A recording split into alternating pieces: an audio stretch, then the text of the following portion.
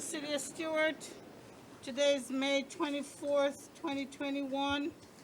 We're here for a regular meeting of the Stuart City Commission at Stuart City Hall, 121 Southwest Flagler Avenue, Stuart, Florida.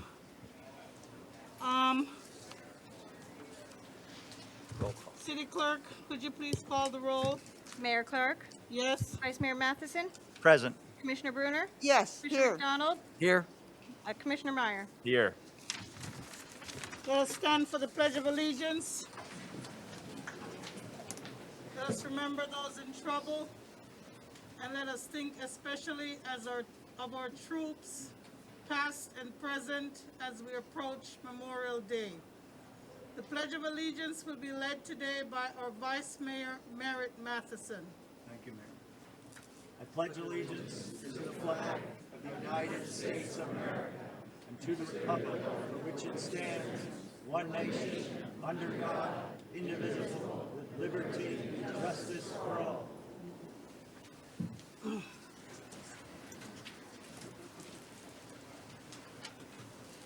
Our first item is comments by city commissioners. Commissioner Bruner, I have none. Commissioner McDonald, I have none. Commissioner Meyer, I have none this evening, Madam Mayor. Commissioner Matheson. I have a few. That's good, because I thought there was a plot and everything was gonna be all me, and I have enough. This is my time I can speak. As we sit up here today to serve our community in making incredibly tough decisions that impact everyone's future, it must be understood that we have to accept opinions from other agencies and professionals. If we disagree with something and we just dismiss it as a study was incorrect or wrong, then we as a society may never come to agree on anything. The commissioner's job is to deal in that gray area and weigh all the facts as well as input from the taxpayers as we work for and decide if changes are justified. As a commission, we must remember we are only as strong if we work together to do what is best for our residents.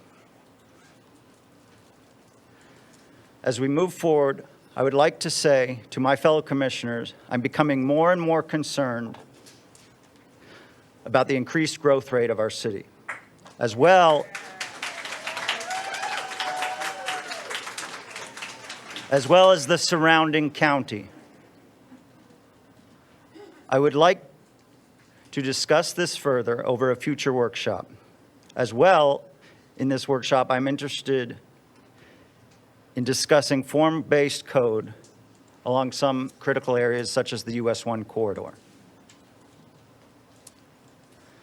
For tonight's meeting, I ask my fellow commissioners to have patience and for us to take the time to properly ask questions and deliberate. I know we all want to follow our hearts to do what is best for the city. This is a large project, and this is the first time we can all sit and discuss the application before us. We owe it to our community to examine any proposed conditions and for proper time to be allowed to justify them. That is all, Madam Mayor. Thank you. Thank you, Commissioner.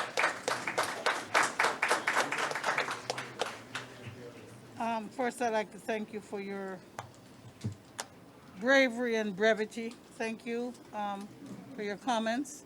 Thank you. Nothing about the lake tonight. Nothing about the lake. We'll wait until the rains come. So I just wanted to say that this past week, on May the 20th, there was a program that our commission approved a resolution to recognize in the state of Florida the history of when persons who were enslaved in Florida in 1865 were told that slavery had ended. We had a program this past Thursday, was well attended. We appreciate the fact that the commission thought it not robbery to do that in our community, and that persons attended and were enlightened and appreciated. So I just wanted to thank my commission again, and to thank the commissioners who came out, and the staff, and everybody who participated, members of the public, and those who volunteered to be a part of the committee. Very important in our going forward in our community. And it's all about development, redevelopment, culture, and how we try to work with the place that we live. And I think we live in a slice of paradise here. And each time we make changes, there are concerns about that. There are concerns when people who didn't live here 20 years ago or even 20 days ago, there are always concerns about those things.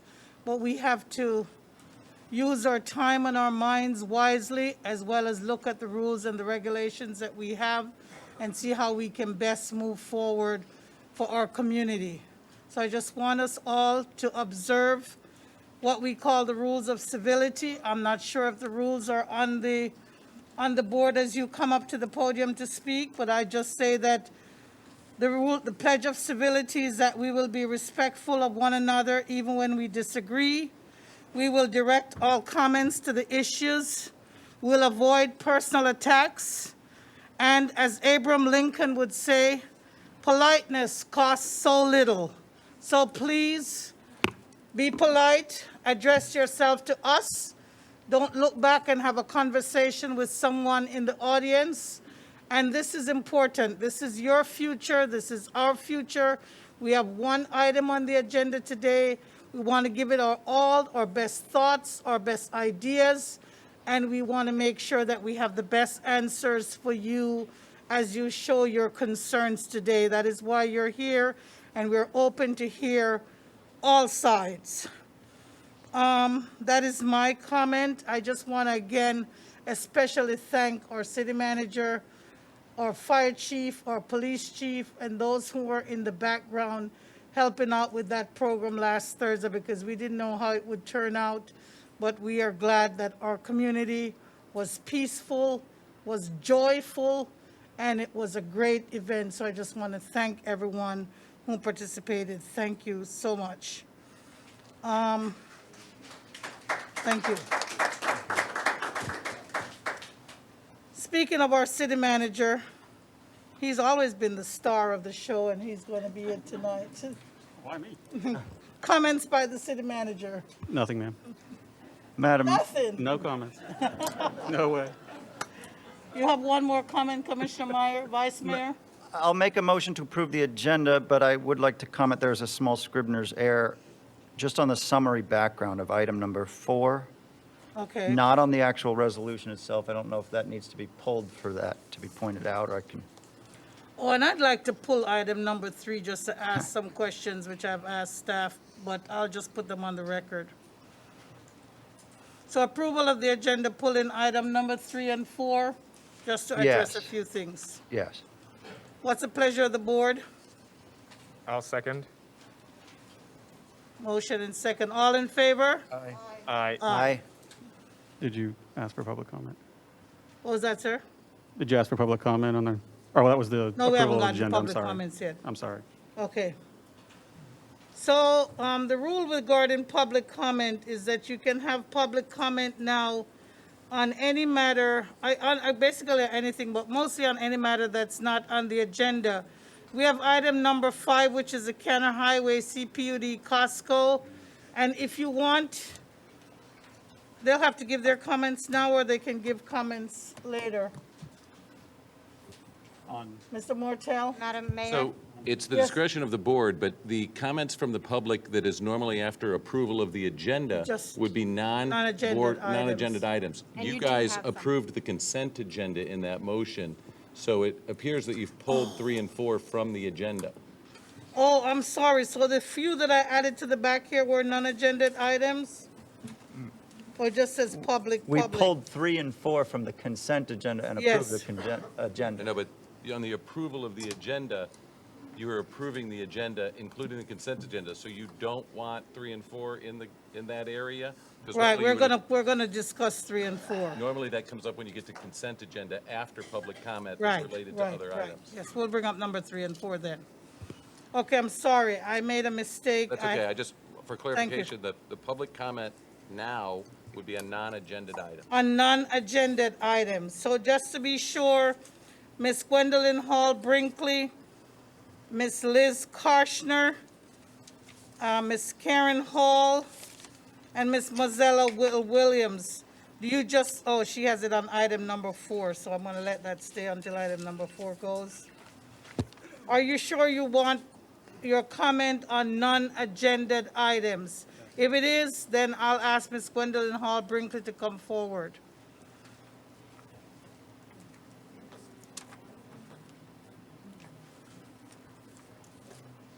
Good evening, everybody. Good evening. Good evening.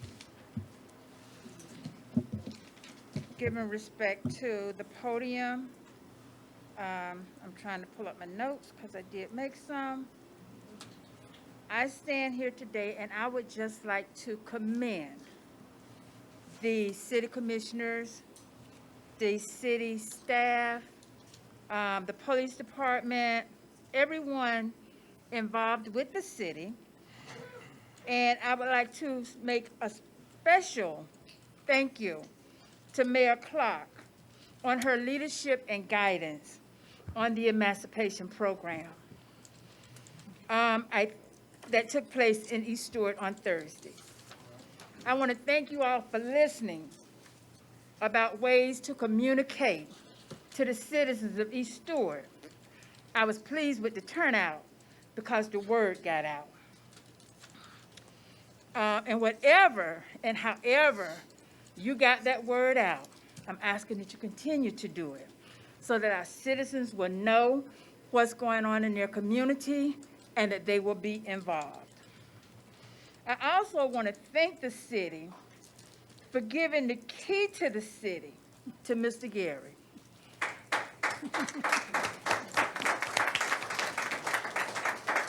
To me, that was awesome because Mr. Gary has been a figure in East Stuart and the city of Stuart for a long time. He is the GOAT. So, once again, I just wanted to take the time to come up and let you all know, as being one of your critics, that I recognized the difference in the program on Thursday. I recognized the difference in the attendance, and if I wore a hat, I would tilt it to you. Amen. Thank you.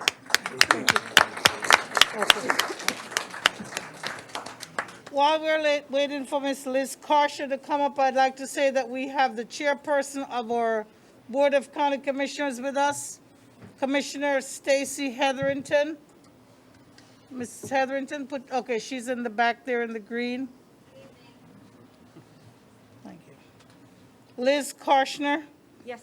And I know that we didn't ask this of the first person, but if you could just state your name and your address for us and then speak right into the mic. Thank you. Liz Karshner. I live at 5581 Southeast Grafton Ave in Stuart. I've been a resident of this county pretty much my whole life. Moved here back in like the early 80s. Well, I was little, but growing up and living in this area, jobs are a hard thing to come by. I have a lot of friends and family. Getting a job that's living wages to live in this county is nearly impossible. Therefore, Costco coming in is going to bring jobs. It's going to bring living wages for these people that live in this county so that you don't need 5 people to live in a home just to pay the bills. I think it's a great thing. There's also housing that's going in. I think that's awesome as well. So my vote's yes. I mean, just knowing and living in this area and needing living wages. I'm the person in our home that does that. And everybody else is struggling. So I think Costco's a great thing. But that's my opinion. So Thank you, Ms. Karshner. Have a nice day. Thank you. We allowed you to speak because you said you'd speak not on an agenda item, but thank you for your comments. Cool. Ms. Karen Hall?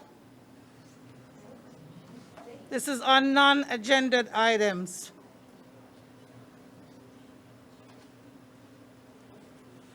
I know Ms. Hall is on the landing somewhere. Ms. Karen Hall?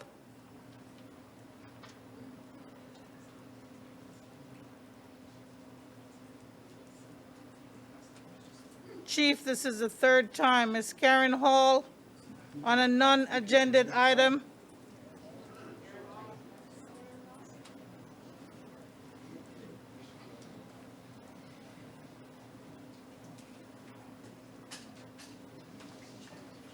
Thank you. Ms. Hall is not present.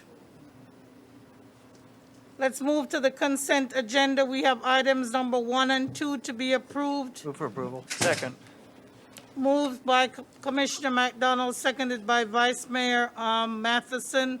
All in favor? Aye. Aye. Do we need a roll call? Okay, yeah, we do, because there's a money in item number 2. Clerk, Madam Clerk, regarding items 1 and 2, roll call. Public comment? Okay, yeah, Mayor let's have, hold on, let's have public comment on items 1 and 2. Any public comment on items 1 and 2? Clerk, roll call. Vice Mayor Matheson? Yes. Commissioner Bruner? Yes. Commissioner McDonald? Yes. Mayor Clark?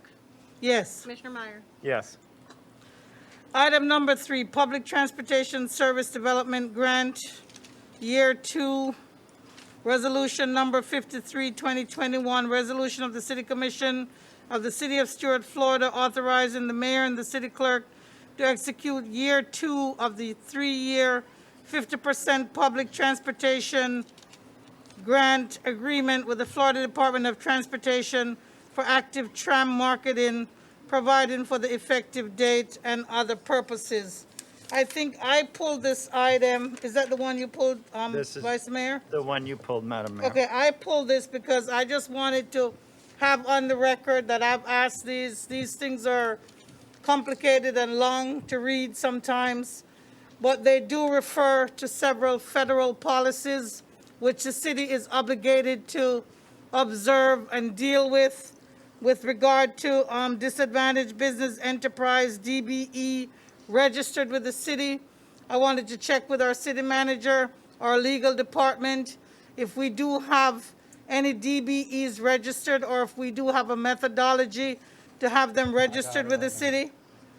With regard to the convicted vendor list under Florida statutes 287.017, and also the discrimination vendor list under Florida statutes 287.134, and also the governor's executive order 20-44 regarding sole source for public-private agreements, that if we do have all of these methodologies in place to ensure that we'll be in full compliance with this section of the transit grant for this second year out of the 3-year area, specifically under the agreement that we are going to be signing, if we fully approve it, under item 12DF, if you're following with regard to the actual resolution and agreement.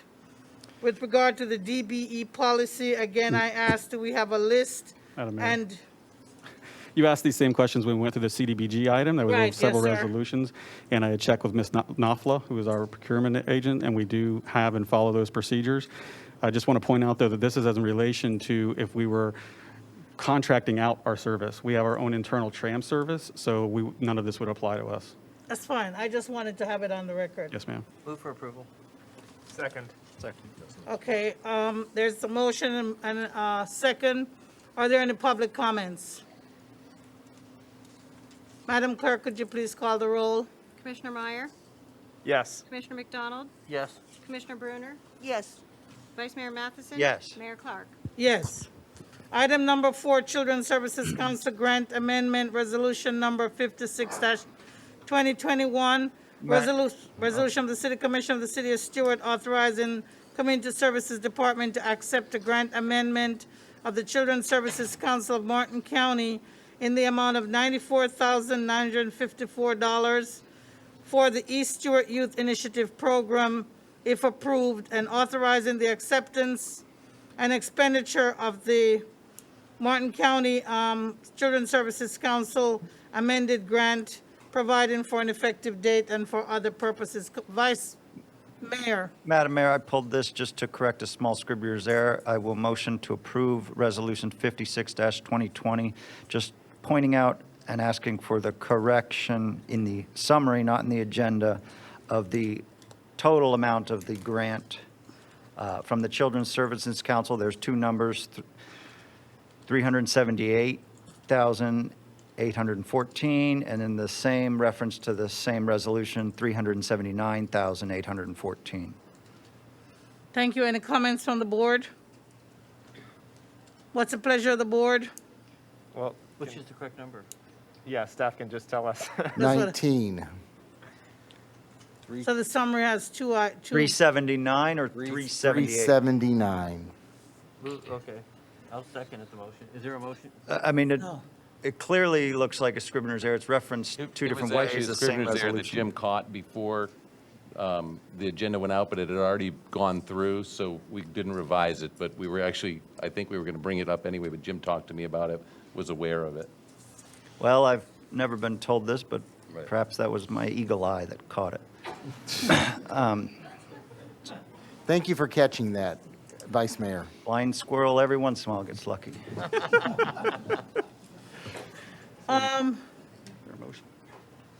Was there a motion? Yes, I'll motion second to it. approve with the correct, and a second.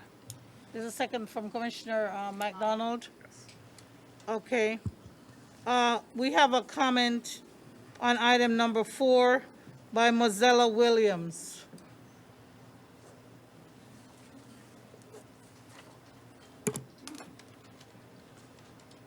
Hello, good afternoon. My name is Mozella Williams, and I live at 810 Southeast 15th Street in Stuart. And I just wanted to ask that because it says here that if approved, to authorize the acceptance of the amendment, that, you know, the amendment grant is provided with the date for other purposes. And I just wanted to ask if the amendment can be used like for landscaping, like the park at, I think it's on East Stewart, 10th Street. Is that is that the Children's Council's, it says the Children's Services Council of Martin County on East Stewart. So would that be East Stewart on 10th Street? Would you like- Mr. Krolsky, could Yes. you just give a summary Yes. again of what this grant funds would be used for, the departments? Yes, Mayor. Department, the police department, after-school program? Yes, ma'am. That actually is just a housekeeping addition for us to being able to recognize, because the Children's Services Council's budget has changed from their cycle to our fiscal year. So that residual amount that is indicated in this is simply to let the commission know and the public know that that amount is going to be given to the city commission in the last payment for our fiscal year that starts on October 1. So it really makes no difference to our budget per se for what it was adopted for, but it was adopted specifically to run the after-school program. So for it to be amended for another purpose wouldn't be possible for this item. Okay, so it couldn't be used for like landscaping or to beautify No, the ma'am. area up? No, but we do have a major project coming up for that 10th Street Center Okay, that will be going out to the public, reaching out to the public and doing public input sessions with. okay, because I just have this idea that I wanted to, share, but I know that's another time. We would encourage you to come to that meeting and share that idea. Okay, all right, thank you. Thank you. Any more comments on item number 4? Okay, we have a motion and a second. Madam Clerk? Commissioner Bruner?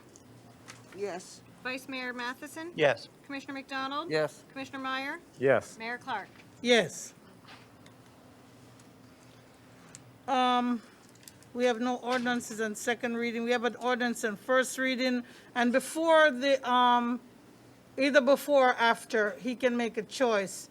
Before the city attorney or while the city attorney does his part in presenting the actual title of the ordinance, the city attorney will also explain to the public the role of the intervener, when they'll be called, and whatever else the city attorney would like to express on this matter. I've been known to be short-winded, so it shouldn't take much. If you'd like me to read the ordinance first, I'd be happy to, or would you like me to discuss the intervener first? Read. The ordinance number 2466-2021, an ordinance of the City Commission of the City of Stuart, Florida, amending the future land use map of the city's comprehensive plan, thereby assigning a future land use designation of neighborhood special district to the 49-plus acre property owned by Nemi Holdings LLC and Willoughby Group LLC, located along State Road 76, Canner Highway, south of Martin County High School and abutting Lychee Tree Nursery.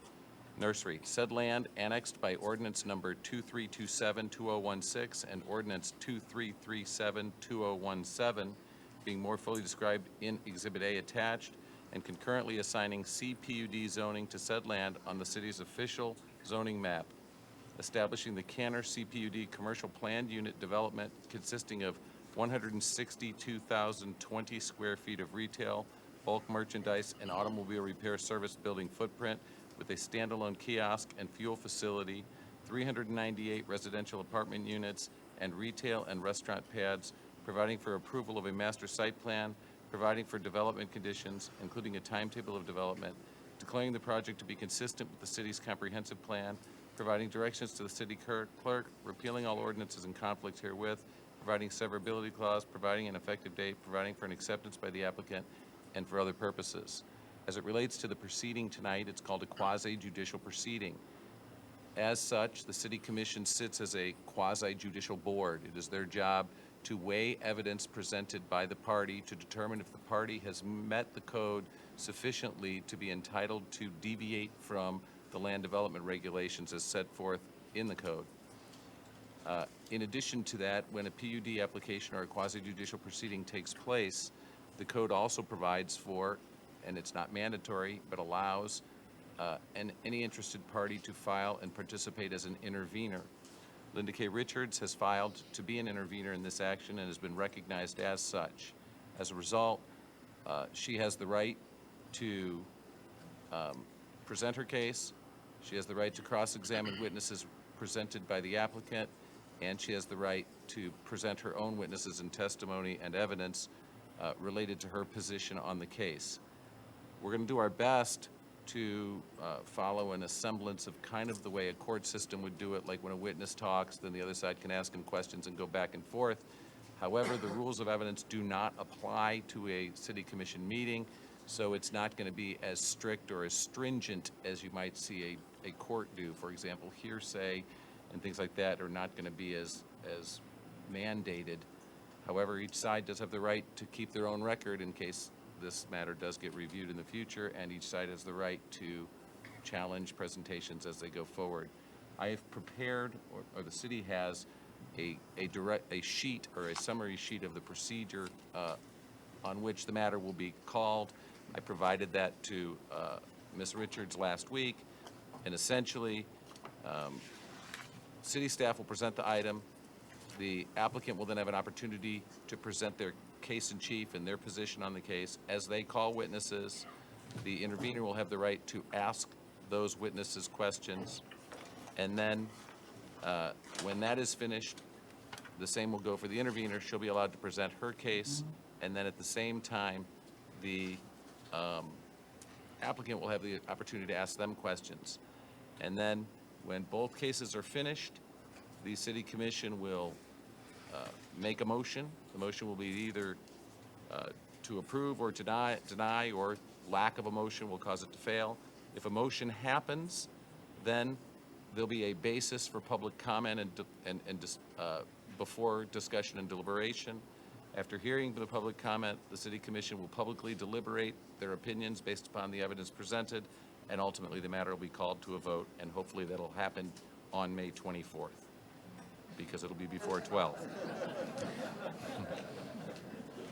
And I think that covers it. Thank you, City Attorney. Do any of the commissioners have any ex parte communications to disclose? Commissioner Bruner?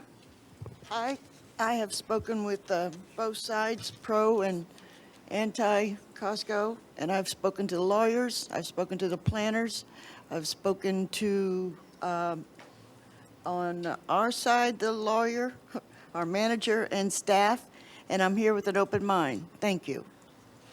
Commissioner McDonald? I've spoken with the applicant and his consultants on 2 or 3 occasions. I've spoken with the intervener. I've spoken with city staff on multiple occasions, and I've spoken with numerous residents, and I've received more emails than I can count on this from this on considering both sides of the issue. Thank you. And I'm here with an open mind. Madam Mayor, I've spoken with the applicant, the staff involving the application. I've spoken with the intervener multiple times, and multiple city residents and county residents. I've lost a lot of sleep over the issue, and I do have an open mind. Thank you, Commissioner Meyer. I have spoken with the applicant and their team. I have spoken with the intervener. I've spoken with residents. I've spoken with staff, and I am here with an open mind. Thank you. I have spoken with staff and with attorneys and with residents, and I've responded to some of the emails, did not get a chance to respond to everyone. And I've even responded at any time of day or night that they've been sent to me for some people. And I just look forward to our discussions and deliberation and hearing more input from those who are here today. And I'm here with an open mind.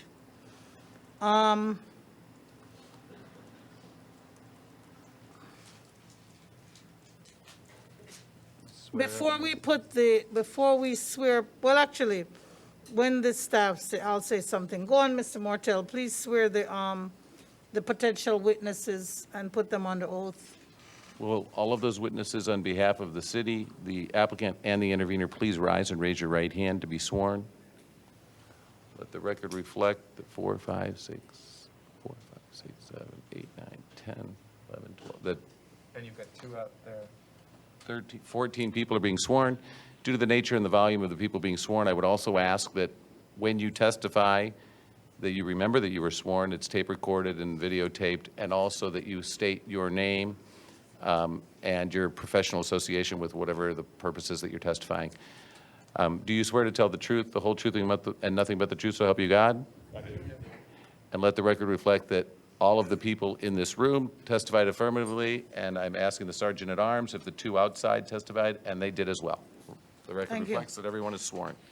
Thank you. Will the Development Department please provide a brief summary of the agenda items, including the location, the size of the property, current zoning, the zoning requested, and the list of the applicant's requests to deviate from the land use development regulation.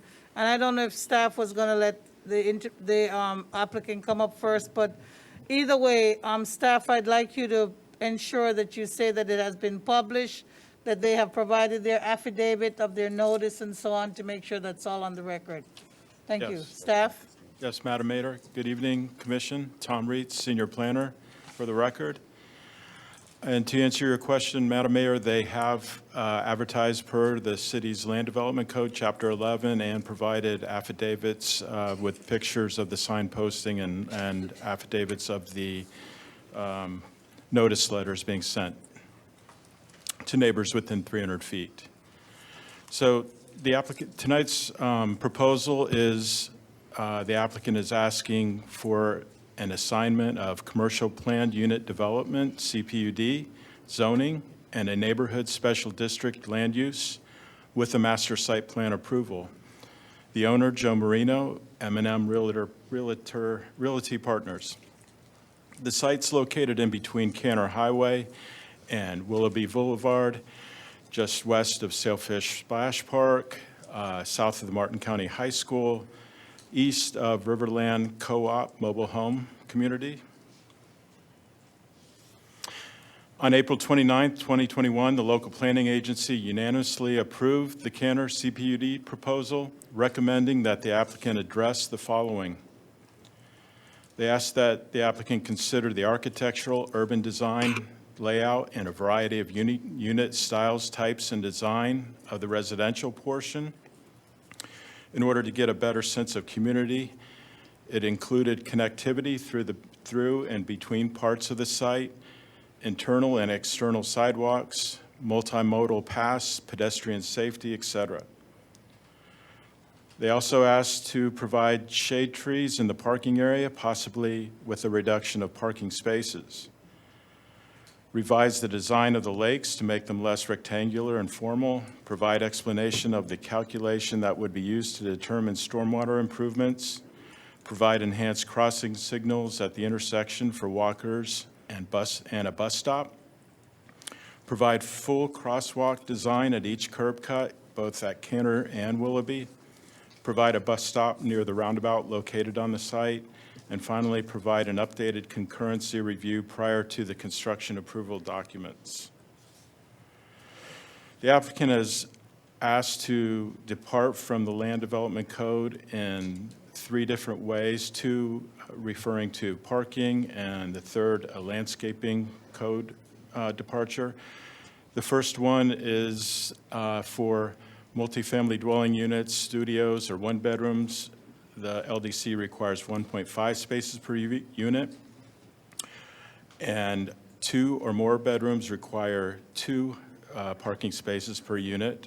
The required parking for the project is 722, and the applicant is providing for 700 of those spaces for the residential area. Number 2, parking code also within a large commercial development which provides shopping carts for use by the patrons, 1 parking space for 25 spaces shall be dedicated for the storage of shopping carts. This storage area shall include fence materials to keep the shopping carts in the space. The required spaces to be dedicated for storage of shopping carts is 24, and the applicant is providing for 14 of those spaces. Then finally, landscaping code for the interior landscape islands shall be provided between every 10 parking spaces. Those interior islands shall not be less than 6 feet in width. Each interior island shall contain not less than 1 shade tree and a combination of shrubs, ground cover, grass, and mulch. The commercial parking areas for the Costco building's parking lot contains 14 rows with more than 10 spaces without a landscaped island.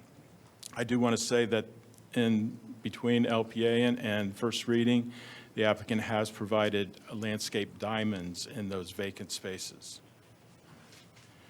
They're also requesting to propose and mitigate existing wetlands on site per Section 503 of the Land Development Code and as permitted by Policy 5A5.5D of the city's comprehensive plan. The intervener has listed objections. First, amending the future land use map of the city's comprehensive plan, therefore assigning a future land use designation of neighborhood special district. 2, assigning a CPUD zoning of said land on city's official zoning map, establishing the Canner PUD. And finally, the use of city staff to create loopholes using the future land use. With that, staff has put forth their recommendation based on the evidence presented by the applicant. Staff are able to confirm that the proposal is in compliance with the city's comp plan. Staff's recommendation is that the City Commission consider the application and either find the application in compliance or approved. In compliance, subject to stated conditions or modifications, or not in compliance and not approved. That ends staff's presentation, and the applicant is ready. Bob Rains. Thank you. We're not going to be asking any staff questions at this time. We're going to go through and have the petitioner state his position. Mr. Rob Rains, attorney. Yes, good evening, Mayor Clark, Commissioners. For the record, my name is Bob Raines, and I am a land use attorney with the Gunster Law Firm, and I'm here tonight on behalf of the applicant. Before I begin my presentation, I'd like to have just a couple of points of order, if I could. I was paying close attention, or at least trying to, and if I missed something, then I apologize as to who the witnesses were being sworn in. I know that the intervener provided two statements in their packet, and I just wanted to be sure that both Mr. Keichelhan, and am I saying that correctly, sir? If I butcher your name, it's a mistake, and I'm not trying to, so I apologize. And then Mr. Snedeker, is he also present? Okay, well then, and I appreciate it, thank you very much. So with respect to that, I would ask that that statement that was provided not be put into this, because we do not have the ability to cross-examine him. So I would object to that statement being a part of the record. So, Mr. Mortel, if you wouldn't mind, can I ask the two people who are on the landing, who identified themselves as witnesses, if you could just come forward for a minute so that we can make sure that we have all the proper people sworn in? In this particular perspective, the intervener has confirmed that the person those he's talking about is not here. the two that were there are going to be two of my witnesses. Those are your landscape people? One of them is with Costco, Okay. and the other is also the architect, if you have questions for him.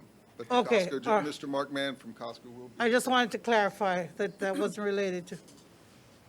So has the issue been resolved, Mr. Raines and Mr. Mr. Raines Mortel? is asking the commission to strike the letter that was submitted from the packet that's rendering an opinion for the commission to base their decision on, based upon the fact that they're not allowed to cross-examine that person because he's not here to support the opinion. Technically speaking, if it was a court of law, it would be hearsay and would be inadmissible. It's all public With a record. city commission, it is technically not, we're not enforcing hearsay, but you should be cautioned that you shouldn't give a lot of weight to evidence presented that another person can't ask questions of them, or you'll start ending up getting everything by statement that can't be contradicted, and you would go way far afield. It's really the discretion of the board as to be honest with you, I haven't read the letter, so I don't even know what it says. But For clarification, it's Mr. Snedeker's letter? Yes. Snedeker? Snedeker, Is that- I can't. Snedeker. So, I it's saw it. likely that everybody that's read the agenda's probably already read the letters, so the fruit of the poisonous tree, or the evidence is somewhat affected already, but I would say the objection is noted, and I don't think that it should be a critical form of evidence, and I would ask that the intervener not Okay. depend on it for cross-examination and/or to present, evidence against other witnesses. I don't know what else I can do as far as.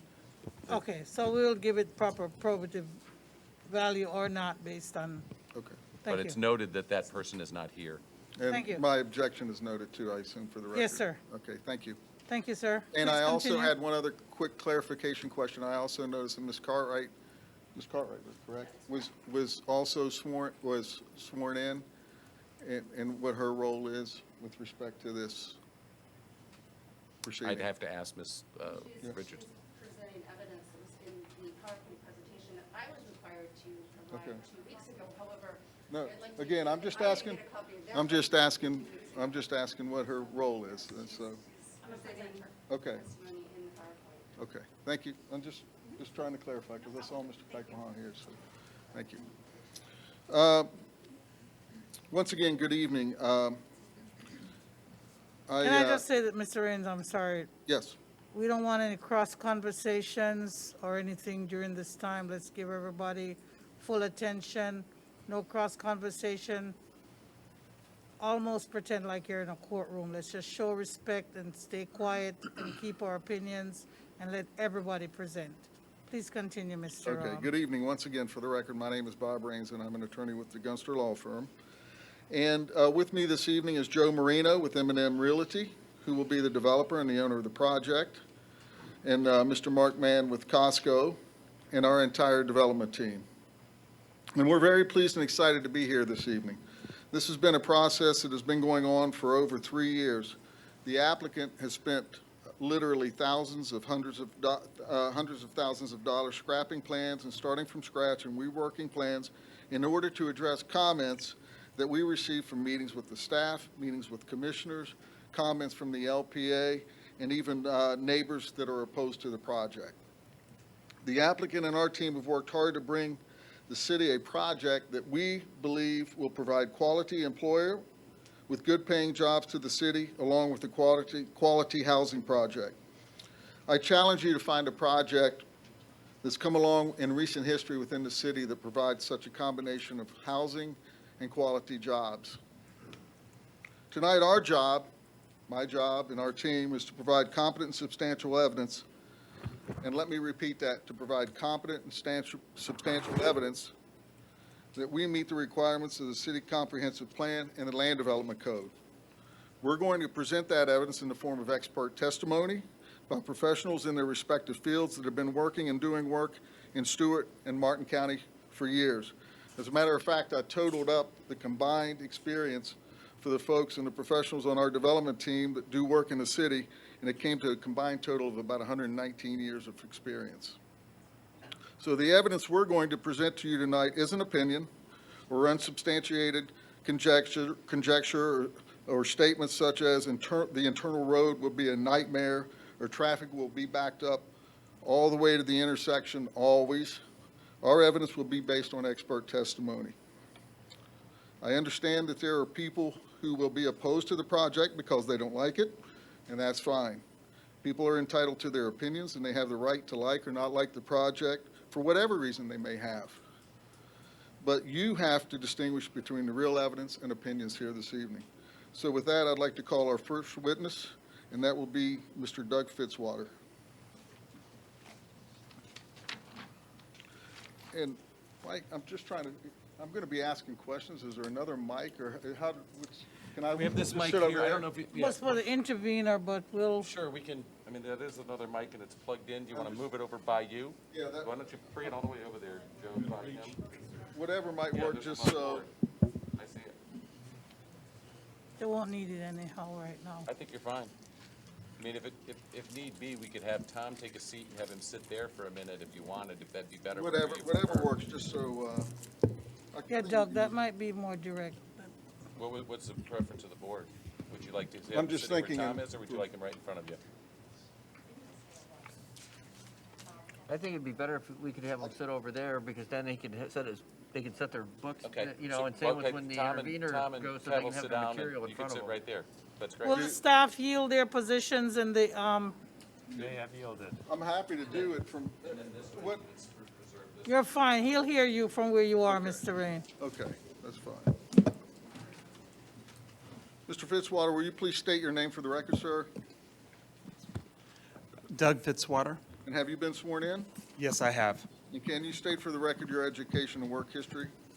Yes, I have a master's degree in landscape architecture from the University of Florida, and I've worked with Lucido and Associates for approximately 21 years. Here you go, Jane. And can you please identify the paper that I'm handing you, sir? Yes, this is my resume. And is it current and accurate representation of your education and your work history? Yes. Okay, I would like for the record to reflect that I would like to submit Mr. Fitzwater's resume for the record as applicant's exhibit number 1. Any objection from our commission? No, please submit it, sir. The clerk will accept your submittal.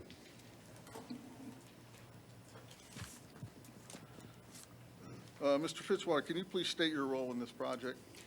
Yes, I was a project manager with the preparation of the site plan and landscape plans. Mr. Fitzwater, could you speak up so that everyone can hear you, sir?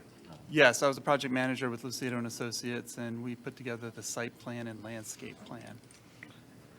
Okay, so your firm prepared the site plan dated May 13th, 2021 for the project that's being presented tonight, Yes, and also the landscape plans? yes, And did you prepare the PowerPoint presentation you're about to show this evening? yes. Okay, please proceed with your presentation. Staff, please assist him if he needs help with the machine.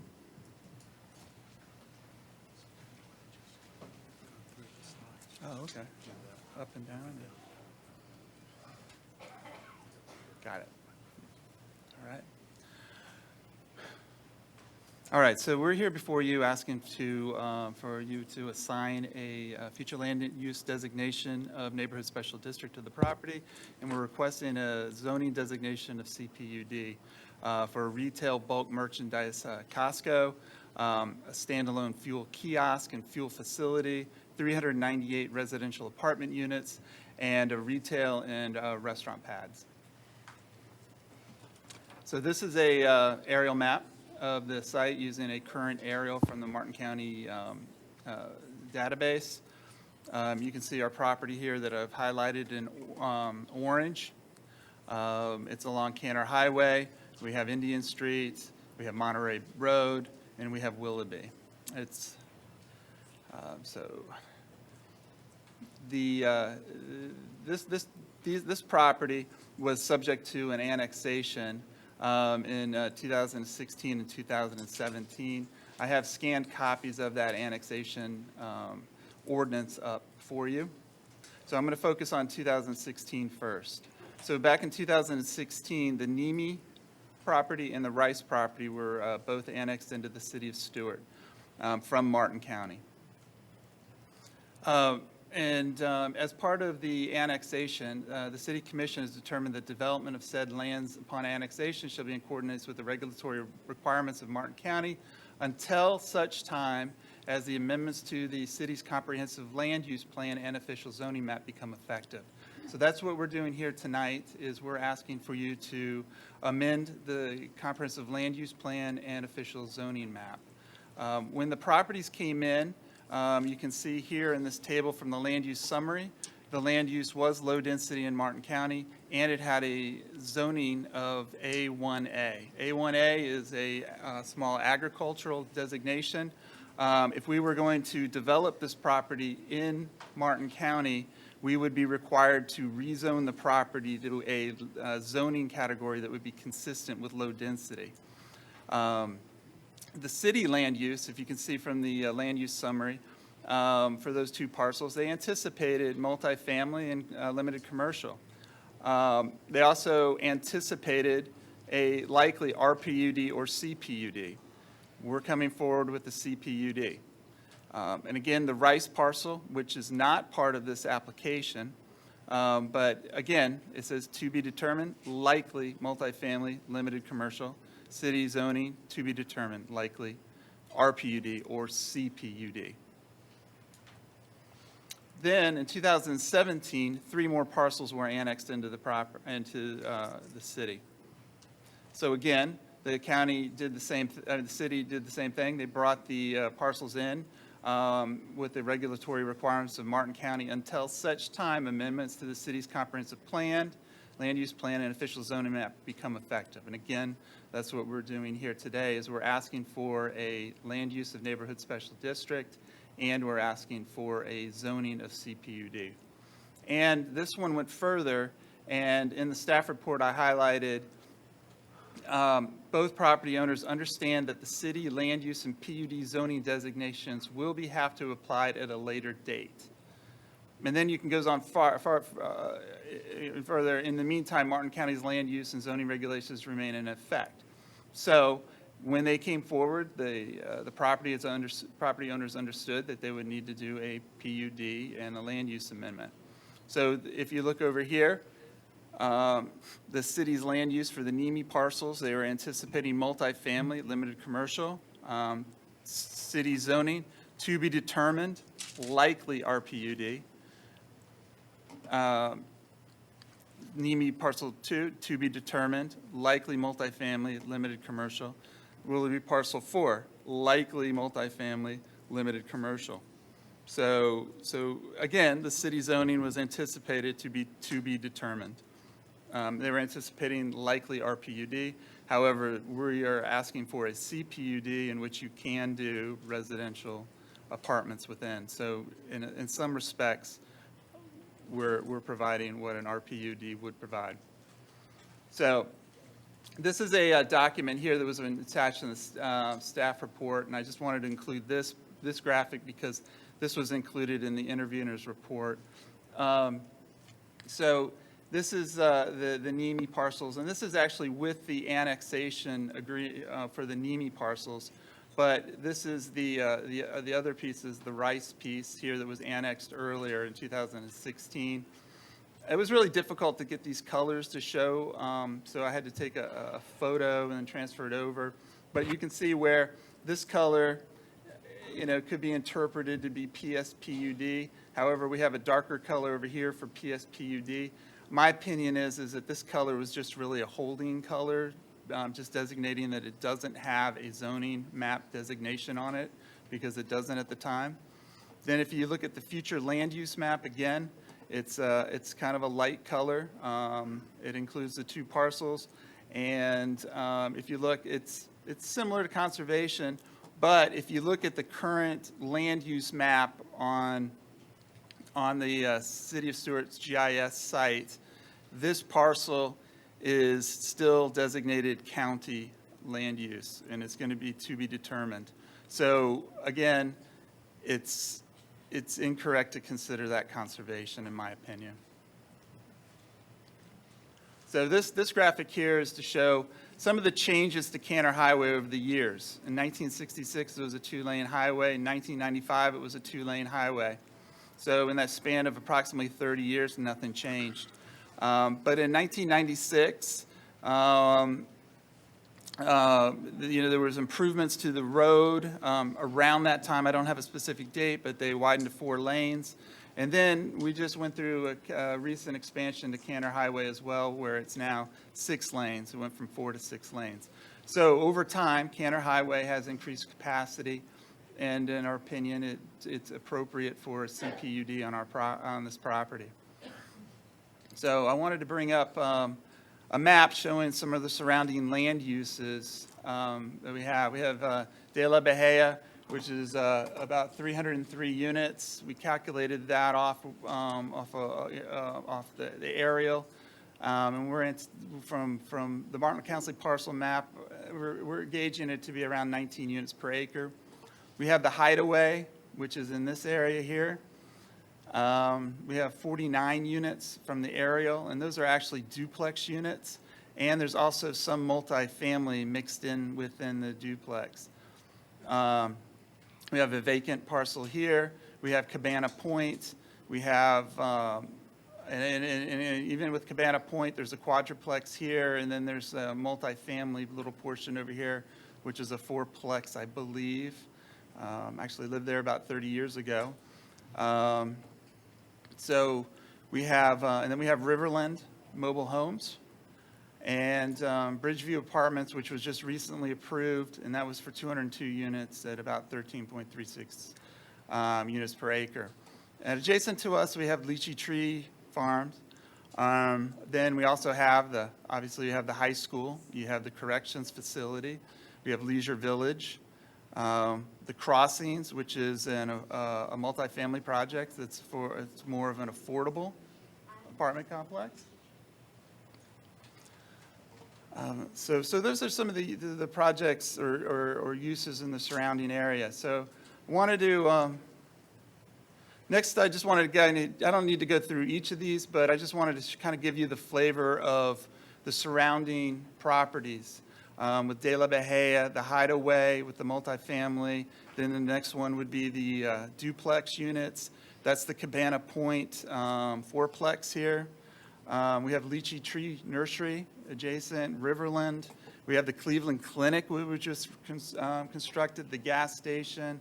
There's a memory care facility on Indian Street, along with brand new retail, the Crossings. And then as we circle around on Willoughby, we have the County Sailfish Splash, the Martin County Health Department, the high school, the corrections facility. We have the new Wawas, we have Water's Edge and Culver's, the tax collectors, the professional offices surrounding. So all of those, they tie in our opinion, to the apartments, especially with the Martin County Health Department, the tax collector, the professional office, the high school. They all offer, potential jobs that the residents could, the proposed apartments could live at. Again, this is a land use map, and this is really an amalgam between the Martin County land use map and the City of Stuart land use map. So what we have is, what I have highlighted in purple is basically the city boundary. So it's pretty complex in this area. So this whole side is all Martin County. And then Leisure Village is Martin County. Then we have Stuart, which is Martin County High School. And then also we have Lychee Tree Farms, which is outside of the city of Stuart. It's actually in Martin County. This is the parcel that we're looking at here. And again, we pick up Stuart as we head south. So just want to point out some of these uses around. We have Martin County Commercial General. We have Martin County Commercial Waterfront, which is a boat facility. Could they construct a hotel there? Yeah, they could under Martin County rules and regulations. De La Bahia, that's a high density in Martin County, up to 15 units per acre. The Hideaway is medium density residential. We have commercial waterfront in here. What could you do in commercial waterfront or WRC? You could do up to 10 units per acre. You could do a hotel at 20 units per acre. We have medium density. We have high density right in front of Cabana Point. And then as I mentioned earlier, at the tip of Cabana Point, there's another high density portion as well. All of it in Martin County. And this area here is low density residential. And then also Lychee Tree Farms is low density, which is really the only low density in the area, excluding this parcel here that we're bringing in, and it came in with Martin County low density. But as I established earlier, we're requesting to change that to neighborhood special district. And again, moving down, we have waterfront commercial again, commercial waterfront. You have a mobile home, which is 8 units per acre. And then we have City of Stuart multifamily. So I just don't want, when you look at this graphic, I don't want people to get confused because this is really the only low density residential in here. It's gold. Martin County does their low density as gold. City of Stuart does their multifamily as gold. So again, we have multifamily here. We have multifamily here. And then this is Martin County over here, which is general institutional, which includes the corrections facility, Sailfish Splash, their health facilities, and so we feel that an apartment's use and a Costco is appropriate in this area. Go to the next slide. So again, here's the neighborhood special district request graphic. And we have the next graphic for a CPUD.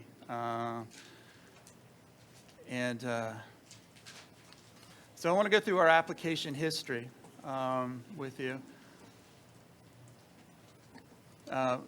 Originally, we submitted a Costco only back in 2018. It was for a 29.23 acre site. The original request for CPUD and a commercial land use because apartments were not part of the overall project at the time. Then in August 2020, the site plan was amended under the original application to include the Costco fuel facility, 24,000 square feet of retail, 17,000 square feet of restaurant, and 450 apartment units. Project maintained the CPUD request and changed the land use request to neighborhood special district. Then in December 2020, and in the meantime, between August and December, we were working with the city and discussing the site plan and what they would like to see, and that was where the connector road came in.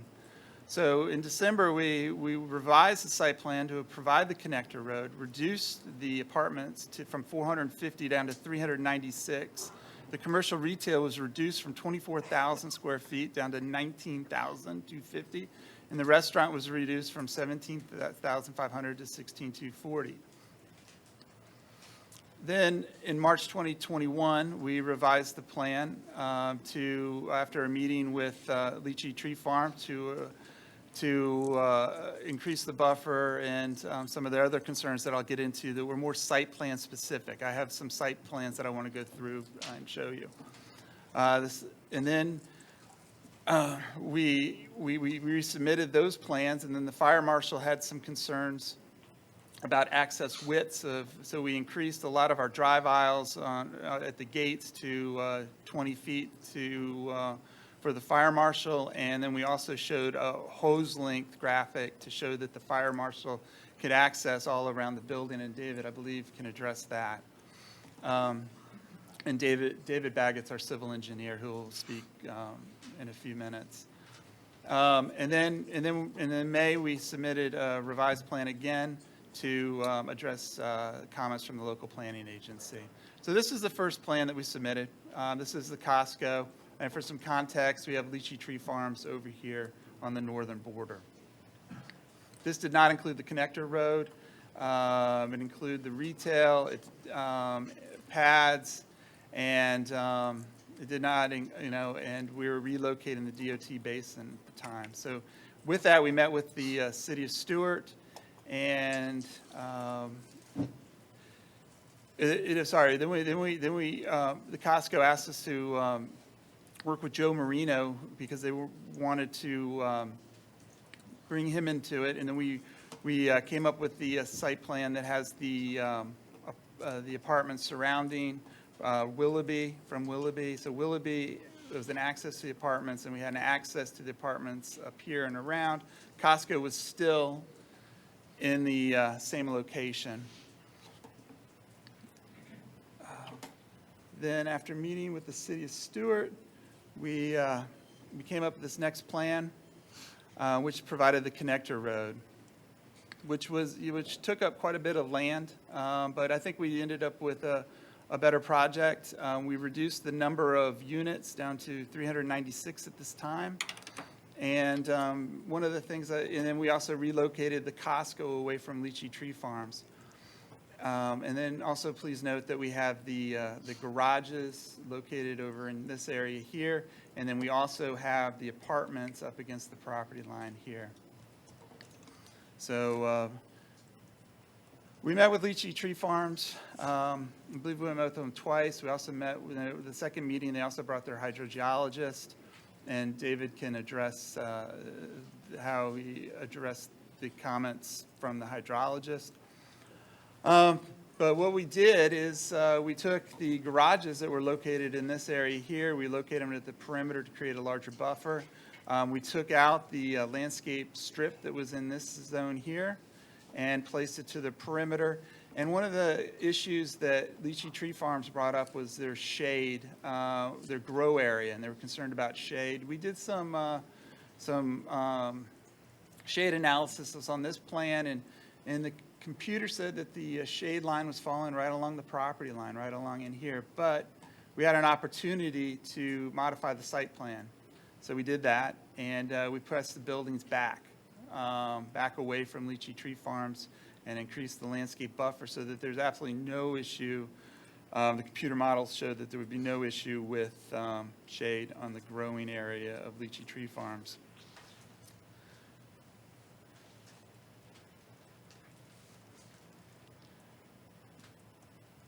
So we took this plan to the LPA, and some of the LPA comments that we were asked to address were a multimodal path. They would like us to widen this path along here from 8 feet to 10 feet. We did that. We were creating kind of like a palm alley along here with royal palms. There's some concern about shade. They asked us to switch that to live oaks, so we did that. The lake here, they wanted some additional interest in the lake, so we added a littoral planting. So you can see it here. Littoral plantings came in here. The other aspect to the they're asking for better pedestrian connectivity between our clubhouse and our apartments to the retail. We had a drive-through that wrapped around this retail restaurant strip center here. So we made better connections. So I'll show that to you now here. So what we did is we redesigned this entrance here. We now have a paver path that connects to the outdoor dining area next to this retail. So there's an opportunity for outdoor dining and walking between, much better walking between the apartments and the retail. And then the other item is they were asking for more shade in the parking areas. So what we were able to do is add landscape diamonds in the parking area. So right now we're planning on green buttonwoods in those islands, but we're going to evaluate what could be the best tree in those islands. And so I just kind of wanted to, while this plan's up, I wanted to kind of talk about the experience that someone would have with a vehicular driving down this new connector road. So we have this DOT basin here. We're expanding it. We have heavy landscaping all around the perimeter. It's going to be all native landscaping. We have a dry retention basin here. We're planting it all out, no sod. So it's going to feel like a wet area, like a wetland is our goal. We're going to go through a traffic circle. It's going to be heavily landscaped. We have a multimodal path that you'll drive along with shade trees along it. We're hoping to, we'll have the littoral shelves in here planted, which will help to soften the lake. We have a biodetention shelf over in here that we're planting out as well in native landscaping. So there's, and then also as you're kind of leaving or you're connecting to Willoughby, again, we have dry retention areas, dry retentions that we're planting out in all native. We're maintaining all the trees that are currently along Willoughby, these large oak trees. So it's very, very thick. It'll be, I don't want to say you're not going to be able to see through it, but it's going to be difficult to see through it, especially when we back plant it along the lakes. So the next item I want to address is the this with the tree mitigation.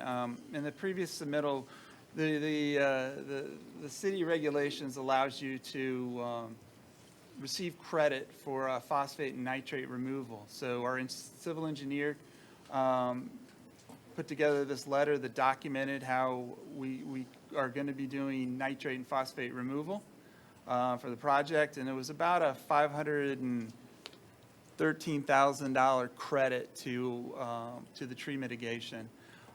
We've decided not to utilize that.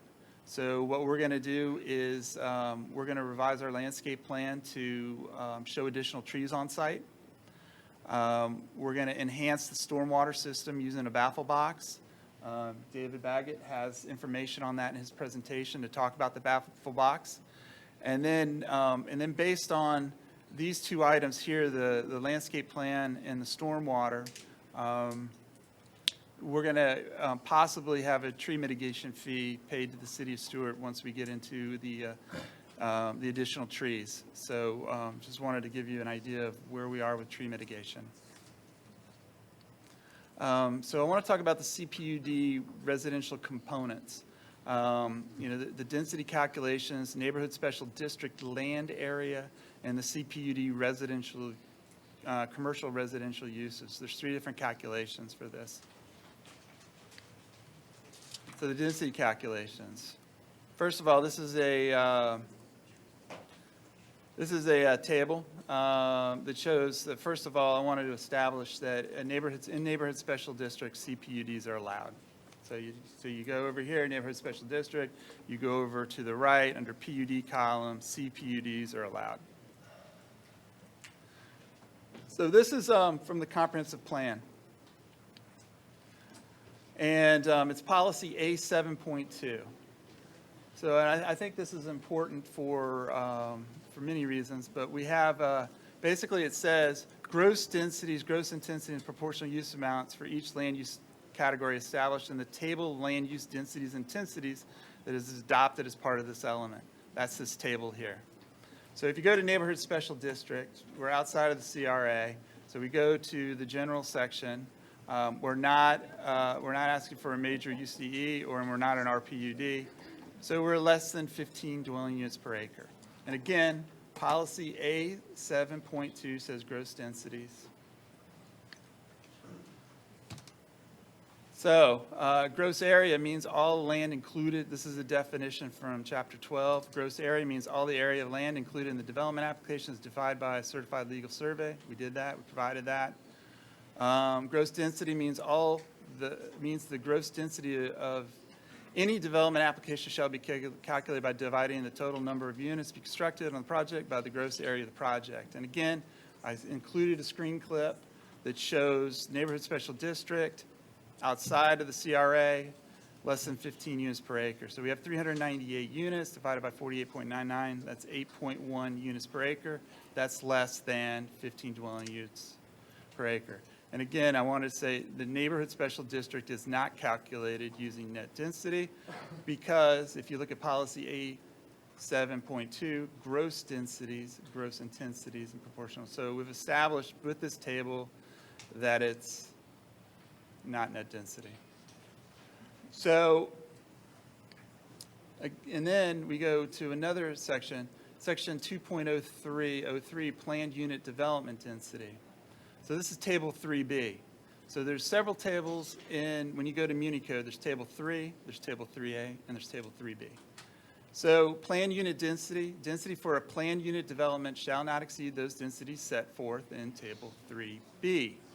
So we go to table 3B, neighborhood special district, outside of the CRA, CPUD, 15 units per acre.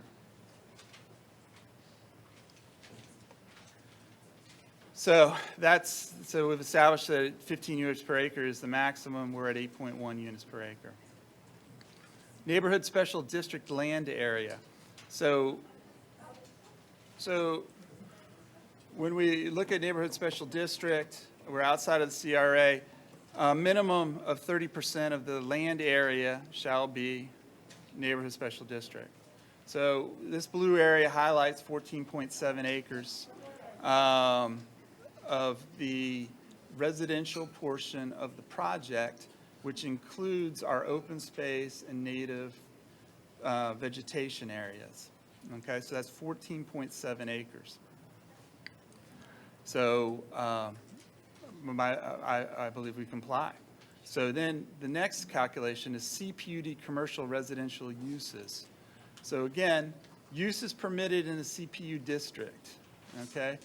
And so 2C says commercial residential uses such as apartments, hotels, and resorts. So again, we're establishing that commercial residential uses such as apartments are allowed uses permitted in the CPU district. Provided said uses, again, its uses, do not comprise more than 30% of the development site, excluding the open space, natural vegetation area, and wetlands. So we have 48.99 acres. So our open space and native vegetation area is 12.25 acres. So remaining after the exclusion, we have 36.74 acres. So 30% of that is remaining for the CPUD at 11.02 acres. And I'd like to also call out that I'm noting that we're not removing the wetlands because we're mitigating for the wetlands mitigating for the wetlands. So through the South Florida Water Management District. So what we do is we tally up the residential uses. So what are the residential uses? It's the buildings. It's the apartment, the garages, the maintenance, the cabana, and then we have a compactor. We have the pavement, we have the curb, we have the sidewalk, including the pool area, and we tally all that up, and those are our residential uses. Those are 10.07 acres. So again, we are less than the 11.02 required for the CPU district. And next, I want to bring up the architectural elevations for you to see what Joe Marino has designed for this project. So this is these are the building elevations, the 4-story buildings. We're still working on the building colors. You know, right now they're shown as white and gray. We're working with the architect, and Joe is going back and forth on it. But and then also the LPA asked us to embellish the architecture, so we've added some textures to the walls that are difficult to see in here, but there's some additional textures. And then also, as you can see on the street here, we're showing our oak trees in here where previously there were palms. Again, here's a picture of what they're anticipating the pool area to look like. They're looking to do a tropical style pool. Here's the building overlooking the pool area. Here's the architecture as well. And here's the multimodal path with the benches and the shade trees. And the lake, and you can see, again, this is an architectural rendering. So we're going to have, it's going to be all native. We're going to have littoral shelves planted all around the lake. We're going to have trees along the lake banks. So it's going to be heavily planted out. And here's a picture of the space between the buildings as well, just to give you a sense of scale. And this is all, we're planning on planting out this whole area in native vegetation.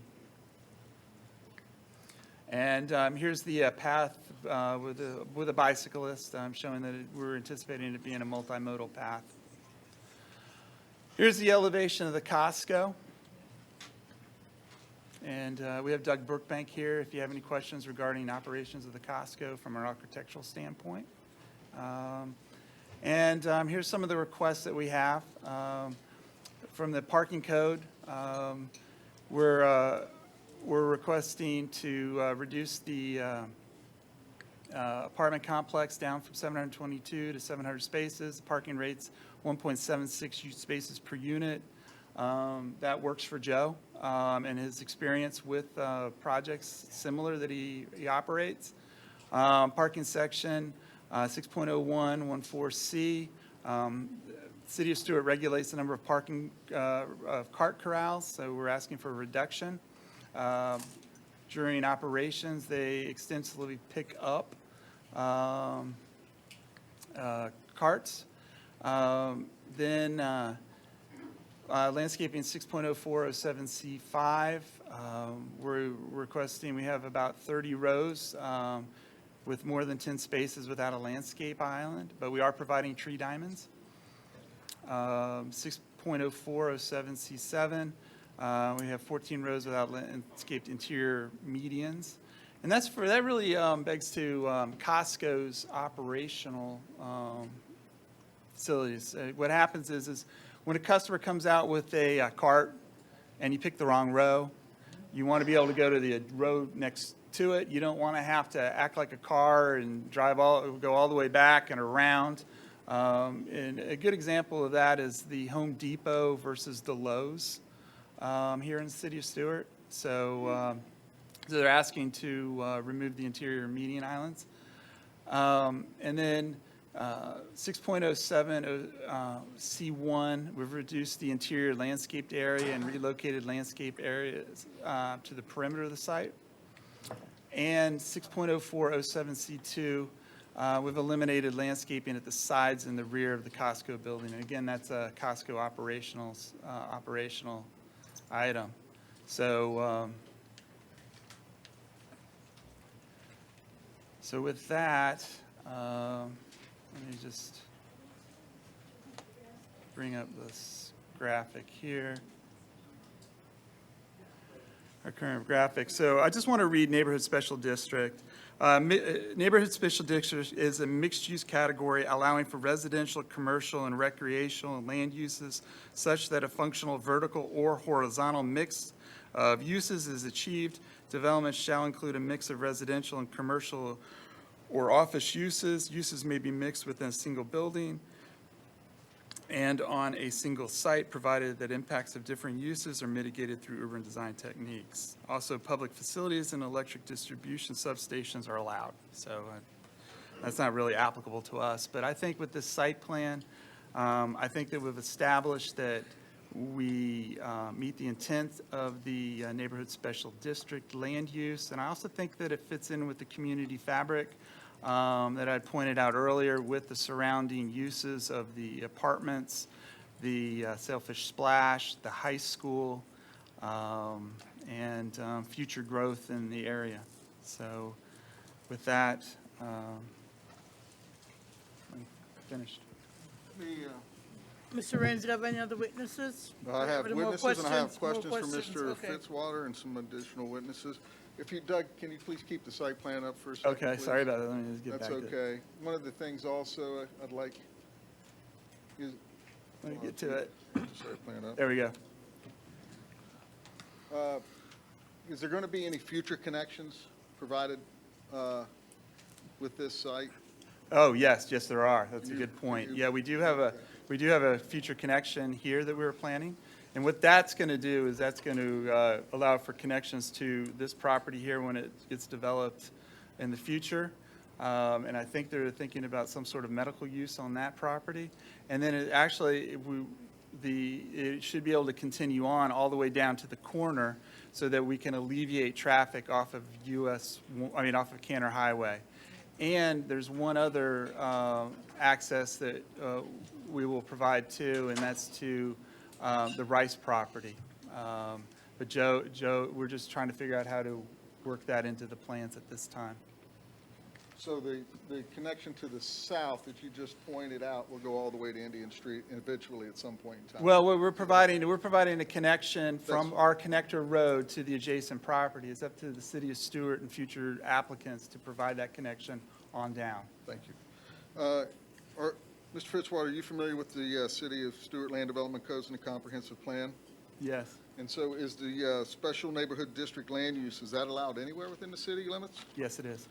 And in your professional opinion, is that neighborhood special district land use designation an appropriate land use designation for the property that's the subject of this hearing tonight? Yes, I believe it is. And why is that? Well, from my presentation, showing the surrounding uses, and that we're providing a horizontally mixed-use project with a Costco, retail, restaurants, and multifamily, and it gives you an opportunity for people in the multifamily to potentially work at Costco, but I don't want you to think that it's only at Costco. We have an opportunity to have jobs at Martin County Health Department. We have Cleveland Clinic down the street. We have the building department. We have Martin County High School. So there's a lot of job opportunities in the surrounding area for a residential apartment complex. Okay, and so in your professional opinion, the CPUD is an appropriate zoning also for the property? Yes. And in your professional opinion, does the proposed site plan and landscape plan that you submitted for this project meet all the requirements of the City of Stuart Land Development Code? Yes. Thank you very much. With that, I'd like to move to our next witness. Well, we can do it however. Yeah, well, now it becomes a member, the board is going to have to decide, do you want to Yeah. cross-examine the witnesses as we go? Or do you want them to call them back and have them come up later? It's whatever- really, whatever you- Pleasure of the board. if it's think it's easier for you logical guys to do just it, let her but ask I the know that questions it's- now, then just have the intervener ask the May questions create now. havoc, but it's pleasure of the board. or I think it opinion. makes more sense since it's fresh for the intervener to be able to. Sure, whatever the pleasure is. Let's do it. As the intervener comes to ask their question, just briefly say your name again for the record, and you'll have a chance as the intervener to present your You whole, can stand at the podium if you your prefer. whole program. This is just questions pertaining to what has been just presented. Yes, ma'am. I am Linda K. Richards. One question for you is, can you please point out on the site plan where the stormwater outfalls are? I cannot. I'm going to have David Baggett, our civil Okay, we'll engineer. talk about that in for- the yes. engineer? Yep. Okay. That's a question for the staff. Okay, that's all I had for you. Okay, thank you. Thank you. My next witness will be able to do that one for you. So with that, I'd like to call Mr. David Baggett, please. And if we want to ask general questions. Oh, we yeah, refrain yes, from I'm sorry. I was gonna wait, but if the board, let's wait. Want to do it while it's fresh If you too? guys decided while it's fresh, might as well just. Might be as do it fair. while it's fresh. Go right ahead. Did you have a question for Mr. Fitzwater, Mr. Vice Mayor? I believe some of these questions are for Mr. Fitzwater. I've tried to categorize them because I know that's more efficient. But, Mr. Fitzwater, we're talking about the site plans. So I guess generally speaking, I don't know if this would be for you, but how many, can you describe how many electric vehicle charging stations there are and Yes, where they are proposed? yes, I can.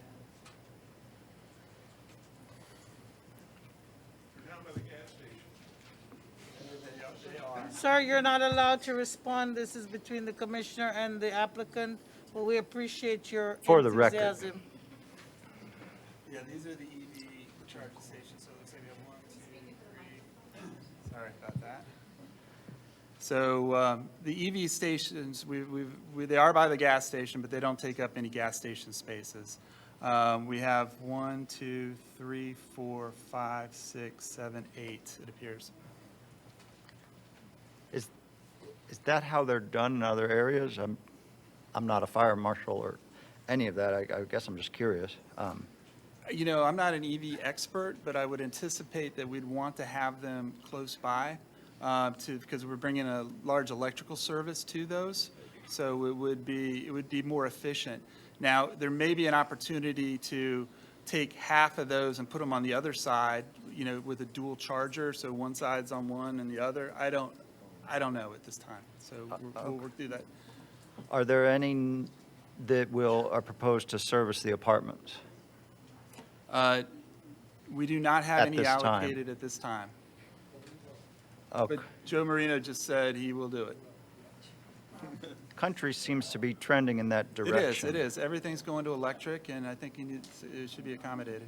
At this point, I'm curious about the roundabout feature. Is that something you would like to discuss, or is there any sort of highlights in it? Yeah. So what we have is we have basically the roundabout, and we have some large shade trees placed in the roundabout, along with some large palm trees. This is part of our native vegetation, so it is all native plantings. So we don't have a detailed plan as of yet, but we will put one together as we. Do you have a Stuart type That- artwork? Any artwork, public art in that area? We do not have artwork planned in that roundabout. Okay. For me, that seems like if it is to pass, that's an incredibly important, focal point. It is, absolutely. Let's see, on the plans here, and seem to show a fence. If I'm looking at lake number 2, the big center lake, Yes, yeah, on our site plan. right along that lake, between the multimodal path and the lake, there seemed to be a fence. Yep, totally. Yeah, that was on there. We are going to remove it. Yeah, We want to have. not comfortable with that separation between the public use of the path and the enjoyment and function of the lake as it stands. Yeah, yeah, I think what we're going to do is we're going to remove that, and then we're going to have the fence come down right in this area here, and then we're going to work right in here. So we're going to keep this whole area open. Okay. And so the benches that are proposed there along that path, will someone, if they were to be able to take their hot dog from Costco and go and sit at one of those benches and look at the lake and enjoy it? Yeah, it's interesting you bring that up because it's that- kind of from a design perspective. You always a lot of people put the benches like in an urban setting facing the walk or but like for example when we designed Memorial Park, what we did is we took the benches, took them back off the walk and reversed them so that when you sit, you can look at the lake. So I think that we should have a mix of those. So when you come and you can sit and look at the lake. And So eat the a hot proposed dog. lake would be a benefit Yeah, for absolutely. the Yeah, entire I think we public. could do both. I don't see a Okay. reason why not. Yep. The bus stop I see on the plans, is that, and that was something Yeah. LPA's recommended. you intend to continue talks with the school district? Yeah, And we're will gonna that continue. include a shaded Well, bus stop? Or? Let me, if I could just interrupt, I think that might be more appropriate for Ms. O'Rourke to talk about. She's the Okay. one that had conversations with Okay. that, so if you don't mind holding off on that, we'll. Perfect. We'll Yep, get you yep. some answers. As far as general questions, I'm trying to keep them categorized. I think that is it for Mr. We'll give you more Fitzwater. opportunities. Thank you. Commissioner McDonald? I believe you. Okay, great. And Doug, I'm not sure if this is a question for you or not, but the fuel, that's only for members, correct? Correct. Okay. So the zoning, when the city annexed the property, it looks like it was in two different annexations, 16 and 17. Yes, sir. It was always contemplated that it would be coming back for a hearing such as this for a rezoning, correct? That is certainly my opinion and what Mr. Fitzwater put forward, and that's always been, as far as I understand, the history of all the properties that have been annexed into the city of Stuart, that they then, at some point in time, receive a land use designation and Okay. a zoning designation at that time that's consistent with the city and not the county. The connector road, that's going to be a public road, Yes, it will be a public road. It but will be maintained by, privately maintained, however, and so Mr. Marino will take care of maintaining so the he's road. who we call when we get potholes? But yes. I'll And- get but your cell phone. It'll be open to the public, and then, after the LPA meeting, your city manager, who's always on top of things, pointed out that we needed to put a condition in the ordinance that would allow the chief and his crew to have law enforcement rights through that road, so that they can, pull people over for speeding, do whatever the things they need, investigate traffic. So by his direction, we have added a condition to the ordinance since the LPA that will allow the city of Stuart to have law enforcement rights. I Okay. think we've addressed your concern on that, sir. So I know that we've talked, you mentioned quite a bit about the effort, the conversations you had with the owners of Lychee Tree. So you've made many changes. Have you had conversations with other property Yes, owners? I'd like to add to that. Okay, we are having a conversation up here at the podium with the petitioner. Could you please hold it down in the audience? Yep. Thank you. Go on, Mr. McDonald, explain your point again. So you talked extensively during your presentation about the changes made to the site plan regarding conversations with Lychee Yes. Tree, and it sounds like those were productive, and there was actually, I think, made some great changes. What about discussions with other surrounding landowners such as Riverland? We did meet with, there were two representatives that we reached out to with Riverland, because we knew that they were going to they had a question regarding the traffic in their entrance area. So we did reach out to them, and they sent two representatives that we met with, and they seem to be satisfied, and I'm not aware, and we have not heard back from them that they've had any issues or concerns, and we told them they could always reach out to us. I know that Mr. Marino and his folks, and he may be able to address that a little bit more, met with some of the property owners across the street, Joe Burriott and Mr., I want to make sure I say his name, Diesel or Diesel? So, because obviously there was things on the road with respect to their entrance that they had concerns, and we spoke with them also. Okay, thank you. That's all I have for Commissioner now. Meyer? Thank you, Madam Mayor. Will we be having any witness testimony from the environmental consultant? I know we touched on the tree mitigation thing. I don't have him planned as a participant, but he is here this evening, and Okay. you can certainly ask him questions. Okay, I just wanted to check in with my colleagues up here, so. Right, so we can answer any Okay. questions you have. He's here this evening. Great. Just regarding the mitigation credit, and maybe for staff a little bit as well, I appreciate you withdrawing that request. Yes. I just need to understand, maybe Mr. Mortel is just to be completely safe, is that something that we would maybe conditionalize in approval that, or by nature of that being presented during this hearing, that if they were to come back later and say, oh, well, on second thought, we are going to ask administratively for a credit? I mean, if you, even though they presented that they weren't, unless the PUD said they can't. Okay. Based upon that, you're right, they could later forget that they said that. I don't Right. think, Bob has a good But- memory, I don't think he would, but. No, yeah, no, And not to, Right. no offense taken, but I just want to be clear, we're talking about, we are going to come in and ask for tree mitigation credits based on other factors, but not what we presented up here in this particular slide is what we're agreeing not to. In other words, the fill and some of the other issues. But if we plant additional trees on site, if we do, and Mr. Baggett's going to talk about some of those things that are not debatable as to whether. No matter That's what, mitigation, no matter not a what, they'll credit, have though. to come back to determine the mitigation because of that. What's that? You'll have to come to the staff level at some point to determine the amount that's I owed. just want to clarify that. So that- it doesn't hurt to have it as a condition that that letter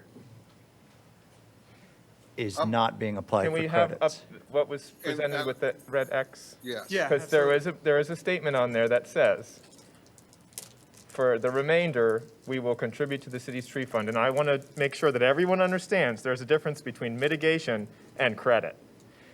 I hope that you will mitigate all of the trees on Sure, site. that's our, I would rather we don't get any money Right. if you can save all of the trees. and we would prefer to do it that way too, if we can. But So I just want to be sure that this is a matter of record. If a balance remains, payment to the City of Stuart Tree Mitigation Fund, and that a credit will not be requested, no matter what kind of thing you're going to be presenting. I just want to be clear. no, I want to, Right? Go For ahead. what it's worth, Yeah. I think we should preserve the issue. I Right. still want to make it on the 24th. right. It sounds more like you guys deliberating or negotiating a motion. I think if the motion were Okay. pending and you were agreeing I on will- that right now as part of the motion. we'll bring that up. We could lock it down and move on. Okay. Well, Yeah. I appreciate that. Well, I just wanted to clarify. And then regarding the site plan, you mentioned the access to the Rice property off of the Central Yes. Connector Road. So is there going to be some sort of easement with the property owner? Okay, and maybe we'll And talk I with can Ms. let O'Rourke about that. Mr. Marino's going to testify. Okay. So if you want, we can All have right, him we'll touch address that. too. We'll touch that. And then just going back to kind of tie up the CPUD standards for commercial residential uses, I thought that was helpful for me to kind of understand. You went through the math and you showed graphically. If we could have that back up, it had a color-coded section of the residential uses Yeah, and then the list of how you calculated that square footage. yeah, let me find it. I think it was like in pink or purple. Oh, no, it was Right yellow here. and gray. Yep. Okay, so this was this was for the land use portion of it. That's the 14.7 acres. Yeah, so slide 35, if you Yeah. can highlight So that. then 35 is basically how we calculated the CPUD uses. And so I just wanted to this makes sense to me, and I know staff has already presented at the beginning that staff is generally in agreement with the applicant on this. So this tabulation of residential uses by square feet, staff, that is an acceptable way that we would calculate the total acreage for a residential use, right? We wouldn't want to also include anything else? No, this is Kevin Freeman, Development Director for the record. We've gone through this in some detail at staff level. We worked then looking at the numbers presented to us, and we're fully in confirmation that this is the correct way of doing it. Okay, and so the gray pavement, as you have it listed there, and the orange buildings are all considered residential use? Yes. Okay. And then finally, site plan, gates. Yes. Can you just show us on the site plan exactly where these gates are for the residential portion? Might be easier on this. I had trouble seeing where they were with this new connector. Right. So, so we have, as you come into the project, they wanted to have the club accessible to the public so that, you could do sales and outside of, so we have more of a public parking area here. And then as you come in, you have gates here. Okay. Yep, and then we also have gates up here. And we have a gate over here as well. And then at the top of the property, as you said, right? Right up in Okay. here, yep, Okay. yep. And will those be like just your standard keypad or car scan, up, down gate? Okay. I think that's it for site plan for me. Thanks, Madam Mayor. Thank you. Mr. Raines, before you go to your next witness, Yes, ma'am? I have some housekeeping. Okay. I just want to let the public know that, as Mr. Mortill says, that today is the 24th until midnight. So we're trying to do what business we can do on the 24th. If you're not able to stay for health reasons, or you want to go home and have supper and come back, the City of Stuart has a website, and I believe, Mr. Paul, they can Zoom in. And if you can watch, can they call in if they are up here on the witness list and they're not able to stay? Can, I'm not sure about whether they're sworn in witness, but. No, No, no no, witnesses just are leaving. public. We're not playing that. It's a public comment, yes, they can Okay. join in through the Zoom call. They can also watch on our website as well if they just want to watch instead of, stay here, they can watch from home. On our website, it's live streamed. Okay, and if you want to come back when you think your name is going to be called, after all the witnesses have gone through by the petitioner, as well as the presentation and witnesses by the intervener, that is when we'll be calling the green cards. And if you're here on a green card, you want to present and make a comment, that's when we'll be doing that. So just gauge yourself accordingly. And we have restrooms up the landing. I don't know if they're open to the public, but we have a restroom out there. And we have lots of restaurants downtown. Mr., do you have any other, you have Yes. Mr. Fitzwater still being questioned? No, if you all are through with Mr. Fitzwater and the intervener is, we're done. Okay, So thank you. With Mr. Fitzwater. So our Mr. next- Baggett? Mr. Baggett, Mr. Baggett, will you please state your name for the record, sir?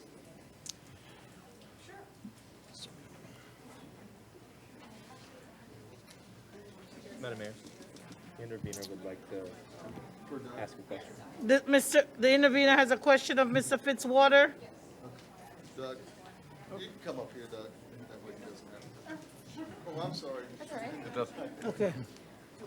Again, Linda K. Richards. Yes, When was this presentation submitted to the city? it was submitted, we put it on the website here, not the website, but we put it on the server at 4 o'clock. Okay. I don't know if this is a point of order or not. My presentation was due to the city on May 12th. I was not given access to the applicant's presentation. And when we talked about having some additional information added today, we were told that it was not available. So I don't know. Actually, as a point of clarification, what I said to Jerry was hand me the digital stick and I can put it on the computer for you right now. And he said he didn't have it with him. It's the policy of the city that we wanted everything on that Wednesday before the agenda for anything that was going to go into the agenda, and that if you didn't have it beforehand, there would be no way it could go into the agenda. I agree that they should have provided you a copy of it this afternoon as soon as it got in, and I didn't get it either. But for what it's worth, I suppose what we could go through is if you could identify anything that they didn't bring up at the LPA, that there was like new information that essentially constitutes sandbagging or a new issue that wasn't brought up before that somebody was unaware of, I think we could address that and have the commission take it into consideration. Well, But I maybe don't know that there's any new should ask how many information. slides he stole from our presentation and used into his presentation that we were unable to have access to what they were saying prior to this. I understand. And I think it's important for the public to hear Look, and that we can tell the the public that they- intervener was treated Right. differently than the applicant. Well, and I'll tell the public, it sounds like they looked at the applicant's slides as part of the agenda that was released last week and took some of the information off those slides and responded to it in their presentation. But we weren't given the same opportunity to see their I presentation. don't, no, and make- I don't doubt that you weren't given the opportunity to see their PowerPoint presentation, but I do want to point out that you did see their entire site plan, their entire LPA presentation, their entire application, every engineering, the traffic report. I mean, I think their packet was over 100 pages of data and information. So to say that you didn't see anything would be a little misleading. I do agree with you that I wish that I had had their PowerPoint in advance and could have shared it with you, because I think that is more fair, but it's demonstrative. It's not technically evidence anyway. I understand, but it was important to me for people to understand that I was required to have my presentation that they could evaluate Agreed. beforehand. Thank you. Commissioner Meyer, then Commissioner Vice Mayor Matheson. Thank you, Madam Mayor. I just want to understand better, because this is my first time with this as well. Could it follow that, because this is just a demonstrative presentation discussing submitted documents already, could it follow that the intervener may have also been able to create a separate They updated theirs presentation? today. What's that? They updated theirs today. No, we didn't, we just made some order changes. We didn't add any. Oh, okay. I don't know what it was. I didn't look. But would it have been, they were required to present their case so that it could be adopted as part of the agenda item, let me finish, as the applicant also had to submit all of the site plans and engineering and all of that. And then both parties could have created a separate icing on the cake presentation to provide today. Well, in a situation with an intervener, well, first of all, when there's not an intervener, it's a regular practice for the applicant to simply come with their PowerPoint the night of the thing and give it to staff, and staff saves it as a public record. When there's an intervener, the clerk had asked that everybody give everything by a certain date, and there was questions about stuff, and in fact, one of the things was a revised site plan from the LPA meeting couldn't be done by that date. And as a result, any testimony given tonight would be considered surprise because it wasn't provided before tonight. So from an evidence perspective, the real concept is the applicant has to submit everything before they even get set for the LPA meeting. However, if we're going to give a presentation to the city commission that we know they're going to review the week before, it's unfair to not have the intervener included in that presentation. So our intention is to make sure that their side of the story is actually provided to the public on our website when it's clicked on the agenda, as well as to the city commissioners that are actually reading it and contemplating it over the weekend. This was not part of that for you to contemplate over the weekend either, but to me, it's, again, I wish it was earlier and I wish I could give them a copy, but for what it's worth, it's a demonstrative evidence. It's not actually part of the New packet evidence, that you're looking right. at to do it. Okay. May I, Madam Mayor? I just wanted to understand better. Okay, Commissioner Matheson was before you. Go on, Mr. Commissioner. Raines, is there anything in your presentation that was not in the submitted documents? Yes. Yeah, well, I mean, it's testimony. Testimony. We're I'm providing talking about we're from providing a testimony document point tonight. of view. It was testimony, your presentation was all testimony regarding the documents. It It's was not- based on, yes, it was based on. But there was no new documents that were, Not no, in the way of reports or site plans or anything with respect to that. I mean, we have, for instance, Ms. O'Rourke's going to be providing a testimony, and it's regarding her traffic reports and things like that. So, again, I mean, we're providing testimony and evidence as to what we're proposing here. So, Vice- and I think the other thing with the intervener is, again, our stuff has been in forever. So the whole point is so that the intervener doesn't pop up on the night with their whole case. I didn't need to see her presentation. I didn't ask for her presentation. That was in the packet, and. Madam Mayor, the presentations can evolve, either Yes, one. The intervener can adjust the presentation as for what they hear, and I recommend they do so if it's their pleasure to adjust for this, but We did so right up to. proceed forward. Thank you. Please qualify Mr. Baggett Thank and you. let him proceed. Okay, Mr. Baggett, once again, will you please state your name for the record? David Baggett. And have you been sworn in, sir? Yes, sir. And can you please state for the record your education and history? Yeah, I have a bachelor's and a master's degree in environmental engineering. I have a professional engineering license in civil water resources, most of that consulting, but a large portion of that in the regulatory side. And can you, let me get back to this. Can you please identify the paper that I just handed you, sir? This looks like my resume. And is that an up-to-date and accurate representation of your resume, sir? It is. Okay. Can you please state your role in the project? I'm the civil engineer of record. Okay. And did you prepare the engineering plans for the project that's being presented to the commission tonight? Yes, sir. Okay, please proceed with your presentation, sir.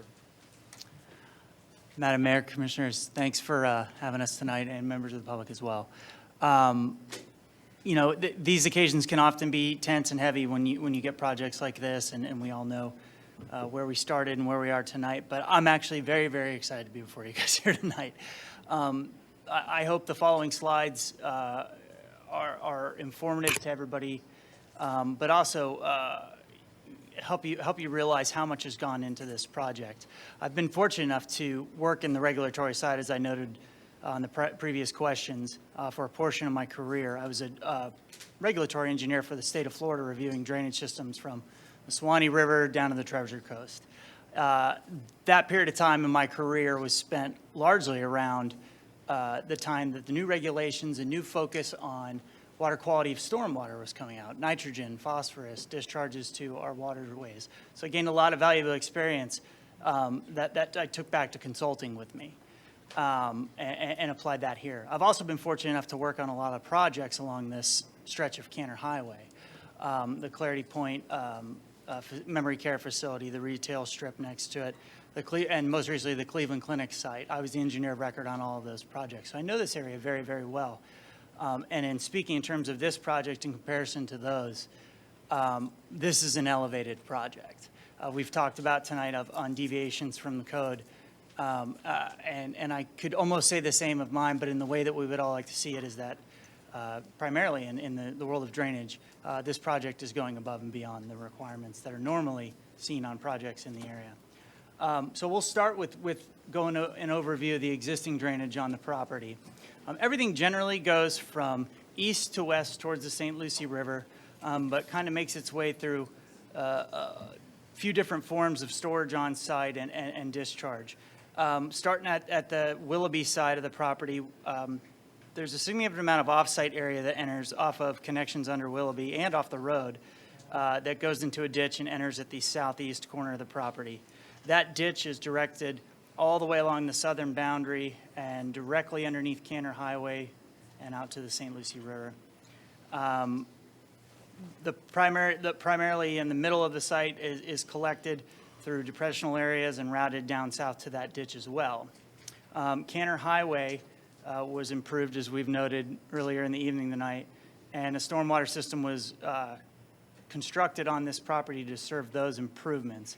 That existing lake outfalls on the west property boundary underneath Canner Highway to the St. Lucie River.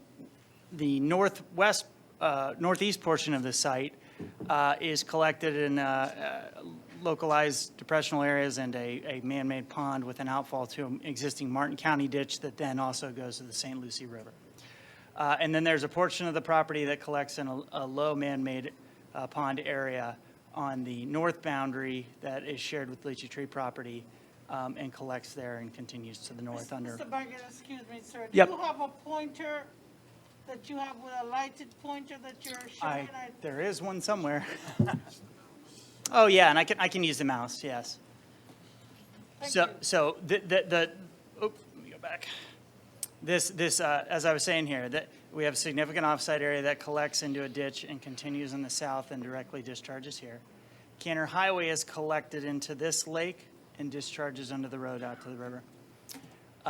This portion of the property is collected into a Martin County ditch that then continues west into the St. Lucie River.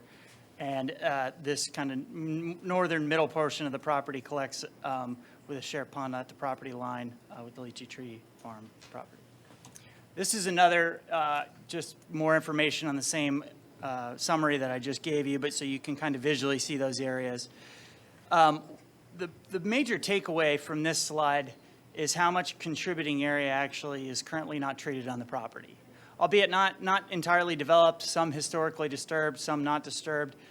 You do have a significant area upstream. The blue area here is the largest drainage area on the property, and collects its way both off-site from upstream properties, Willoughby Boulevard into the ditch, makes its way across the property this way and gets collected by this main ditch and outfalls underneath the road.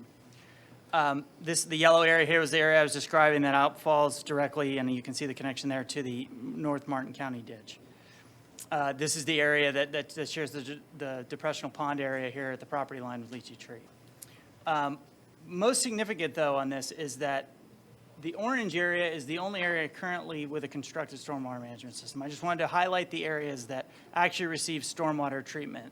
The remainder is untreated, not in a permitted or constructed stormwater management system. Can you go back to that slide? So the two arrows on the left of that FDOT stormwater treatment area that you said are the only areas receiving treatment. Are those two separate outflows under Cantor Highway? Are there weirs in that stormwater treatment area that are prior to the going under Cantor Highway, or how does that? They are two separate connections. So what is in orange here is directed into the FDOT lake on our property and then discharges through a constructed stormwater management system control structure.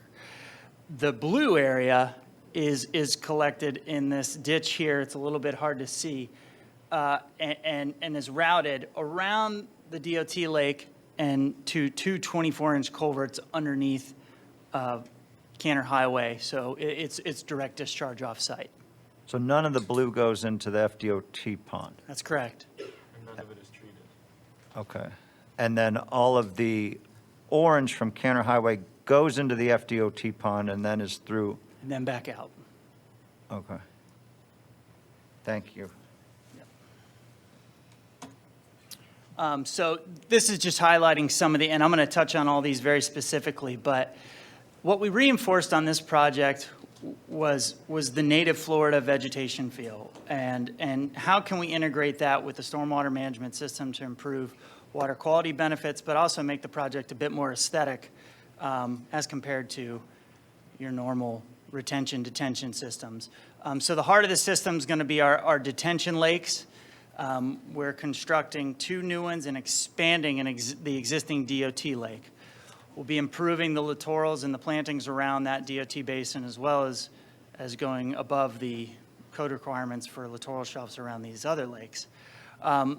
We've opted to distribute dry retention areas across the property to give some pre-treatment before they go into lakes. Dry retention ponds tend to provide better nutrient, nitrogen, phosphorus removal than the lakes do, or an elevated amount of treatment above what the lakes can provide. We've integrated the biodetention shelf on this. This will be more of an area, rather than a standalone dry retention area, this will be more integrated into the lake and be planted with emergent vegetation and wetlands and probably some of your cypress trees and things like that. We're also proposing in the commercial area, where we have to provide parking for the associated uses, underground exfiltration, which will be another means of retaining water and returning that back to the groundwater. And then we're also now proposing a nutrient filtration system, something called an upflow filter at the project outfall to Cantor Highway. I'll touch on that a little bit more. But as it stands right now, we're trying to mimic the existing drainage conditions across the property, where we have, inflows coming in from the east and coming through the property to our outfall on the west side, and then also utilizing this existing outfall here and trying to manage runoff at that point as well. So I wanted to walk you through a typical wet detention system, and there's probably no better example than the lake that's on the property as it stands.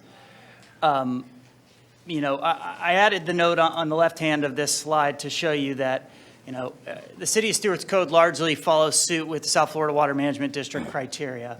And in their ERP manual, they specifically highlight the littoral areas are desirable, and typically they're a minimum of 20% of your wet detention lake. The end result of it being desirable as a hard-line code is what you see here. You get sodded banks. They work well. They treat stormwater. They manage flood protection, but there's no additional benefit beyond that, really. You get your standard stormwater management system. What we're proposing is an enhanced wet detention system. We're going to be adding additional landscape plantings and littoral plantings, not just for the aesthetic part of it, but like I said in the beginning of my presentation, more for that Florida feel, more for the water quality improvements. We will get some additional removal of those water quality constituents that we care so much about in that system. Similar with a dry retention. South Florida's manual, the language in that indicates it's a basin bottom, graded flat, and turf established to promote infiltration and stabilize basin slopes. End result is something similar to you see here.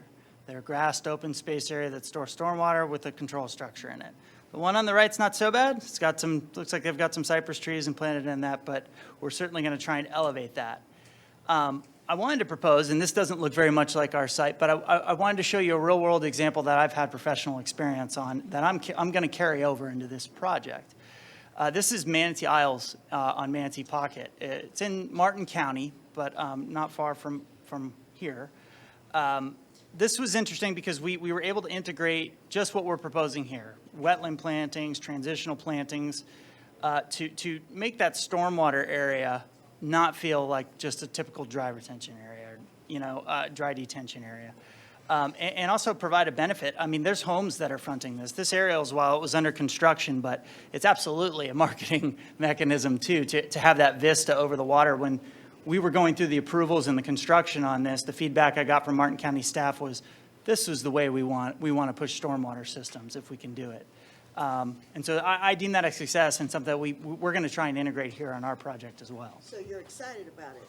I'm excited about it. And you have full support from Mr. Marino for all the funding for these excitements, is that correct?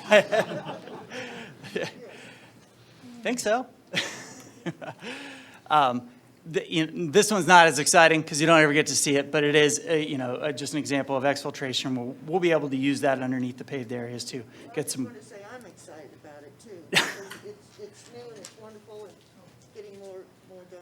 Great. Saving our water, cleaning it. Thank you. This is the most exciting part. So, as we indicated in Doug's presentation, we heard the concerns tied to tree mitigation and to really try and push the intent of the code of innovative stormwater. And so the option that we're exploring now, and we've done some preliminary design since we've started looking at this, is to incorporate a nutrient removal filtration system. So what this is a box that goes downstream of our lake system prior to discharging from the property. The water from the stormwater system bleeds down through this first baffle here, comes underneath where all the solids and floatables and everything else kind of get trapped so we can maintain and clean those out. But the pressure of the water in the lake pushes it up through filter media. The filter media removes nitrogen and phosphorus and then allows more treated water to discharge from the system. It's innovative technology, and we're excited I'm excited, I guess I should say, to include it. Some of the concerns, one of the things that was touched on at LPA and with our meetings with Leachy Tree Farm was during the construction of the DOT lake, they had limited space. You got to think when they construct those lakes, they're only working in the limitations that they have. They only have easements over the property to construct the lake. So when you pump down the water to construct said lake, you don't have a lot of ways to manage your dewatering other than to move it downstream. Because we are the land developer on the whole property, we'll be able to construct recharge trenches around the sensitive areas on our property boundaries to keep that water hydrated so they don't see any adverse water level drops when we go to construct our lakes or any of our underground systems. And that picture on the left is just an example of other projects where it gets employed. Switching gears to utilities, this is one of the areas of the project that we're really well set up on. The southern boundary, the eastern boundary, and the northern boundary all have water and sewer. The northern doesn't have sewer, but the Willoughby frontage and the southern boundary do. We're going to be extending a water main across the frontage per our coordination with the City of Stuart Utilities Department. That's what you see here. Oop, let me go back. That's what you see here. We'll also be constructing a City of Stuart lift station. Beyond that, all utilities will be private.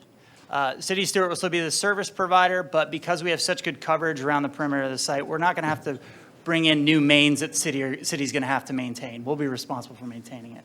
And then on the next slide, you'll see we'll be installing a fire main loop through the site.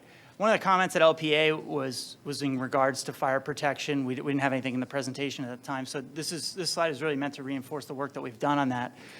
We've worked closely with the City of Stuart, Fire Marshal, and everyone involved on that front to demonstrate how we can navigate the site safely with a fire truck, turning radiuses for those, and specifically using the sizes of their trucks to do so. The fire main loop that we'll be able to construct through the property will allow us to distribute hydrants across the site and get those close enough to fire department connections where they can get hoses. The red spaghetti lines that you see on here don't mean much on this slide, but what they demonstrate on the sheets that we submitted in our package was the hose pull lengths for the fire district. So they'll be able to get from the trucks to the hydrants and around the buildings. We did this specifically for the multifamily because they don't have full access around them where you can drive a truck to the back of the building. But there are breezeways where we're able to route hoses through spaces between the buildings and things of that nature. The remainder of the project, there's full access around all of the buildings, and they will be sprinkled. So, and with that ends my presentation. So I have a few questions for Mr. Baggett. And I would also like to point out, I think I forgot to mention on the record that I did hand to Ms. Kendall applicant's Exhibit 2, which is Mr. Baggett's resume, so I would like for the record to reflect Is he that. Gator or Seminole? He's a Gator? No, What are you? neither. A night. Knight. Oh, a Knight. There you go. Good. So, Mr. Baggett, I'd like to turn your attention for a second. I objected to Mr. Snedeker's statement, but it's my understanding it's still a part of this presentation. So with respect to that and the fact that we don't have the ability to cross-examine him to determine whether he's an expert or not, I'd like to go through some of the comments that he had in his statement. Yes, and sir. if you could answer some of those with respect to his comments. He says that when it comes to such modeling, the industry best practice and standard is to always model on the basis of a 1-inch, 100-year event. Anything less than this can create a bogus result. How would you respond to that, sir? I think he means a 1 in 100 year, not 1 inch. Well, it did say 1 inch. Okay. But- Either way, it's not an entirely accurate statement. We actually model various storms for different facets of design. The 100 years typically designed, or is typically modeled for the 100-year, or for the finished floor elevations of the structures. A 10-year, one-day storm is modeled for parking lot and road protection, and a 25-year storm, 25-year, 3-day storm is modeled for determining your allowable discharge rate from the property. Okay. So all modeling today, he says, considers a 100-year event, but the developer in its application used a 1 in 25-year event. Is that your response to that?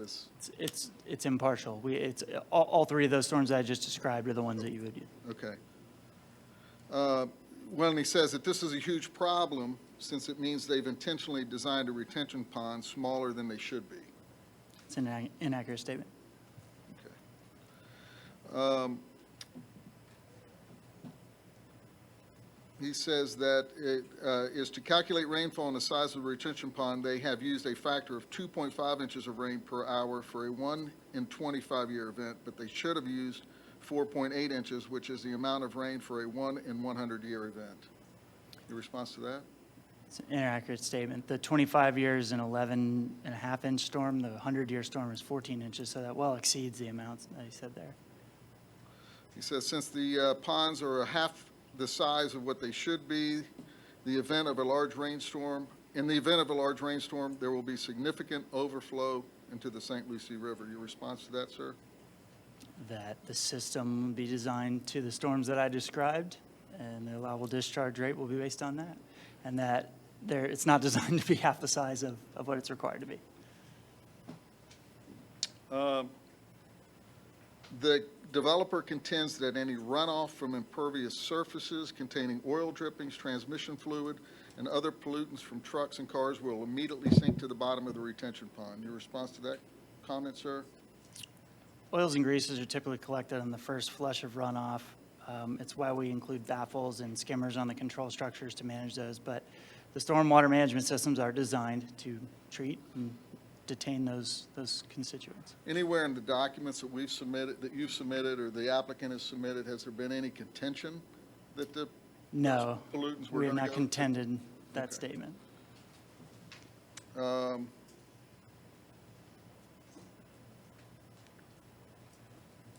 think that kind of covers his statement, so let me get back.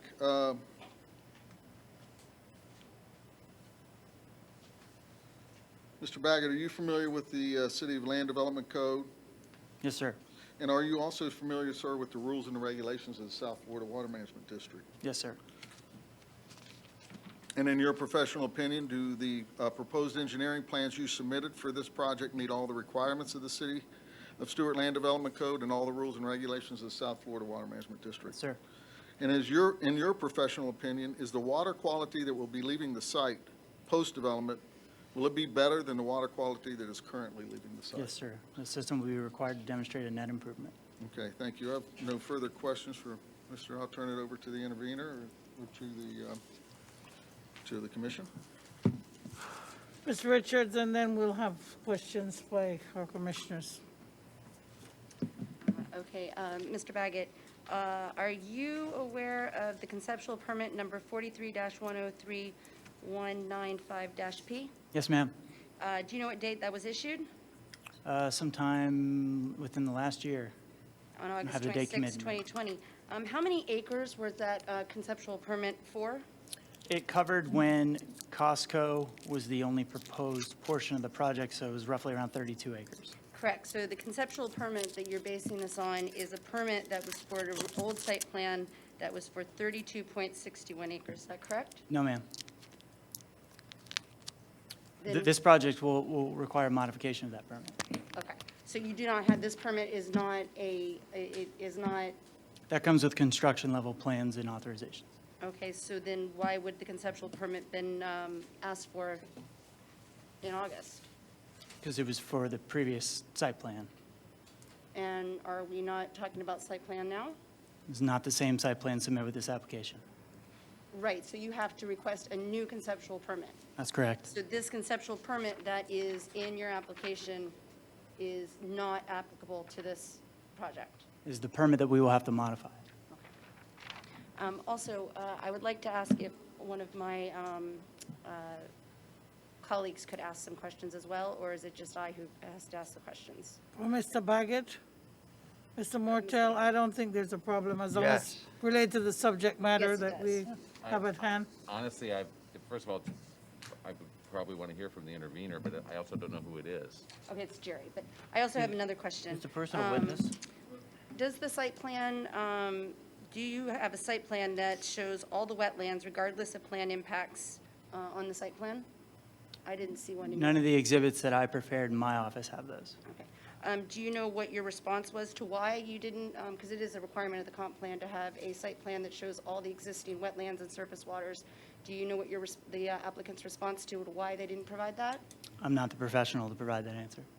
Okay, so the response was, the proposed site plan will result in impacts to all wetlands and all other surface waters. The wetlands proposed for impacts will be permitted, if we assume they will be permitted, through the South Florida Water Management District and proposed to be mitigated off-site. Okay, so all the wetlands are going to be impacted, every single one. Are you asking questions? I'm asking him, saying, no, I asked him what it was, and I'm telling you it was, so I'm asking him, You don't give the answer, you just ask him the question. is You ask the questions, you can make. that correct? You can ask the questions. Okay, let's hold it down. Thank you. No, I Linda asked a Kay, question. you're allowed to ask a question of the applicant on the materials that he's Okay, presented. Are all existing wetlands going to be impacted? As I understand, that's correct. But once I must clarify, I did not prepare any of those materials specific to the environmental impacts. Okay, thank you. Ms. Linda Kay, could you please stand there? Please hold on, Mr. Martell. So I, Do we need to qualify that Ms. Kay is using this person as a witness or as an expert to ask a question?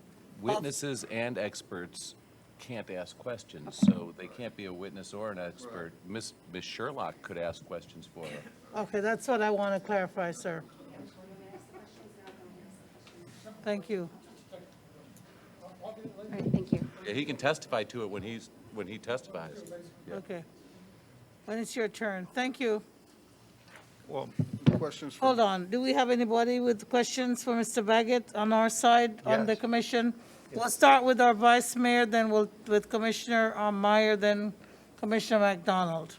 Is Mr. Weinberg here, Mr. Raines? Or will he be testifying? He is here, and I'm happy to have him testify. I was not planning on calling him as a witness at this time because there Well, didn't seem we to be could- any Mr. issues with respect to that, but we're happy to bring him up and ask questions, but I would ask that we do that First of when all, we let's finish our. let I'll the go with applicant do Mr. their Baggett. presentation. Right. You chose to ask questions of the witnesses as the order they went in. Correct. I And then at understand the end, that. let's I ask want to know questions. who am I directing. Some of the environmental questions, You as can I ask them to the categorize applicant. them, are going to go to Mr. Baggett. What's been discussed, though, Mr. Baggett has already referred to Mr. Weinberg's description of wetlands. So I will cater those questions later. Okay, thank you. Mr. Meyer, Ma- nothing? Oh, you still have more, Mr.? I Sorry. haven't even asked anything yet. Okay, all right, I thought that was what you were asking. Okay. Can we go back to the slide of the bioactivated baffle box? Yes, sir. So to your knowledge, are there baffle boxes on the outflows currently into the St. Lucie River? Not at this site, and to that point, I actually asked some district staff at South Florida if they've permitted any recent projects with this technology, and they were unable to point to any in the area. They pointed me to one in Kissimmee. And then I got a list of projects around the area from Marty Wanalista, who is actually the professor who kind of helped come up with this technology from UCF. And he keeps an active log of all those projects, and he was unable to really show too many instances in the Treasure Coast where this has been applied.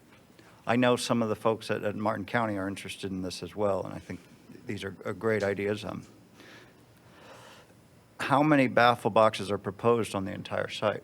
Right now, we're just proposing the one, but there's still some final sizing that would have to be done with the manufacturer that gets fleshed out during the construction plans. The trenches that convert water to the different lakes, are they proposed to be 100% planted with native vegetation? Yes. Okay. And I don't know if this would be a proper question for you, but what we're going for is mimicking a lake versus a stormwater treatment area. Would a natural lake remove more nitrogen and phosphorus than the typical or the current FDOT stormwater treatment area that's there? Not necessarily. I have an instance in St. Lucie County where we converted an existing pond to a treatment system because of that issue that I touched on earlier with direct discharges. It all comes down to the treatment mechanisms. You want to hold on to that water and detain it. A lot of times lakes, if they're isolated, they'll hold on to some water, but interconnected waterways tend to push things downstream. Perfect. Can you describe, if the project was built, the conditions that we'll probably see in the near future where we have, well, I walked the project this morning and the wetlands were mostly dry. You could walk right over them. We're in the driest time of the year. Pretty soon coming up, we're going to have events like we did last summer where we're going to get a few inches of rain in the matter of an hour or so. Can you describe how that would impact the entire project as it's built to your desires? Would any water of that go into the St. Lucie River? As it stands today, Yes, with the As if- current dry conditions that we have right now. So you'd have, no, as it stands, I think we know how it would go now if the project was built out to your specifications. And if we got into a dry period? Yeah, you're saying- imagine we are now and, 3 weeks from now, plus or minus, the rainy season's going to come and we're going to start having, afternoon showers and Yeah, really what you worry about in the dry season with lake systems and things like that is that you get the embankments exposed and those sodded, like I pointed out here, those sodded banks there on that slide, when those get exposed, create a scarp. It's a danger for somebody mowing the banks. The planted systems, like a living shoreline, tend to hold up to that better. They create their own kind of gradient and grade along that. They're a little bit more manageable, so you don't get that exposed bank look. Okay. During the dry season, you may have a little bit of that, but when the water turns back on, there's mechanisms to return it back to its control elevation. It's a part of the benefit of engineering a system is you do have a little more control over that. that's, I guess this isn't a question, but that's why it's sloped with that slope and the deeper part in the middle. Is that correct for what you're Correct. describing? Yes. Okay. Gosh. Well, as the engineer, if the city was to require a through street Oh, what? from Costco Boulevard, we'll get to that later, but if the city mandated Costco Boulevard to be running on this property and knowing the requirements of Costco, could you design that without impacting wetland number 7? I couldn't speak to that immediately without having to go through and reconfigure the site plan. There would be more space, obviously, because there wouldn't be a road. But it wouldn't be. No, if the city mandated the road. Oh, could we have, oh, no. No, if the city, yeah, if it was a mandate to construct that road, that's, So that wouldn't be possible.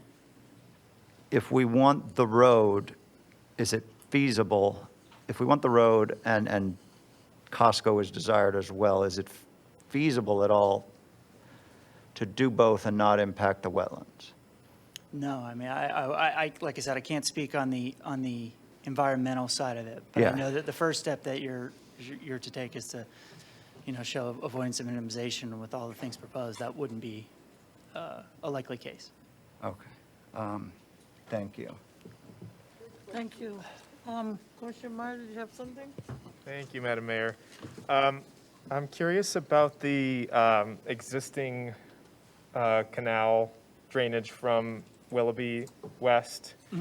Okay, so in the proposed plan, are you going to be accepting the existing flow from upstream properties in Willoughby into the expanded lake? Or No. does that continue to be? Yeah, so what I did is I actually inquired into of what collects, through there. A lot of that area from Willoughby upstream is treated runoff already through stormwater systems, primarily associated with permits. That's how we were able to kind of delineate the area that drains through there, is because there's a lot of established systems upstream. Okay. So right now, and the second half of that would be taking in that much upstream flow into our system would cause some serious flood impacts on site. So That's what we are gonna bypass. So is it just going to be a culvert underneath your? Yes, we're Okay. gonna intake that and route it through. Okay. And of course, you must have to work with the county public works, I would imagine, or the water management district for making sure that that's.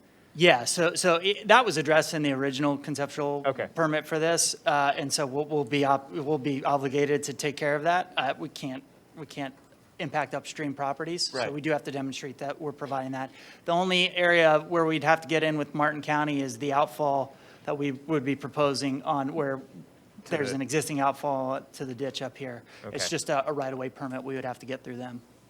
And as for the up filter baffle box, very cool. How is that cleaned out or managed? I mean, is there? I see Yes. there's like access grates on top to, I guess, clean, and what would you, is it some sort of like ion exchange resin that? No, it's a, Like filter they say, media? they call it ECT, but it's really, it's a mix of inerts, clays, old tires. The nitrogen actually gets gasified in it, so it turns to gas. And then the phosphorus binds to the media. And then usually every 5 years, because of the phosphorus, you have to replace that. So there's a maintenance cost associated with that. How does the nitrogen off gas, in what form? Is it a methane? Yeah, no, it's not anything global warming or Some any sort of issues with that. denitrification process? It's Okay. same way plants would respirate. Okay. Yeah. And you said, so solids would collect in the bottom, and I would imagine there's some sort of service access, some sort of vacuum mechanism or something to clean out those? Right. So this thing kind of comes in pieces, and that I'm still digging into that part of the access. They've recently changed their rack, basically. So that media that you see there sits on a rack. The rep told me this week they've made some changes to their design on that to make it easier to maintain, but that is it. You access it from these grates up here. These are to be able to pump air into the media, but also it's accessible from this front baffle side as well. And just to clarify again, that's proposed to be included in the existing yet, expanded, modified FDOT basin, which will be a larger lake Yeah, now? our prior to furthest outfall? downstream discharge point. Okay.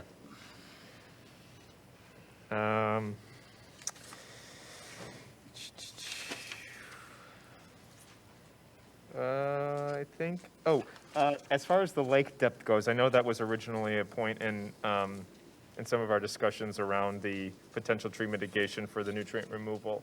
I know there was discussion around the opportunity cost of the fill, and I saw in one of your lake cross sections that you have a 12 to 25 foot, 12 min to 25 foot max. Is there any, in your expert opinion, is there any reason why you wouldn't dig them all to 25 feet so that you could maximize the amount of fill that you could use on property? Geometry. Okay. Yeah, and if you hit a layer of unsuitables or anything like that, you'd want to be able to work through that. The 12-foot minimum is my nutrient calculations. I assume an anoxic depth, which is the actual area in the lake where you get nutrient removal. You don't tend to get it too much lower than that. So Okay. that's what I'm saying. We want to at least get to 12 so we make sure we have clean, healthy lakes, but 25 to get additional materials. Okay. That's all for me. All right, Commissioner McDonald? Okay, well, let's see. Commissioner Meyer actually took care of my question for me on the media for the baffle boxes. Commissioner Matheson is taking care of all of my questions, so clearly we're in the same So headspace. good job on that one, and that is a fascinating technology, and I look forward to seeing more information and maybe seeing those projects be more. The next thing is the conceptual permit. You have a permit, but it just needs to be modified you actually would just be modifying the existing permit. Yeah, so with respect to the permit, because and I understand her question, but, the permit and those outside agency permits are not required at this time. This is the site plan approval. As Mr. Baggett stated, when we get to final, we'll have to submit those modifications. And what you approve, hopefully, we hope tonight, and at second reading, if we can't get the permits, is that correct, Mr. Baggett? Then we can't construct the project. That's correct. So and actually to get the permits before you get too far down the road is really getting the cart before the horse, because if you make any modifications to the site plan, or if we were here tonight and we make modifications to the site plan, then it's. You'd have to modify it You anyway. have to, yeah, so it's in a standard operating procedure. So my next one is a very exciting area, the utilities. Let's do it. I'll make Mr. Peters happy, who's retired, but I'm sure he's listening somewhere. Anyways, what are you doing? Are you going to be hooking up to our RQ water system? No, sir. No. So what are you going to do for irrigation? To ponds? Yeah, we would probably be pulling from our furthest upstream lake, just to manage, get further away from the river which is to the west. We'd want to go further east. We'd probably implement the same plan that we did at Cleveland. We did some sampling protocols on the water there to make sure we had good irrigation quality potential there. But yeah, that would be our preference to do that, and that's what we intend on doing. One of the other factors in that decision is, we put a lot of focus on this stormwater system, and there is two trains that don't quite see each other coming. With good intents, with irrigation quality water, is that the Water Management District will say that it has a very high nutrient, nitrogen and phosphorus Yeah, it load. does, 'cause And that ends up in the stormwater system and cascades downstream, so just part of that consideration as well. Okay, thank you very much. Appreciate your. Thank you. Commissioner Bruner? No, good job. Everyone, the good questions. We're getting them answered. If there's, next then, if that's, I would like to call Miss Susan O'Rourke, our traffic engineer. Oh, hold on, let me just Yes. check if no questions, okay, thank you. Ms. O'Rourke, Yeah. transportation engineer.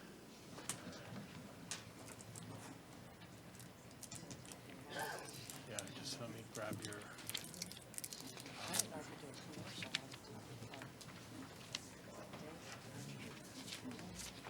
Mr. O'Rourke, oh, you're still not there. Mr. Reeds. That's my presentation.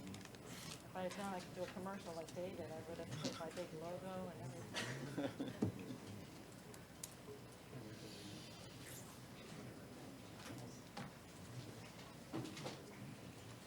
Let the record reflect that Ms. O'Rourke is getting her show ready for the road. Transportation.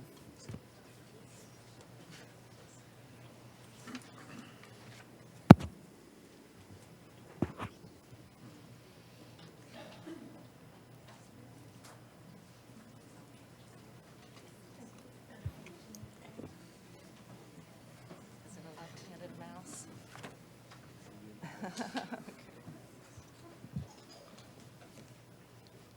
Mr. O'Rourke, will you please state your name for the record? Susan O'Rourke. And have you been sworn in? Yes, I have. And can you please state for the record your education and work history? I have a bachelor's in engineering from Vanderbilt University, and I have registered civil engineer. I was formerly a registered traffic engineer and civil engineer in California, and I have 36 years of experience. I only gave you 30 years credit. Years to our list, that gets us to 125. I would like for the record to, excuse me, let me ask you a question. Is this, can you please identify the paper that I'm handing you? This is my resume. And is it an accurate, current representation of your education and work history? Yes, it is. And I would like to submit this as applicant exhibit number 3. Thank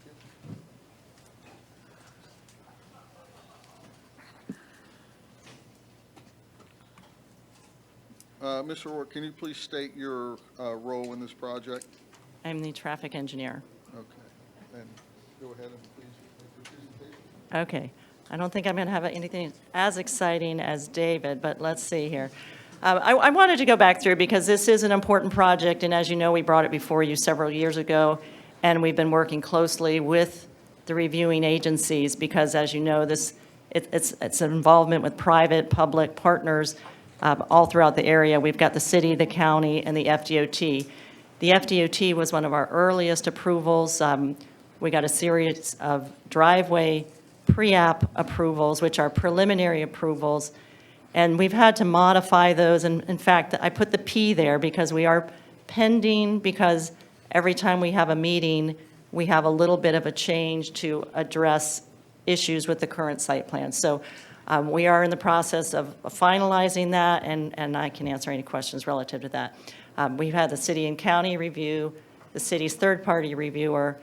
There's been some questions about the numbers of studies. So we do a land use plan amendment study, which looks at the long-range impacts of the project. We looked at the 2045 plan to make sure we're consistent with the long-range planning that the MPO conducts. And we drill down to, kind of skip out of order here, we do the concurrency analysis, which is looking at the immediate area and the short-term impacts of the project. And then a very detailed analysis is the signal warrant analysis, which is required by the FDOT prior to them approving a signal at our driveway, which which they have, and they have agreed, as LPA was asking us to, that we can put the signal in as soon as the Costco certificate of occupancy. So we would be consistent. We don't have to be delayed like many other projects. Okay, someone's got to tell me how to click. Where do- Oh, on the keyboard. Okay. Whoops. Tom. I got to get out of that. Whoops. See that little thing still up there? Get rid of that. See, when you have 36 years of experience, you're also blind. So. Okay, got it. Okay, so what I wanted to go over with some of the things that had come up previously were the circulation on site, some questions about truck loading, and the throat lengths and queuing have to do with how far we are from the roadway to make sure we have proper on-site circulation and we don't interfere with the major streets. So I'm just going to run through these. These are part of the submittal package, and they've been prepared by other members of the team. But they are all, we've gone through and just highlighted the circulation because there's been some question about where the trucks go and making sure that the radii are correct and that the whole site can be reached by the vehicles that need to be. So the trash truck, this has been reviewed, and the fire truck, which Dave went over with you, we have to, demonstrate that it can circulate throughout the whole site. The deliveries to the Costco, and they actually are going to come back out the way they came back in, and then the deliveries to the fuel, which would go out. And I wanted to show this just because we've got the southern driveway here on the south end. The mouse, okay. So in this area here, let's see if I can do that. So this driveway has been in question. We see this as primarily egress of trucks.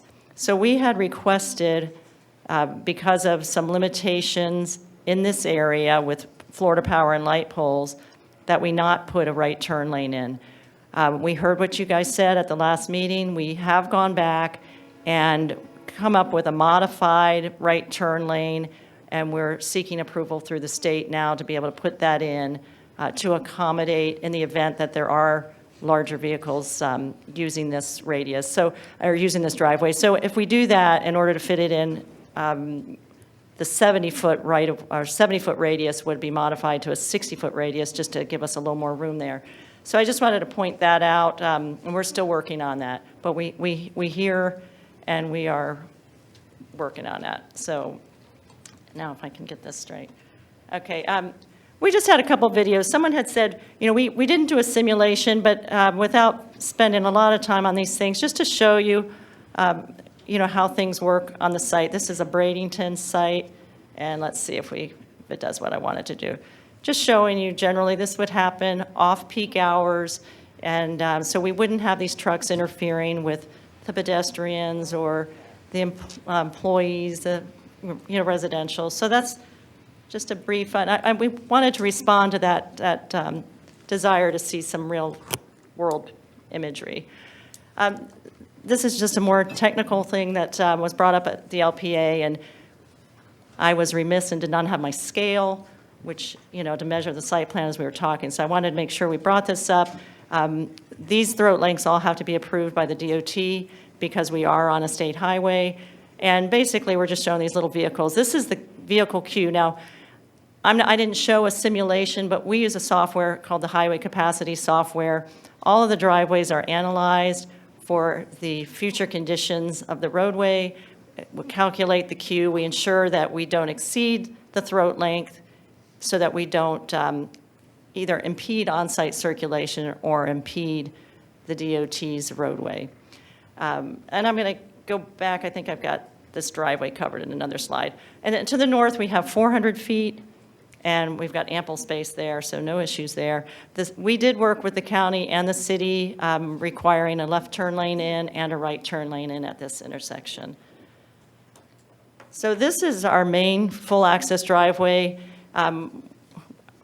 I feel fortunate that we were able to get this. As you know, a lot of people ask for signals and can't get them, and we spent a lot of time working on this to make sure we had a safe operation at opening. We are working, you heard us talk about Mr. Giselle, I believe it is, and we're working with him right now on this driveway to get a proper alignment as best we can to make this a fully functioning intersection into the future. And we will have all pedestrian, it's hard to see on here, but we will have full pedestrian features here to accommodate the pedestrians, including the high school students. And then this is our directional access, which will have a left turn in, a right turn in. You cannot turn left out of this driveway. You can only turn right. And we just have another little video. This is down on Southern Boulevard. Now, Southern Boulevard is much busier than Canner Highway to a factor of 2 or 3. However, I just wanted to point this out because comments were made about, people would never be able to turn. Now, this person, is waiting a few seconds, but the intersections will be able to function properly without substantial delay. That's the reason we have throat length on our site, so that the vehicles can wait safely and don't start feeling the need to rush out into a gap. So you'll see these vehicles will clear, and we don't get any more than the 4 vehicles in the queue. So this particular picture, I just showed that because it was comparable to the results of the analysis that we were getting. Let's see. We have also the south entry we just talked about, and we are showing here the right turn lane with the 3 through lanes that we're trying to accomplish. And we're taking the additional width out of the lane a little bit so we don't restrict the pedestrian access, and we'll butt right up against the Florida Power and Light pole. And then just this shows a little bit again on Southern Boulevard where this is the fuel entry.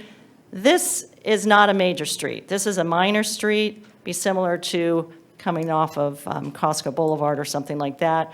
We have extensively more storage length than this particular driveway, but we just want to show you that, you can't see it, but all of these Costcos have people on site to assist. So if they want to redirect somebody to a different pump, and there's pathways between the pumps so that you don't get the backup.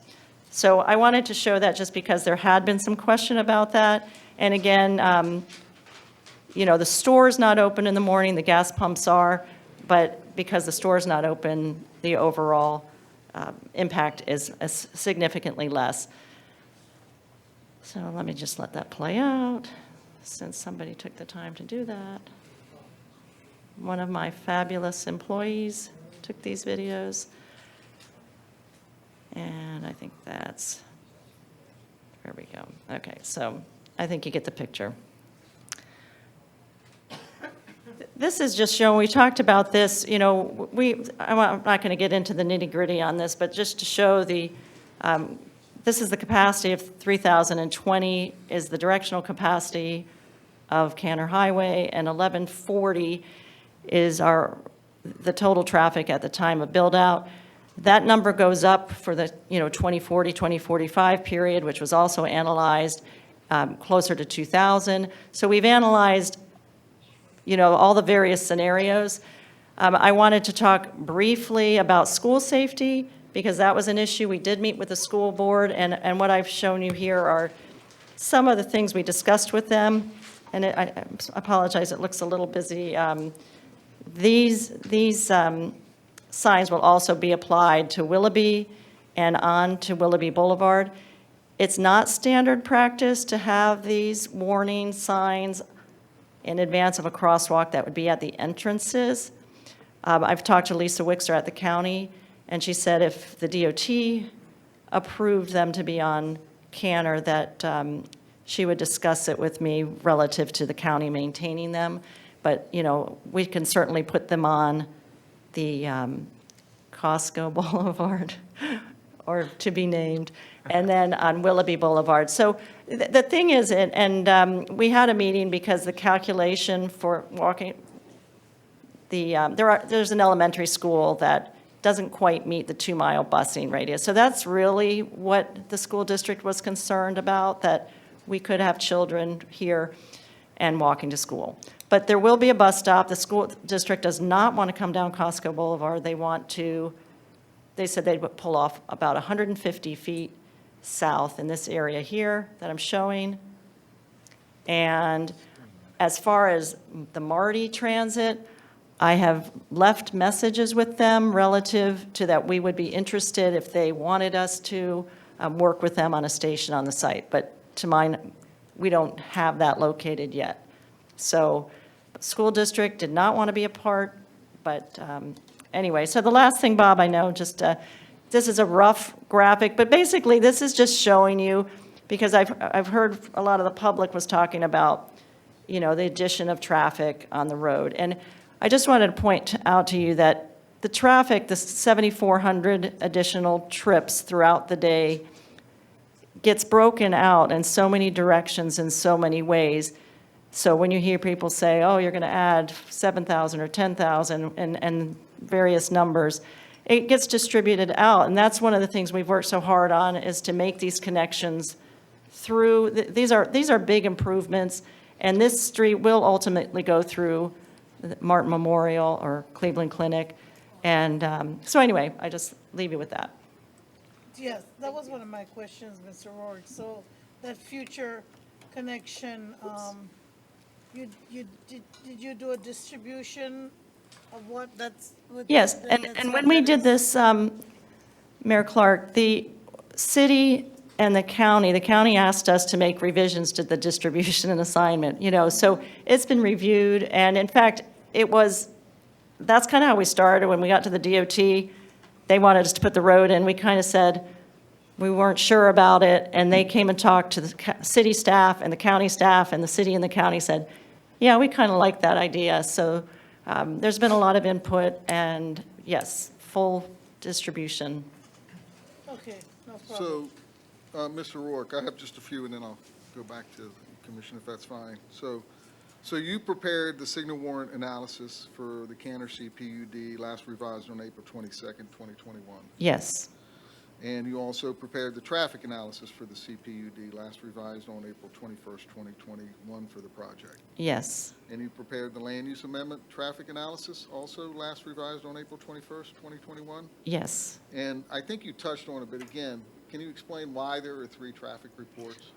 Yes, they all have a different need. The land use plan amendment is the long-range analysis that goes with the change in land use and addresses just the net change. That has to go up to the state. It gets reviewed by the stakeholders. The concurrency analysis is used to meet the city's requirement for concurrency. It also provides the driveway volumes and analysis that we use to secure our DOT permits. And the signal warrant analysis is a requirement of the FDOT. That is signal, prior to putting in a signal, you have to demonstrate the need, and it meets all of the thresholds. Okay. And did you also work on the driveway configuration designs for this project? Yes, I did. And were the traffic reports and the driveway configuration designs you prepared reviewed by the Martin County engineer? Yes, And did the Florida Department of Transportation review your traffic reports and roadway improvement designs? yes, And did they approve the findings in your traffic reports and roadway designs? they are in process. Okay. And are you familiar with the letter from Mr. Jerry Keichelhan, right? I want to make sure I'm saying that correct. Yes. Dated May 12th, 2021, that he sent to the City Commission as part of the intervener's application. Yes, And in that letter, he makes the statement, it can be fully, I think it means expected, that the right lane of Canner Highway will be perpetually blocked, always. Can you respond to that statement? I disagree with that statement. And that Canner Highway just 2 years ago was widened to make it a fully functioning 6-lane arterial road to the city and to the county. The Costco site would end its full use and interrupt traffic. I disagree with that statement. The internal roadway in the site plan is a nightmare. I disagree with that statement. That was one of the reasons we showed the templates, the AutoPath. Okay.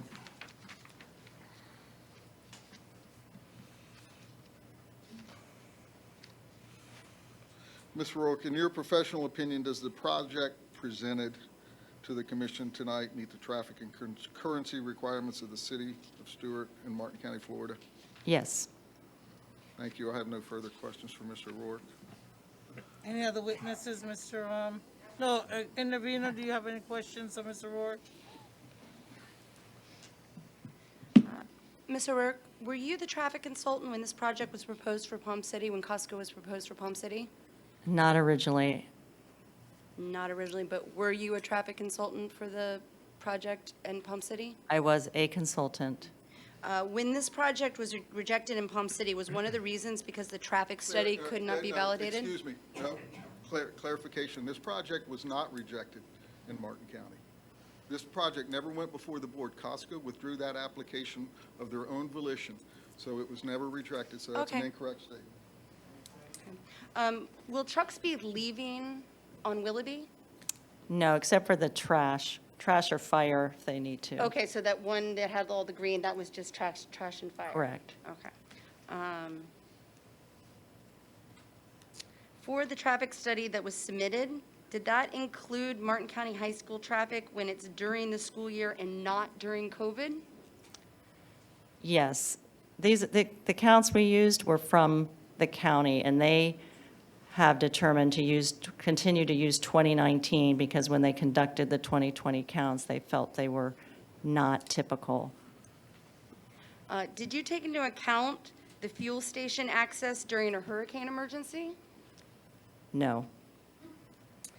Did you do a line of sight study for the right turn off of the main intersection with the sign and the decel right lane turning in the most southern part? No, we have not done that yet. Is there currently a bike lane in front of this property? I believe there is a bike lane.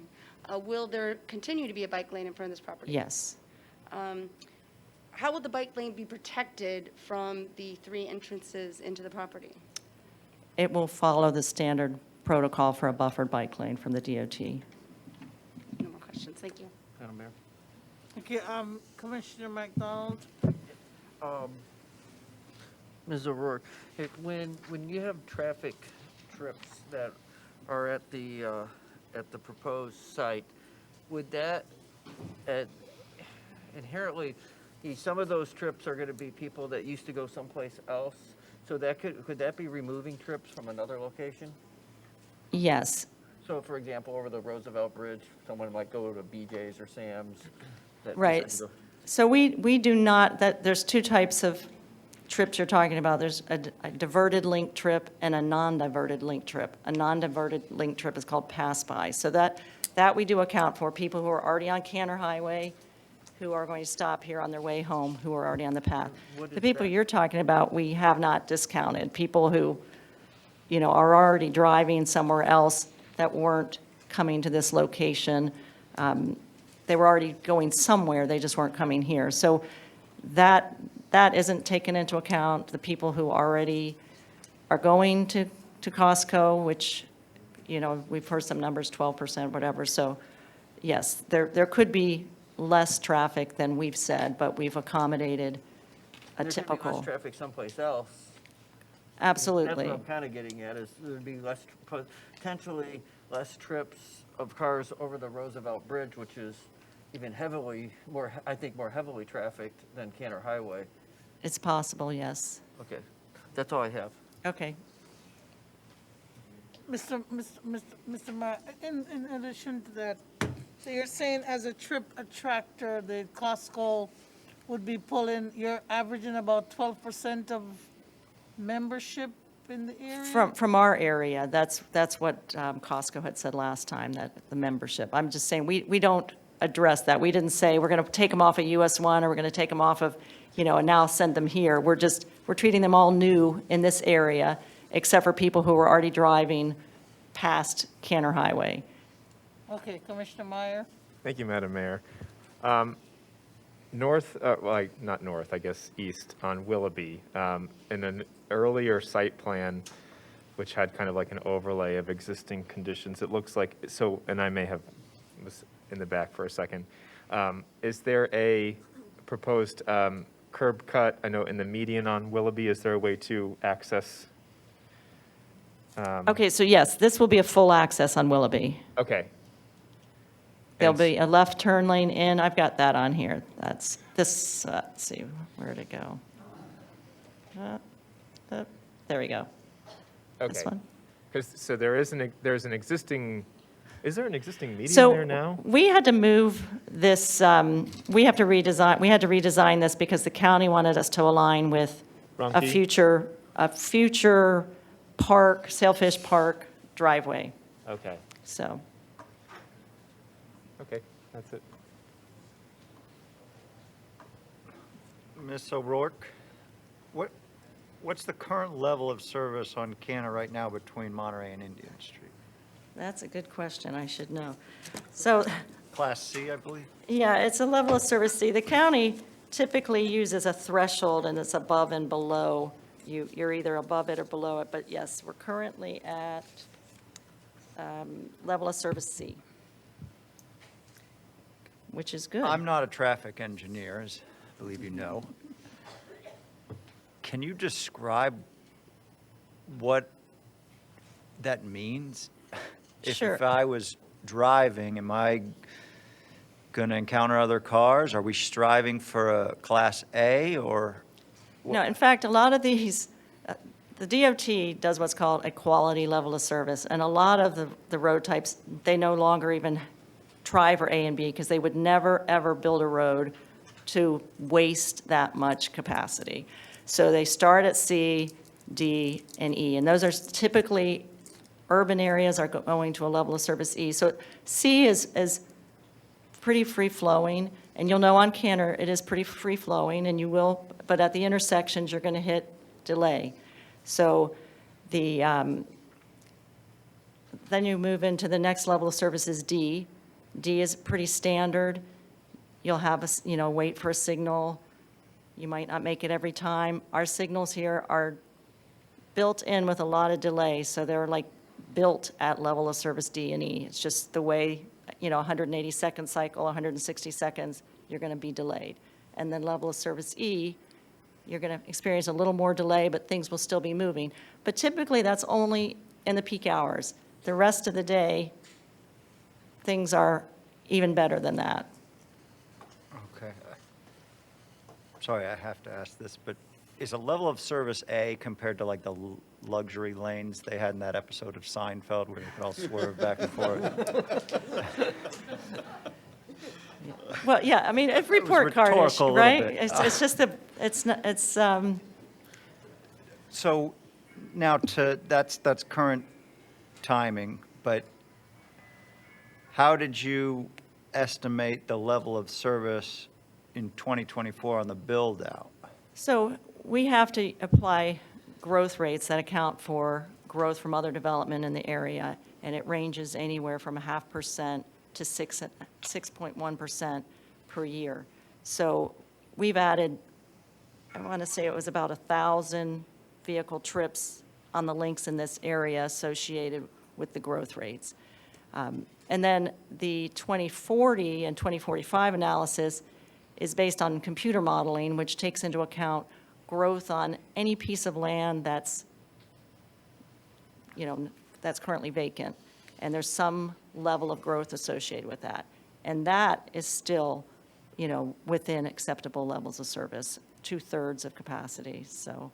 And we use capacity as level of service D. So capacity could be higher than that, but level of service D is the operating level of service. So the city will allow D, sometimes E in your CRAs. So it's not what we used to call capacity is when you couldn't get any more through, and then 90% of that was E and 80, 70, 60. But now you can have very little difference between C and E the way the state does it. So it's a little different, but. Okay. But the county standard is D is used as capacity, so, So D is the county standard. correct. When we say capacity, it's the service level associated with still being able to move around fairly freely. Okay. And we are well below that number. And the projections are we would be below that number in Correct. 2024. Yes, and to 2040, so 2045. So, Okay. So that shaded bus stop, if, is Stacy Heathering still here? I think she left. If the county was willing to add a Marty lane to the Costco, there is a location that a shaded bus stop could be added. Is that correct? I think so, Joe. You know, a little, Okay, just wanted to I put think that we on had the addressed record. that. We just hadn't been able to get a commitment that they wanted to come there, We've tried. so. Isn't there a tram, Marty there on Willoughby?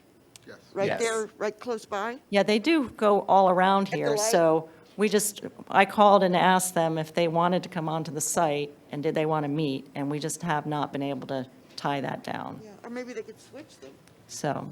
It instead would of outside, inside. require a complete reworking of their routes, so, but at least there's an existing stop nearby.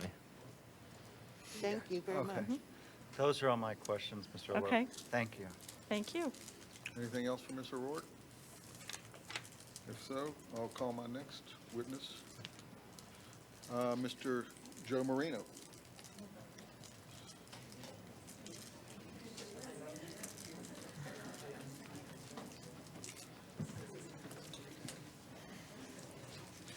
Mr. Marino, can you please state your name for the record, sir? Joe Marino. And have you been sworn in? Yes. And can you please state your work history, education work history? I'm a real estate developer, builder. Been doing this for 37, going on 38 years. Grew up in the business. My grandfather and father were all tradesmen. So I grew up and learned the business from the bottom up as a laborer, a carpenter, a mason, an iron worker, and an operating engineer. And my partner, Jack Morris, has a very similar background. Very good. And we've been building shopping centers and apartments, industrial, commercial, for all that time, thousands of apartments, millions of square feet of commercial space. We're a private company. There's two board members, myself and my partner. We build and maintain and operate, manage, and own most of all of our properties. We're really not sellers. Very good. And the paper I handed you, can you please identify that, sir? Yes. And is that, what is that, sir? Resume? Yes, your resume? Yes. And is it a current and accurate representation? I assume And I it's- would like to, where do you live? Where do you go to? Somebody's there for We the asked the clerk. question. There, you can submit that as applicant's exhibit. So he's happy to answer where he lives. Where do you live? I live in New Jersey and also have a home in Florida. Thank you. Go ahead, sir, with your presentation. So, first of all, I want to really thank the city and its staff and the commission and the public. This has been an amazing journey for, it's gone on almost 3 years. Like I said before, we take a lot of pride in our developments, and we want to make sure we get it right. Can you because speak up a little bit, Mr. Marino? Sure, I'm sorry. We want to make sure that we get these developments designed properly, so they're successful not only when we finish them, but into the future. And the professionalism, the courtesy, the intuitiveness of the commission, and the same with the public, including folks that may not be in favor of the project, have been very respectful and have demonstrated an incredible and high level of integrity. So I want to thank everybody for that. And Linda Kay has been, Linda, I hope you don't mind me saying, but I really like you, and it's been a pleasure to work with you, even though we're not necessarily wearing the same color uniform tonight. But, and it's just a testament to how people should treat each other now and in the future, and we want to endeavor to be always a good neighbor. That's just who we are. Like I said, we're a private company, and we take a lot of pride in owning these projects for the long haul. We've never given a project back to a bank. We've never defaulted on a loan. And we came up from the bottom, and we take a lot of pride in ownership and being part of the community. We're making a very large investment if we have the opportunity to be a neighbor. And we want to make sure that we're on top of our game and we serve the public across the board, from retail to quality living, and constantly raising the bar, whether it's our design professionals, our architects, and we just want to handle ourselves in a very professional way that everybody can be proud of. So, thank you. So, I don't have any questions for Mr. Marino. I don't know if you do. Okay. Intervener? Hi, Mr. Marino, how are you today? Thank you very well. What are you expecting the rental prices for your apartments to be? Well, you know, being that they won't be completed for a couple of years,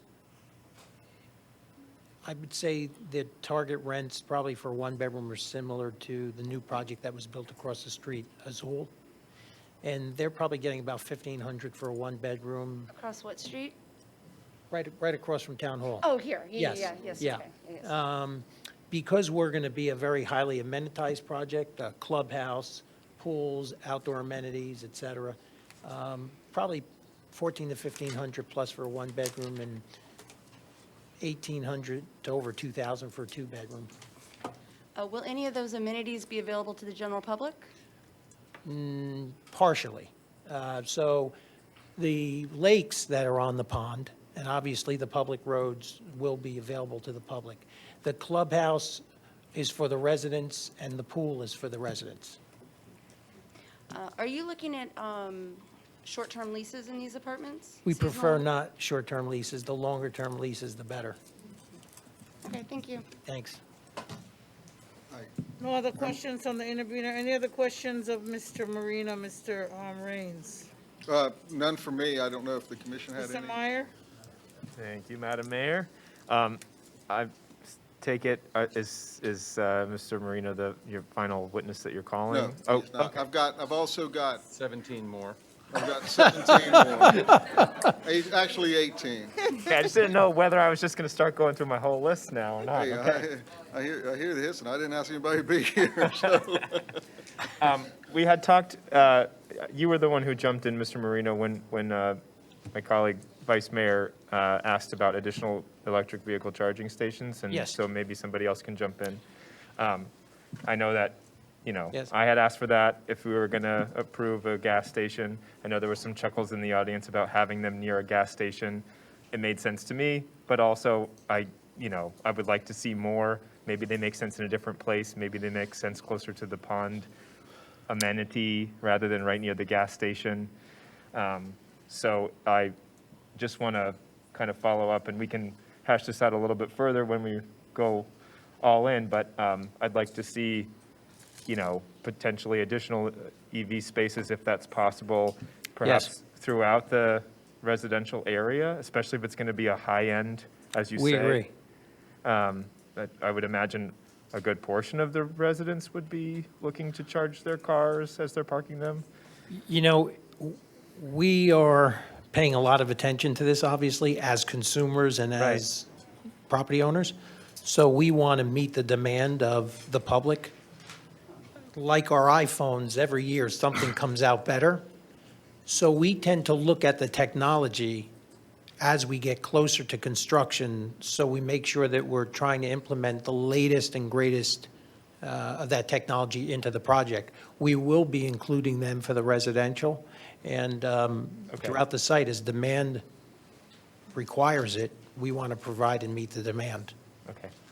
And have you worked with Costco on any other projects around the country? Yes, I have. Okay, Many. great.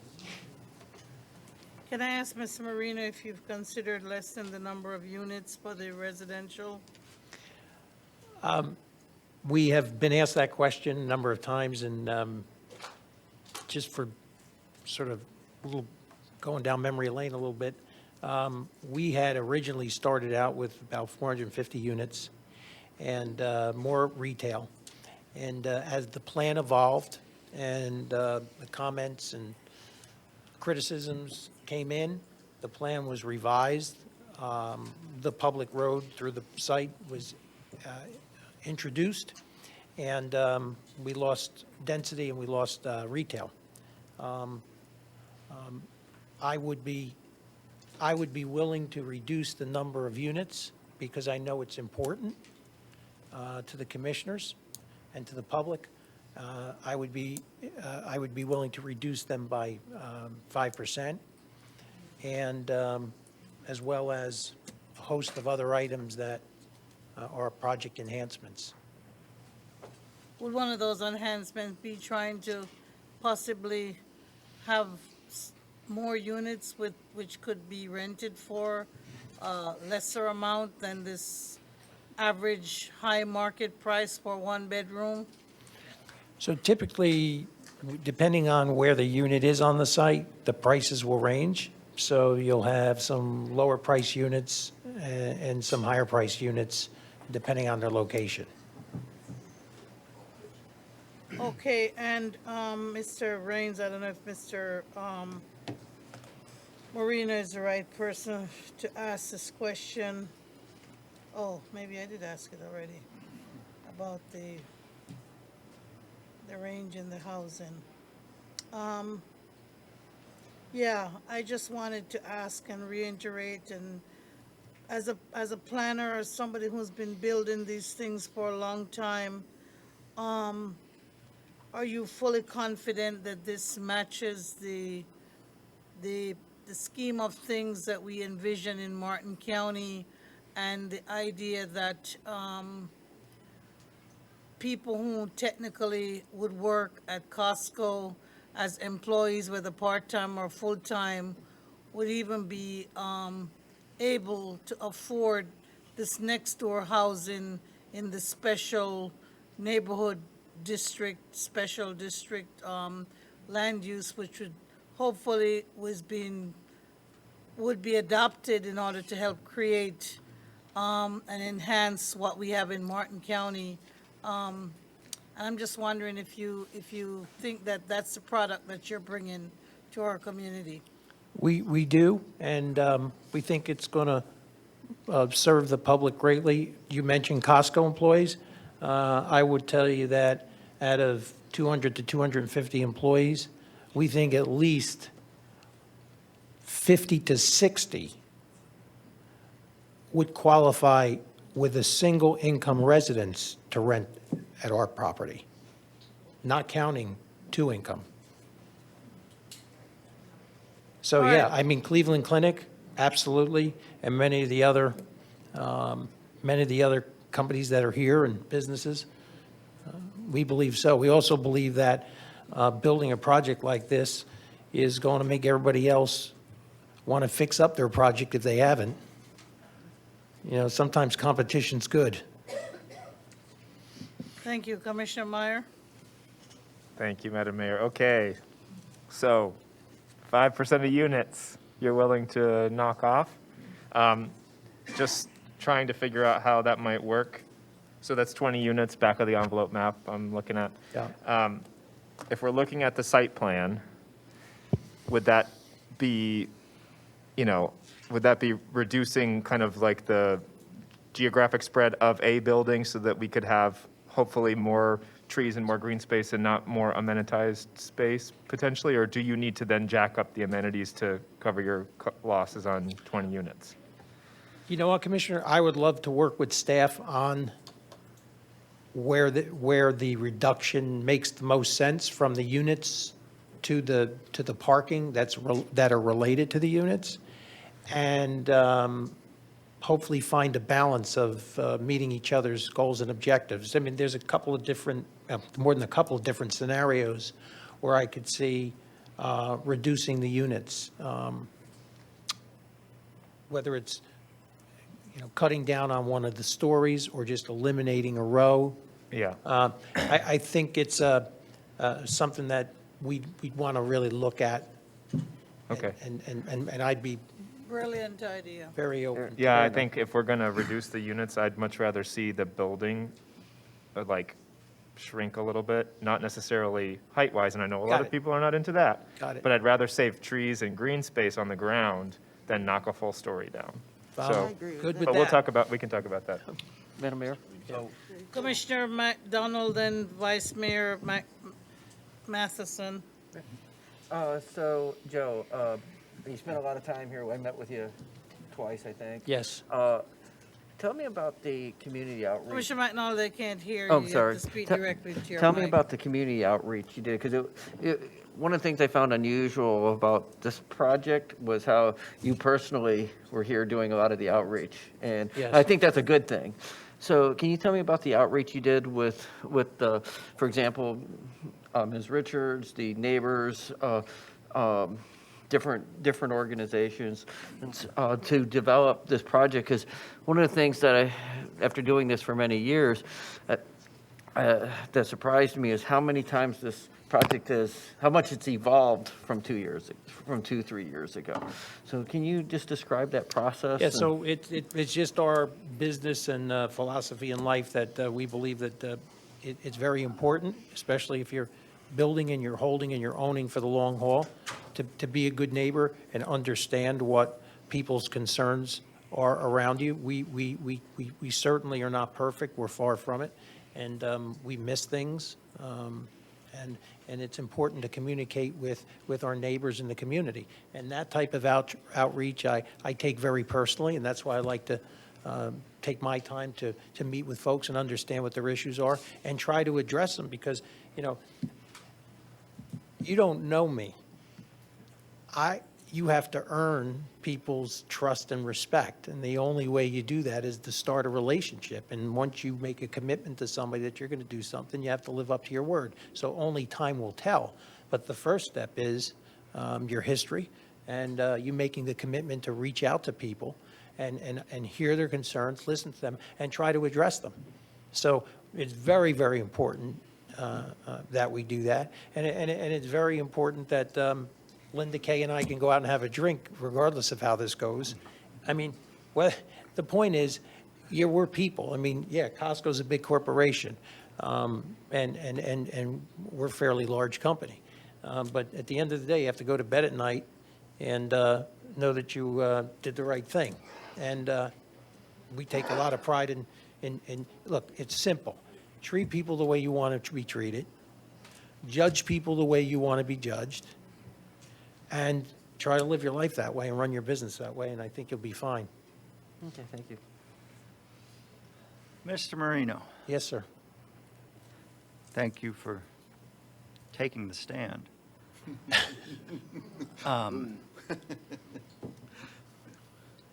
I like where we've gone with the reduction of units. I was hoping, or thinking 20% would be a lot more Before we go too attractive. far into a negotiation and not ask him questions, we need to make sure, is this conditionalized upon approval, or are we going to wait for the intervener to give her presentation? This is a question. I was hoping for 20%. Is that, of the reduction of the units, is that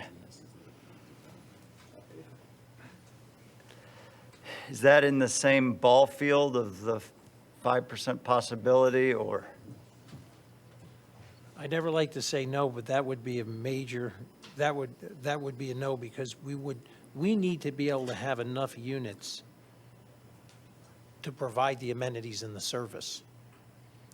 And when you try to maintain that high level of service, you need the type of density to justify it. Otherwise, you start removing densities. You start removing amenities. So we want to be probably the most highly amenitized project in the city, or certainly compete with the most, and stay there. Okay. Well, going to Mr. Baguette and his water quality desires, and I like how your engineer is excited about it. I've met him multiple times. And as you know, water quality has been one of my biggest pushes. Right now, we don't have a full plan, but are you willing to enable him to satisfy his desires and the city? You know, he seems to be excited for water quality improvements more than most other engineers I've met, and I like that. But right now, we don't have this full conceptual plan, that he says he wants to mimic Manatee Island and all, but that's not out there yet. So is he going to be able to do that? He has, people like when they have your checkbook, right? So he's gotten the green light to make sure that we exceed everybody's expectations. And that was part of, building the trust between the new kid on the block and a community that's been here and has been very successful for many years. So Excellent. A lot of times, projects like this, study the output and, can report back on those numbers. Is that something you'd be willing to enable them to do so that the city could get an annual report on how the systems he's going to design are functioning? I don't see why not. Thank you. I think Mr. Vice Mayor, can I ask That's a all. question? yes. So, just a question, I'm not negotiating. Are the residential buildings planned to be wood frame or block? Block and plank. As a long-term owner, we wouldn't build wood frame. We want to build state-of-the-art, solid block and plank structures. Okay. Now, if this does get approval, you've seen the general trend that Commissioner Myers brought up. If you are reducing 5% of the units or more, however it's worked out, I think the consensus is more green space, whether it's, in terms of trade-off of reducing the appropriate parking spaces or building footprint. Do you feel that you're getting that consensus from the commission? Yes. Okay. I think, did you have another question? Does the intervener have any questions? I'll call you Joe, too. Why did Costco reject Port St. Lucie's offer for free land to develop out in their county? Yeah, it's not for me to answer. Okay. Do you remember meeting with myself and my brother and sister-in-law in January of 2021? Yes. Do you remember me asking you the question of why you were putting so many apartments into this place? Yes. Do you remember what your answer was? My kidding answer? I want to know what your answer was. My answer is it's expensive to build these sites, and you need to get a certain amount of density to provide a certain amount of, now, I'm giving you the long answer. No, that is not the answer that you The provided answer me. was Was the the land's a lot of money, and the development's a lot of money, yes. I believe, and correct me if I'm wrong, the answer was you can blame it on the current landowners. They're asking for too much money. I said that because you sold them the land. Oh. That is one of the biggest. Can't we Yep, kid around a little bit? That's why I said you, That's point I said order, you yep. sold them the land. What do you I want from didn't me? sell them the land. That is. The family sold them the land. No. I Who will- sold? Okay, my presentation just got a little bit longer. One last question. Okay. One last question. Were you aware that Costco sent a spam email to their email subscribers requesting them to send emails to our small little cities? I don't know about spam emails. So there was an email that was sent by a senior vice president of Costco requesting people to send emails to our commission supporting the Costco without any talk about anything else that goes with the Costco, just the Costco.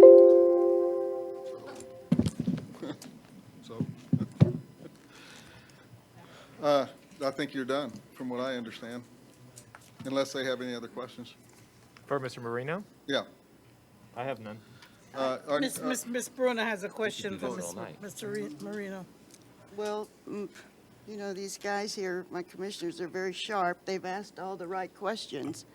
And what I wanted was the road to go all the way through.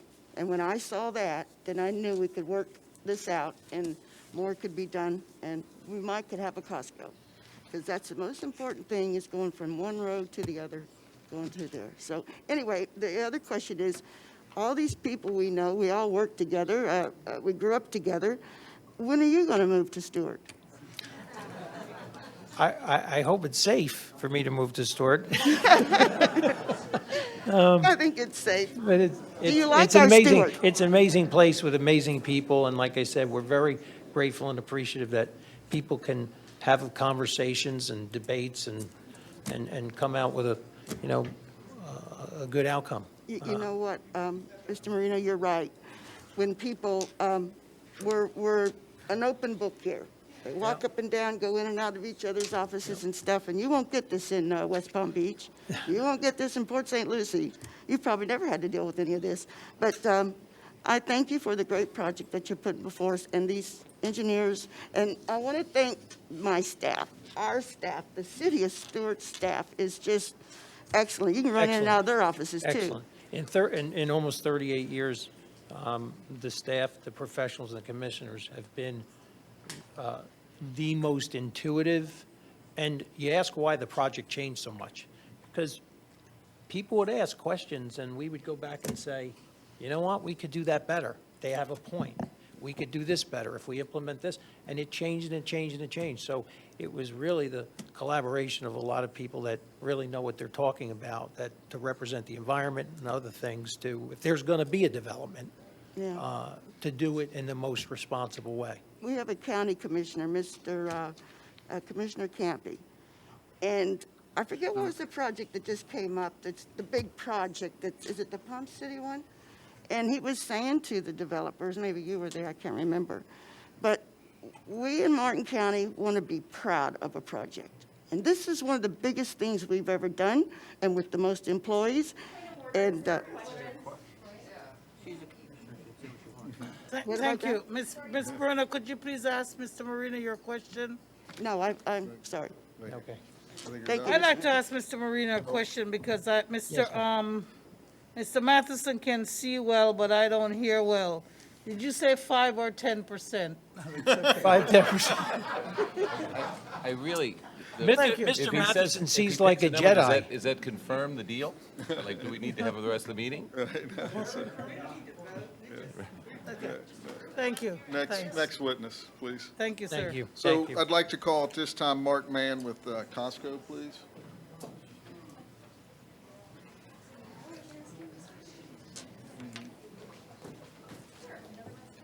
Mr. Mann, can you state your name for the record, please, sir? Yes, Mark Mann. And have you been sworn? I have. And can you tell me a little bit about your work history and your education, sir? Sure. Make sure you speak into the microphone, sir, so that the clerk ma'am. can get everything. Yes, I actually started in retail when I was 15 years old. I've worked for 4 separate companies in my entire life, and I'm now 58 years old. For the approximately the last 30 years, I've been at upper management, either as an operations manager or as a general manager. And for the past almost 21 years, I have been at Costco as a general manager.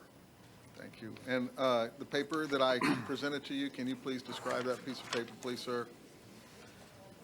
Yes, What is it? Can you tell me what that is for the record? my resume. Okay, and is it accurate and current representation? It is. And I'd like for the record to reflect that as exhibit, I think it's 7, I'm not sure. Go ahead, sir, with your presentation, please. Madam Mayor and Commissioners, I want to thank you for the opportunity to speak tonight. Costco Officer, Wholesale could you will be a please check- great excuse me, addition. sir, we can't hear you. Can we be quiet outside Could you or either, close the doors, we're please? gonna either have to close the door, which we don't want to, or we can have people be quiet. if the officers would make sure that those who are on the outside follow the same procedures that we have on the inside. Thank you, Mr. Raines, for holding. Yes, sir, please continue. All right. Costco Wholesale will be a great addition to Martin County and the city of Stuart by providing services and wholesale pricing to local businesses and residents who become Costco members.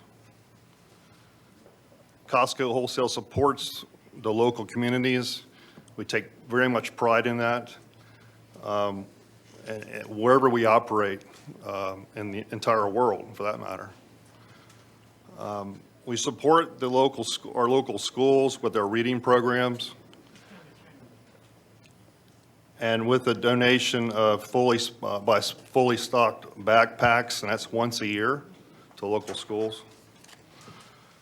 Costco supports the Feeding American organization, which is across the entire United States, providing weekly food donations.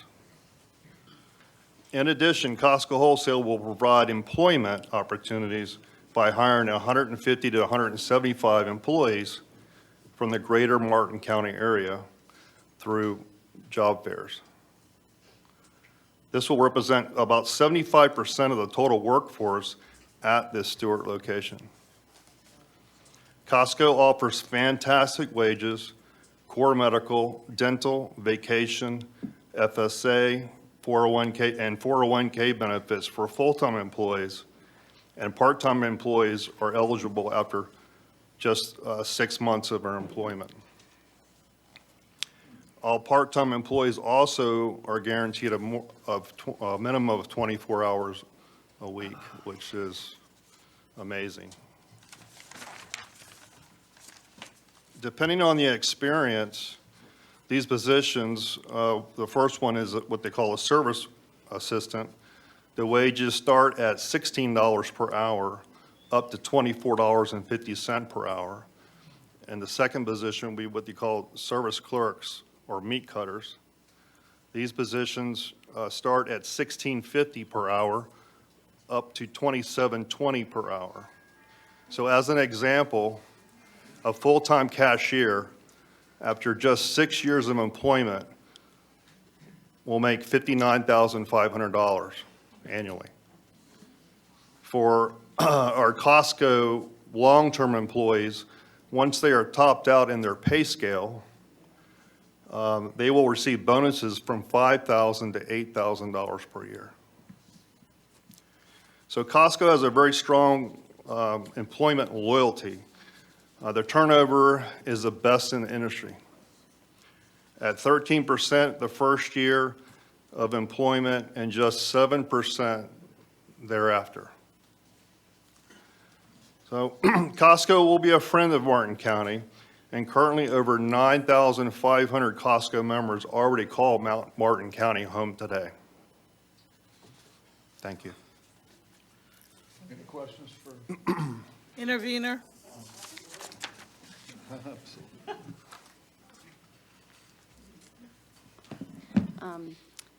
What does Costco's pay rate have to do with anything to do with the approval of a land use change and an approval of a CPUD?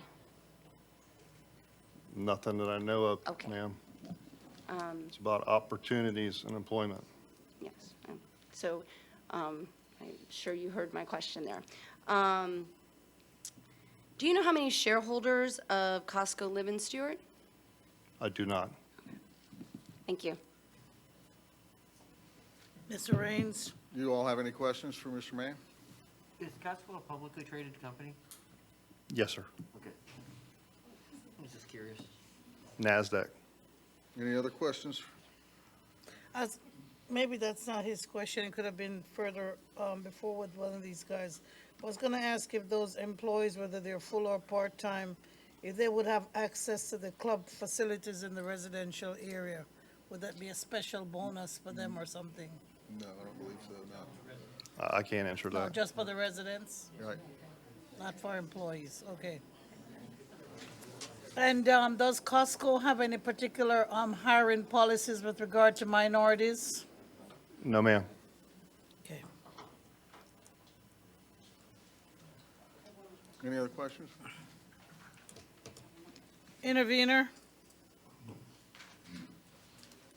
Perhaps you're the right person to ask. Why did Costco give up the opportunity to have free land in Port St. Lucie or St. Lucie County? I cannot answer that. First of all, I'm not aware that they were ever offered a free land, and I've been working with Costco. I know that there was rumors about that, but I've been in all the meetings, and I was never present in any meetings that they were offered free land for whatever that is. Continue with your witness, Mr. Pertinent Raines. to it, but just so information. Okay, I'd like at this time to call, I think you're done, Mark, thank you. Mr. Tom Reitz.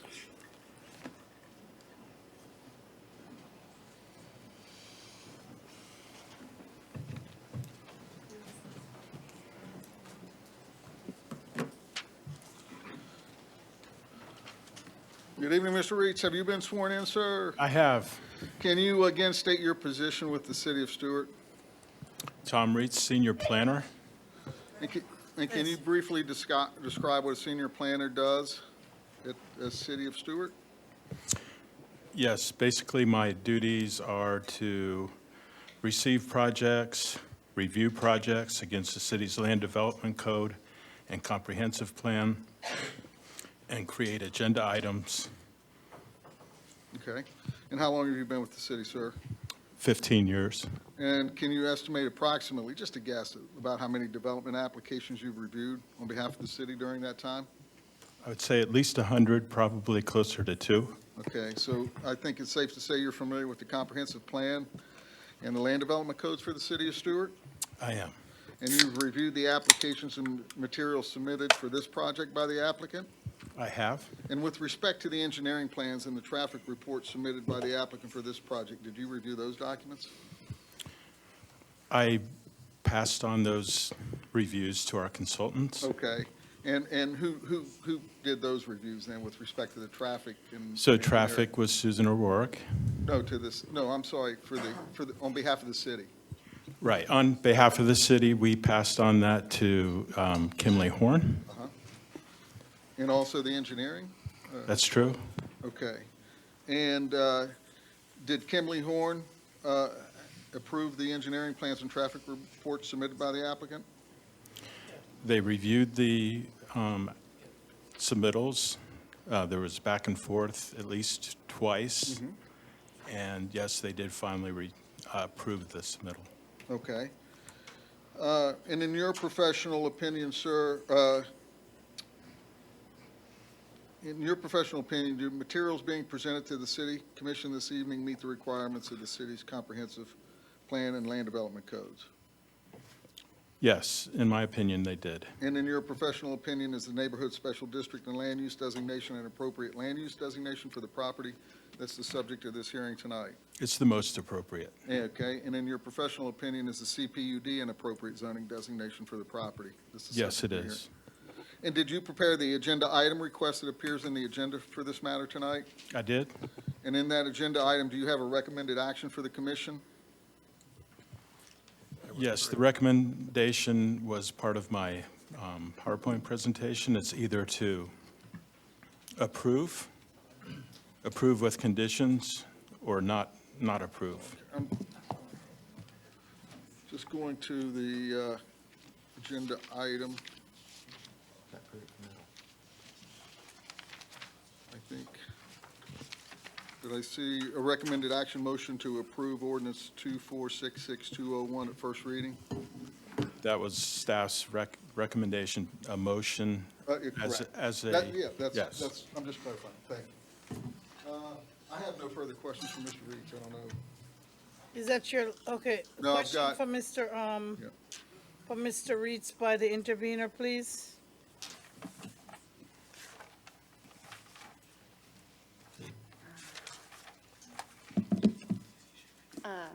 Mr. Reeds?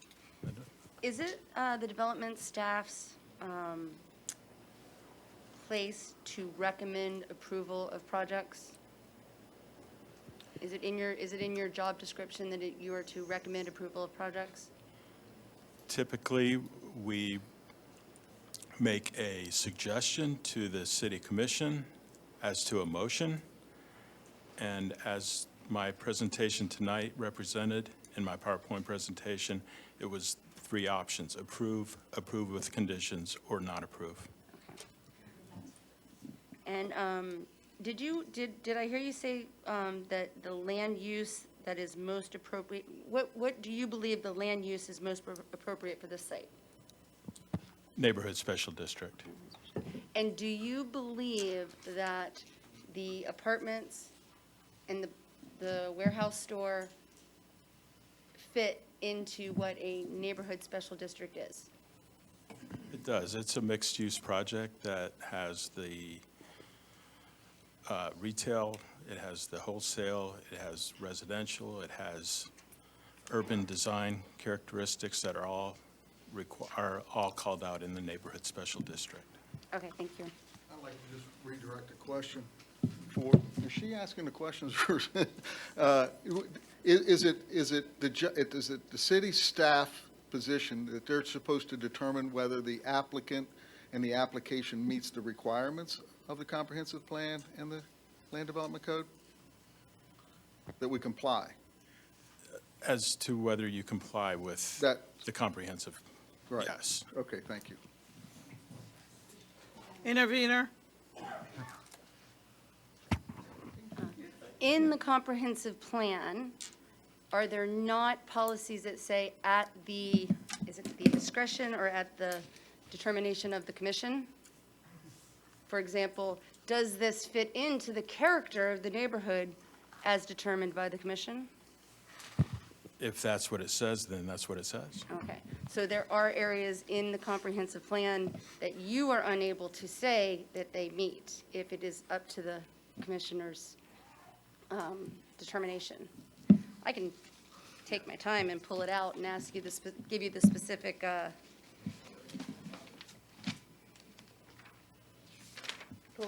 says in here.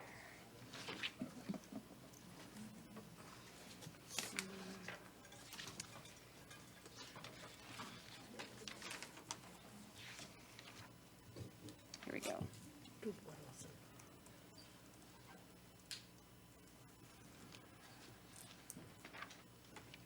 If I had my slideshow up, I would have it. I just have to. Anyways, I will get to it in my presentation, but the comprehensive plan does state that it's up to the commission, not up to the city staff for a couple policies. I think your position is to determine whether it's appropriate and to make a recommendation. Is that correct? Yeah, that's a question. By the way, if you guys could just finish asking your Right. question, you don't need to debate with him at all. Just I know. ask So, him. yes, so the question again is it is up to the city commission to make the final determination, but you are to determine whether you think, in your professional opinion, it's appropriate and make a recommendation. That's a question. For as much as the comp plan that I know, Yes. and if the intervener has places where it's different, then that's my understanding. Any other, yeah, we're fine. Mr. Meyer? Thank you, Madam Mayor. Mr. Reitz, I had trouble finding any example of neighborhood special district land use in the city of Stuart. Do we have any of those? Yes, we do in Avonlea. Okay, in Avonlea. And when were those land uses applied? Do you know? I would say it was about early 2000s. Okay. And so two in Avonlea, that's the only place in the city currently right now that have this land use. That's only where I'm aware of in Okay. Avonlea. And those, obviously, to qualify for neighborhood special district, those include a mix of retail, residential, commercial. Yes. And some industrial. That instance. Thank you. Any more questions of Mr. Reitz, sir? Not of Mr. Reitz, from my perspective. Mr. Any Freeman? more questions of Mr. Reitz, intervener? Thank you. Mr. Freeman, please, sir.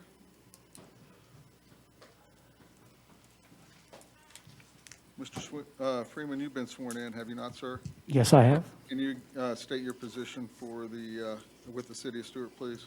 I'm the City of Stuart Development Director. And can you describe, in your capacity as the development director, what you do?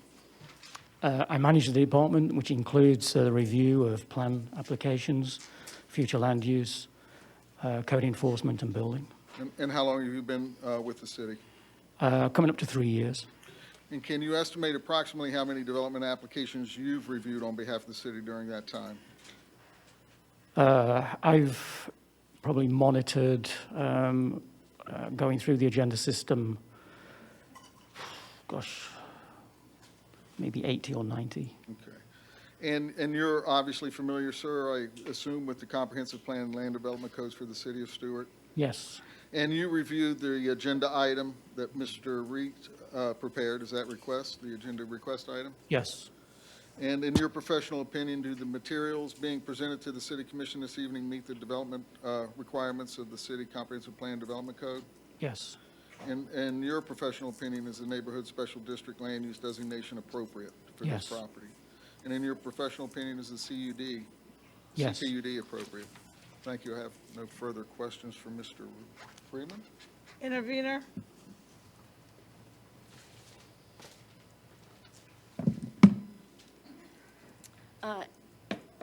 When we were just speaking with Mr. Reitz, he mentioned that there were 3 options for the commission to take tonight. Yes. When did the city change that? Because I've been to meetings before, and that's not what the staff has done. So when was that changed? It's in the code. It should have been done forever. We looked at that. We've been starting to implement that.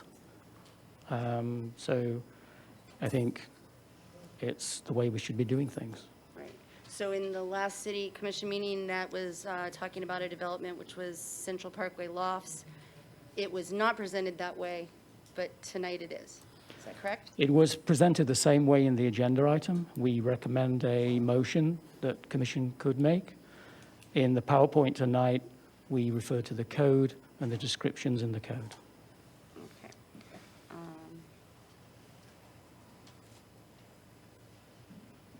That's it. Thank you. Thank you. You want, Any questions from the commission, and I'll call my last Commissioner witness. Meyer has one, and Yep. I have 1 or 2. Well, I don't have to go first this time. Uh-oh. Okay, I'll go. No, I'll well let- then. oh. Senior, I don't know. Okay, Mr. Freeman. I don't know if this was what the intervener was asking you, but,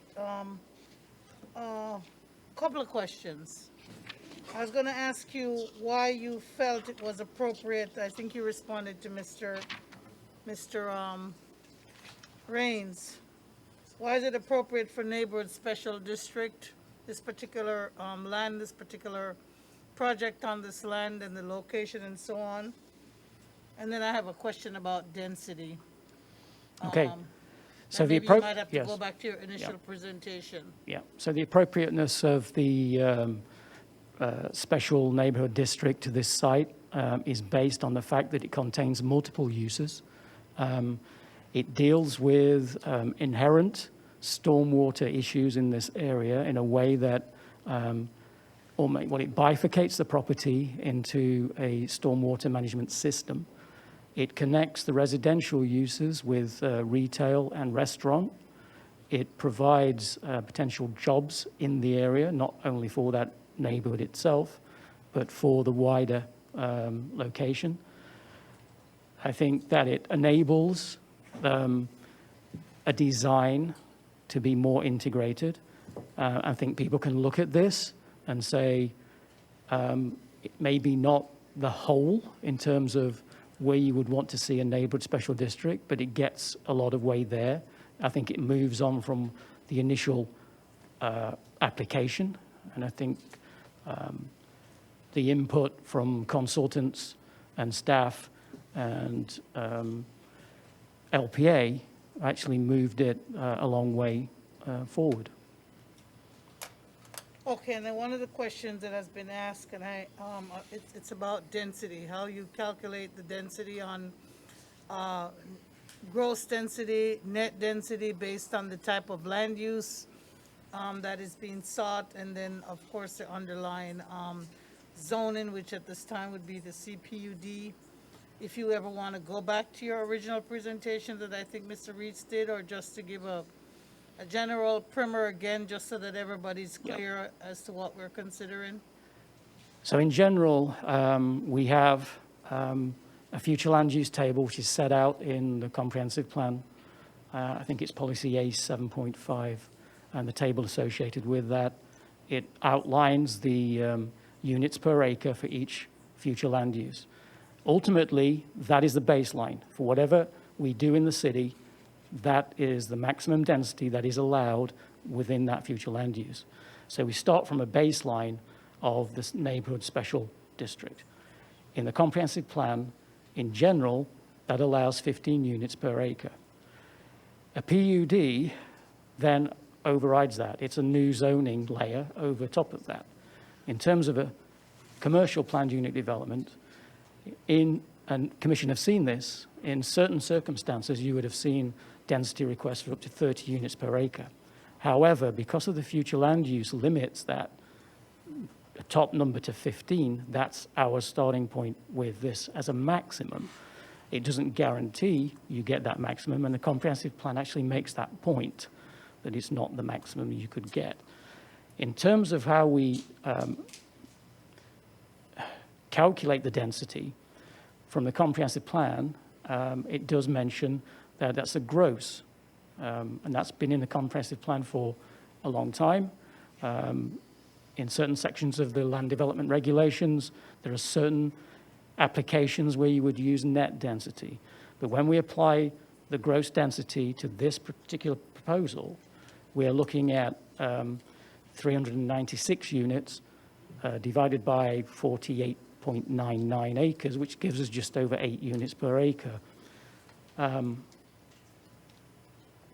If you were looking at a mixed-use development, for example, that would be worked out on net density, which then there's certain components of the site that would be removed from that calculation. In this case, there is no direction in the land development regulations to use net density. RPUD uses gross density. Mixed use uses a net density. So, and that's a specific calculation in the mixed-use planned unit development, which uses a special tabulation. Thank you. Hey, Mr. McDonald, do you have a question? Mr. Matheson. Mr. Freeman, Kimley Horn also examined the stormwater conceptual plan, is that correct? Yes. So they've examined the traffic, the stormwater. Has the city been in communication with Martin County regarding the traffic? Yes. And the stormwater? I'm not sure about the stormwater, but I know definitely the traffic. Okay. The prior zoning of the property before annexation was A1 agriculture of Martin County. Yes. And it sat for 3 years unzoned, so to say, or with that zoning. Yeah. Do we have any other properties around the city that are like that with an annexation and Martin County zoning? I know we have, as a city, when there's been an annexation taking place, that initially it's been brought forward with a cover, if you like, of maintaining the county future land use and zoning. Off the top of my head, I'm not sure if there's any remaining, but if you look at most of the annexations that have now been converted into planned unit developments, majority would have been brought into the city with that stabilizing moment of zoning. Has the city ever annexed anything and then kept the county zoning? We can't. Yeah. It's not our zoning. So to build on it, we'd have to either give it straight zoning or apply PUD. I mean, we can hold it, but it can't be built on with county zoning. They can't issue a permit. Yeah. Thank you. The comprehensive plan actually mandates that we apply a city zoning and future land use at the earliest possible moment. The earliest possible moment. Yes. So any annexation, the ones that I've seen now, haven't requested a zoning. The zoning has been kept as county, and then zoning has been changed. It's come up, and I guess this would be a question for some of my fellow commissioners. I wasn't here for that annexation, but some, I think, were. I'm trying to gauge what the intent was during that annexation. If I may answer, I think from my point of view now and my experience as a planner, I really would not recommend that the city adopt or annex property without putting on a future land use and a zoning at that earliest possible moment, which should be at the time of annexation. I think you and I have spoken about this. So moving forward, there might be a better methodology where if we are going to annex property, is there a methodology that might improve on that, where if property is annexed, the zoning and the future land use are discussed at that point? Are there options for a better methodology? That would be up to the commission. I think when the application came through for annexation, it would be the commission to determine whether or not they wanted to apply a future land use and zoning upon that. Okay.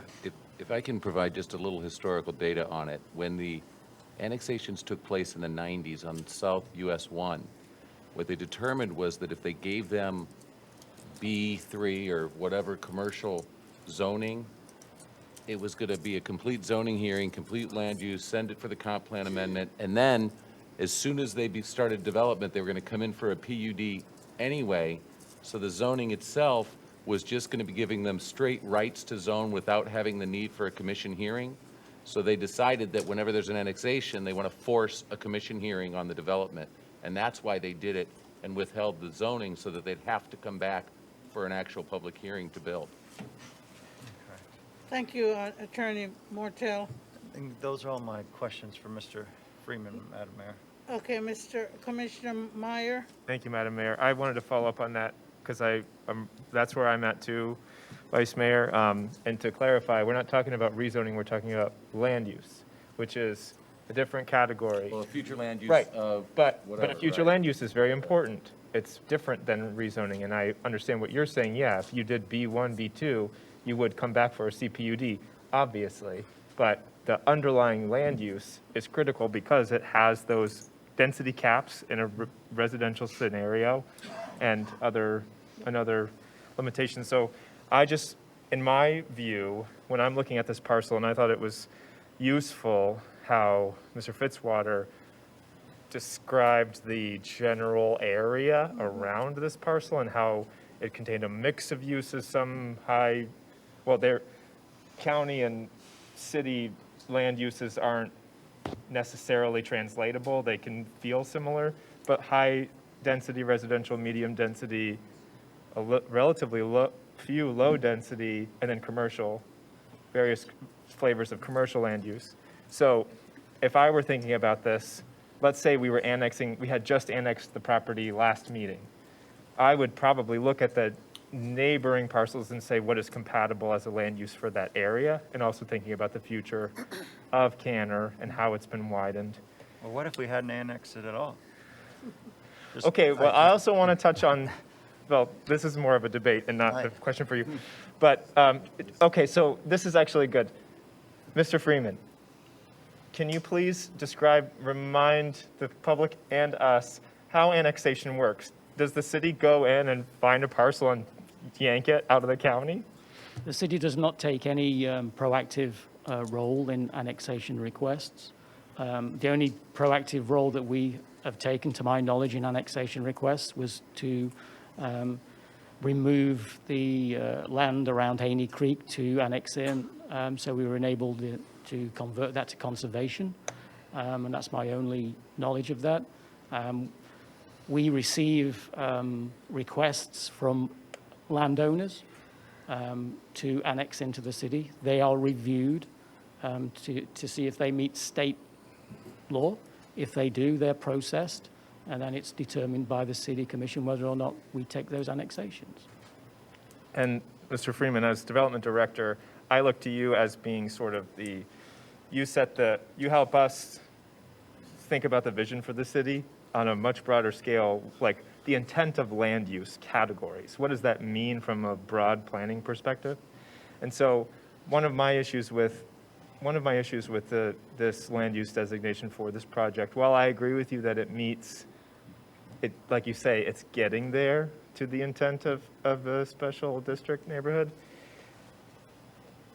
do you find, what are the kind of urban design principles of that project that make it a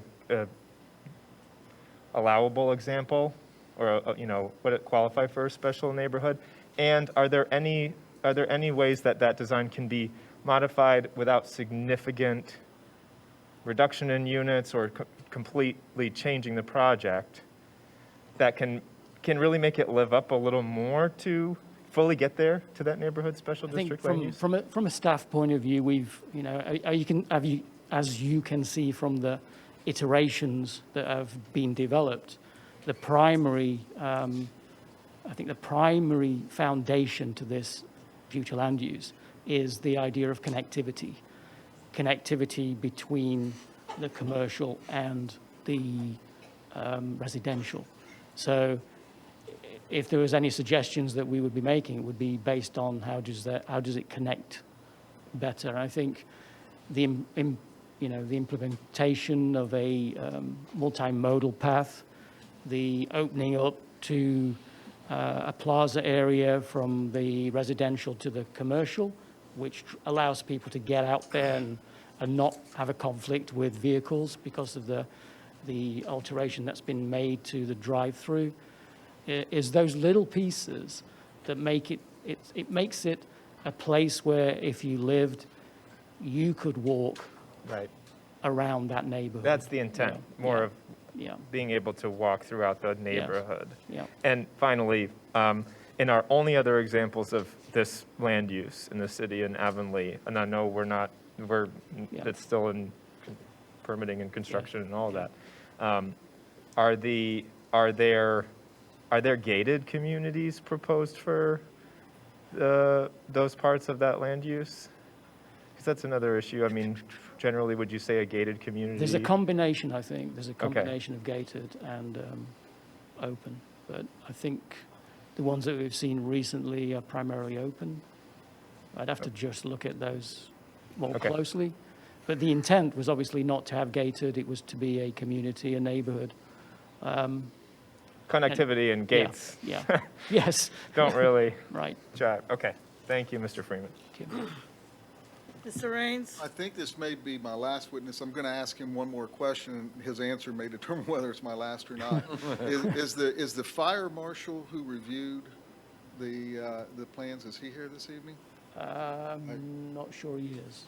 Do we know? I don't see him. Okay, Mr. Dye. He probably Our was, fire but marshal, he had to go home. I'm sorry? Our fire chief is coming forward. Once he got to a 14-hour day, we had to send him home. He was here earlier. Fire chief is here. You want him to go up to the witness Yeah, stand, if he sir? would, then. He needs to be sworn. Okay, hold on. Intervenor has a question for Mr. Freeman before you call the fire chief. I'm done with Mr. Freeman. If you have a question, yes, ma'am. Did you have any conversations with Costco during the annexation process of any of these parcels? No, I wasn't here then. No, you weren't here. Okay, so that would be the wrong person to ask. Do you have a private consultation company? I did, You did? mostly to work with companies in England. Okay. Did you ever do any work with Lucido Associates Nope, as a contract? EDC Engineering? nope, O'Rourke? nope, Any companies who've worked with a Costco? nope. Thank you. Mr. Mortel, do we have to swear in the fire chief since he wasn't listed as an yeah, if he- original? Did he get sworn earlier? I didn't know if he was going to do Yeah, that. swear him in, Please please. raise your right hand. Swear to tell the truth, the whole truth, and nothing but the truth? And did our fire department get a 1 ISO rating? Yes, sir. Thank you. That's right. Could you please, while he's waiting, could you please state your name and spell your last name for the record? Yeah, Vince Felicione, Fire Chief, and my last name is Felicione. Thank you. Yes, sir, thank you. And did you review this site plan with respect to the fire safety and? Yeah, I did. We normally, our fire inspector is also our plan reviewer, does that, but we did review it in preparation for tonight. Okay. And so in your professional opinion, does this meet all the requirements that you have for? What we received and what was reviewed by one of the engineers earlier with the red squigglies on it, that was a conceptual, we know it's not construction documents. Sure. Conceptually, we had no issue. Okay. So there was a letter from Mr. Keichelhahn dated May 12, 2021. You may not be aware of it. No, sir. But in that letter, he states it's quite possible that the entire site design, particularly the residential area, does not meet NFPA criteria, making it a fire hazard disaster. Would you agree with that comment? No, sir. And he said it's possible, though, not certain, that the hose each requirement may be met, or each requirement may be met, but only marginally, if at all. Would you agree with that statement? No, sir. It will be impossible for fire rescue to respond to fires due to parked cars, resulting in substandard turning radii and also in the ability to actually access hydrants in real life. Would you agree with that statement? No, sir. No fire marshal in his right mind would approve this site plan given the limited egress and egress available for response and the inability to maneuver to respond due to parked vehicles. My question to you, sir, is are you in your right mind? Yes, sir. Yeah, I used to be. Yes, sir, I am. Thank you very much. I have no further questions. Thank you. Are you resting on your witnesses, Mr.? That is through. I'm ready to conclude my presentation. Just hold on. Let the intervener, do you have any questions of the fire marshal, of the fire Madam Mayor? chief? I have a question. Okay, Mr. McDonald, then Vice Mayor. Chief, what is our ISO rating? It is a Class 1 rating. And what is the best rating? A Class 1 rating, sir. Thank you. Mr. Vice Mayor? For any project to move forward of this magnitude or others, does it require to meet the fire code? Absolutely, yes, sir. Thank you. That's our. No questions, intervener? So, Commissioners, that concludes our presentation. I believe that we've shown through competent and substantial evidence that we comply with all the requirements of the city of Stuart. I think, sometimes people believe that if they oppose or stop a project, that nothing will ever happen on the project, and that's simply not the case. If you deny this project tonight, something else will happen on this property. And the question before you tonight, and it's a subjective question, but whether or not there's a better project or opportunity for the city with respect to that project. And I'm sure there are people who could argue that there would be, but I would argue that this is a great project. It's bringing good jobs. It's bringing quality housing. It's bringing a connector road. It's bringing stormwater qualities. So there's a lot of good qualities about this project that I think warrants it being approved. So we believe we brought a great project to the city and an opportunity for the city, and therefore we would respectfully request that you accept staff's recommendation and approve ordinance 24662021. Thank you very much, and we'll be glad to answer any other questions you might have. So thank you. Madam Mayor. Mr. Raines, I do have a couple questions briefly regarding wetlands. Okay, and I'm happy to do that. If you'll let me just bring him in as an expert witness, I'm happy to let you answer any questions on him. Ed, want to take the hot seat? Was Mr. Weinberg sworn in earlier? I thought I saw him. I'll be asking him that question. I just want to take my mask off. Ask me whatever you'd like. Well, let me ask a few questions first. So please state your name for the record. Edward Weinberg? And have you been sworn in, sir? Yes, I have. And can you please state for the record what your occupation, what your work history and education are, please, sir? I have a bachelor's degree in biology and a master's degree in oceanography and about 35 years of professional experience as an environmental consultant. Just about all of that has been here in Martin County and certainly in the Treasure Coast. All right. And can you identify, sir, the paper that I handed you? This is my professional resume. And it's current and accurate? Yes, sir. Representation, thank you. And I would like to submit that as applicant's exhibit, whatever it is now. 8, I think. Whatever. So with that, fire away, sir. Mr. Weinberg, Yes, sir. I'm sorry. there are, how many wetlands are on the property? I believe there are 7 wetland polygons on the property. Actually, there's 8, sorry. 8.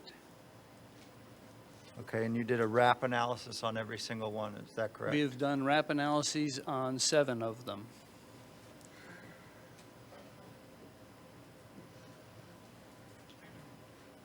Where's the 8th wetland? It's up in the northeast corner along Willoughby. That's part of the area that was not included in the original conceptual permit, and so the scoring has not been approved by the Water Management District in that location. So that, the new 8th wetland does not have a RAP analysis at this point. It doesn't have one that has been approved by the Water Management District. Can you do your best to describe the variation between a .41, .44, and a number 1 wetland?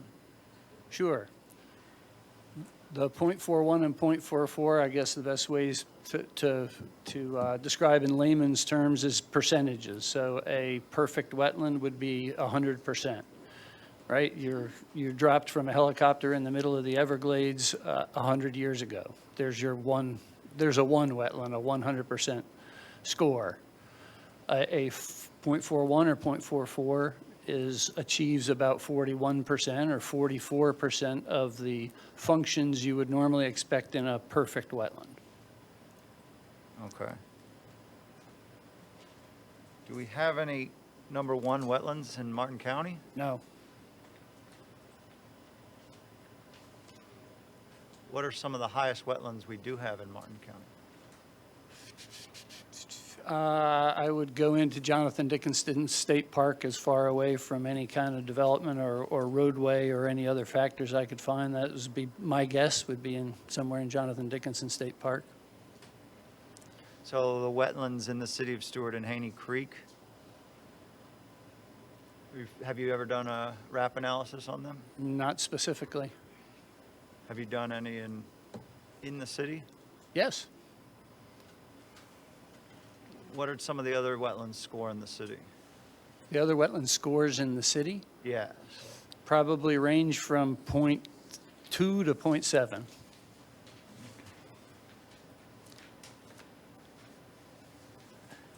Did you visually see Melaleuca trees in every wetland on the property? Not in every wetland on the property. Which ones did they not exist in? Off the top of my head, but let me grab the map.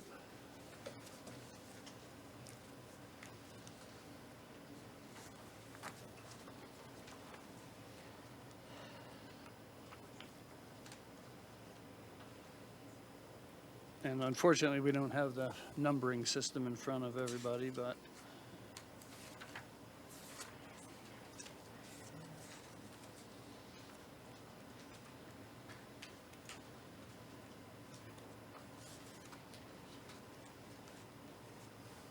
Did he need to use the aerial, Mr. Reeds? If Will it help you? South Florida Water Management district approves mitigation, all payments here are paid to Bluefield, is that correct? That's a private transaction between whoever the permittee is and the mitigation bank, but there is not money paid to South Florida Water Management District. But can you describe the mitigation process? If this is approved, all the wetlands, all mitigation is made at Bluefield, not payments, I guess. That is the way the conceptual permit that's already been issued is written, and based on the way the city code reads, the requirement is to provide mitigation at a mitigation bank that has a service area that includes the development project, and Bluefield Ranch is the only mitigation bank that currently includes the project in its service area.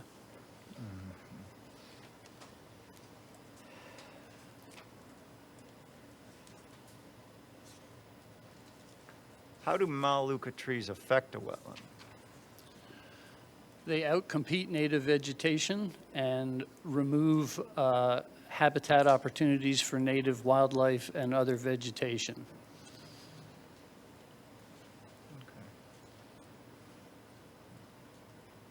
I think those are all my questions, Madam Mayor. Any questions from Mr. Weinberg from the commissioners? I have one, Madam Mayor. Yes, sir. This might not be in your purview, but I'm always curious, with large pieces of land that have naturally occurring wetlands, not as the result of drainage from off-site development, which we have seen many times in the city. Is there some state statute or local regulation that would incentivize or require a private landowner to manage or protect wetlands of any particular quality on their property rather than perhaps let them get filled with exotics? How does that process typically happen in your experience? In my experience over 30-some-odd years of doing this, the only time that discussion begins is when that landowner requests permission to use their land in a fashion different than it's being used the day they bought it or owned it. Right. And so it's always the permit approval, the local government approval, you name the process, but it's when they ask to make a change. Is that it, Mr. Meyer? Yes, Madam Mayor. Intervener, do you have any questions for Mr. Weinberg? Okay. Mr. Raines? No, I've concluded my presentation. Okay, so you're done? So we just call Mr. Weinberg because Yes. Commissioner wanted him? Okay, thank you. So you're done? Okay, so you're done? Yes, ma'am. So the next person we'll have is the intervener. I just have a few housekeeping things to say. Number one, to those who've been here and been respectable all evening, we thank you. If you see us up on the dais here leaving the room, we have full access by view and by hearing when we're out of the room to see what's going on in here and to hear the proceedings, so it's not out of disrespect that we leave the room. And sometimes it's better to not to have a long break, but to let each of us take turns. So please understand that when you see us leave the dais, it's not out of disrespect. Also, if you have friends who have left and would still like to give comments, you can tell them that we're in the process where it's going to be close to that now. They can either return here or they can try to follow whatever procedures we have online to provide comments to us. The intervener is going to be called, and we have a choice. I'll ask the intervener, and I'll ask my board if the intervener would like to have us all take a break for just 5 minutes before they present, or just go forward and let people in the audience take their own break on their own time. And that's it. So intervener, would you like to take a break? Like for me to give everybody a break? The clerk has taken a break. The clerk had to do some things both for her paperwork as well as just human nature. And so the clerk did have to take a break, and we also did. But if you would like to, if we don't want to take a break, that's Well, there you fine. go, Mary. We'll blame it on the clerk. It's not like a court reporter where she has to redo her paperwork, but her machine, but. So we will call now, Mr. Mortel, is there any special instructions for the intervener? Oh, did you want to take a break? Oh, you do want to take the 5-minute break? Okay, I was asking you, I didn't hear. 5-minute break. 5-minute break. See you back at midnight. And then we'll have people. Hello, we're back from our break. And we had stopped at the petitioner resting their case, and the intervener will be presenting. And the intervener has already been sworn in. So, Ms. Linda K. Richards, would you please offer your evidence to us? Is it good morning yet? Oh, okay, okay. She's represented by, Yeah, Jenny Sherlock. Ms. Jenny Sherlock. Yeah, counsel for the interveners. Linda K. Richards is going to make a presentation. I just wanted to just start out by reminding you that what this process is for the public. It's for the residents of the city of Stuart. I think it's been a long time since any of you have been on this side of the dais. It's after 10 o'clock. You have effectively shut up and shut out a lot of residents who had something to say, either good or bad, for, against, doesn't matter.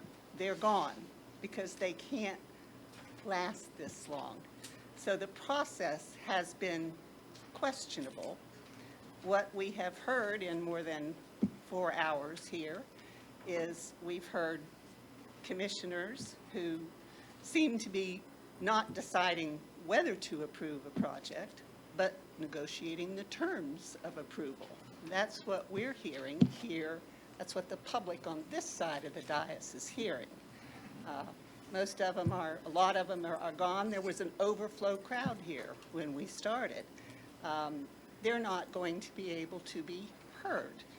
You had a staff member who made the presentation and then sat for 4 hours with the applicant over here. Sat with them on their side. A lot of the questions that were asked by the commission seemed designed to meet the applicant's burden of proof. So it's a process that is questionable. The intervener will make a presentation. We'll have some testimony, but not a lot of hope that what we're getting here is a fair hearing from impartial decision makers. Thanks. Thank you, Ms. Sherlock.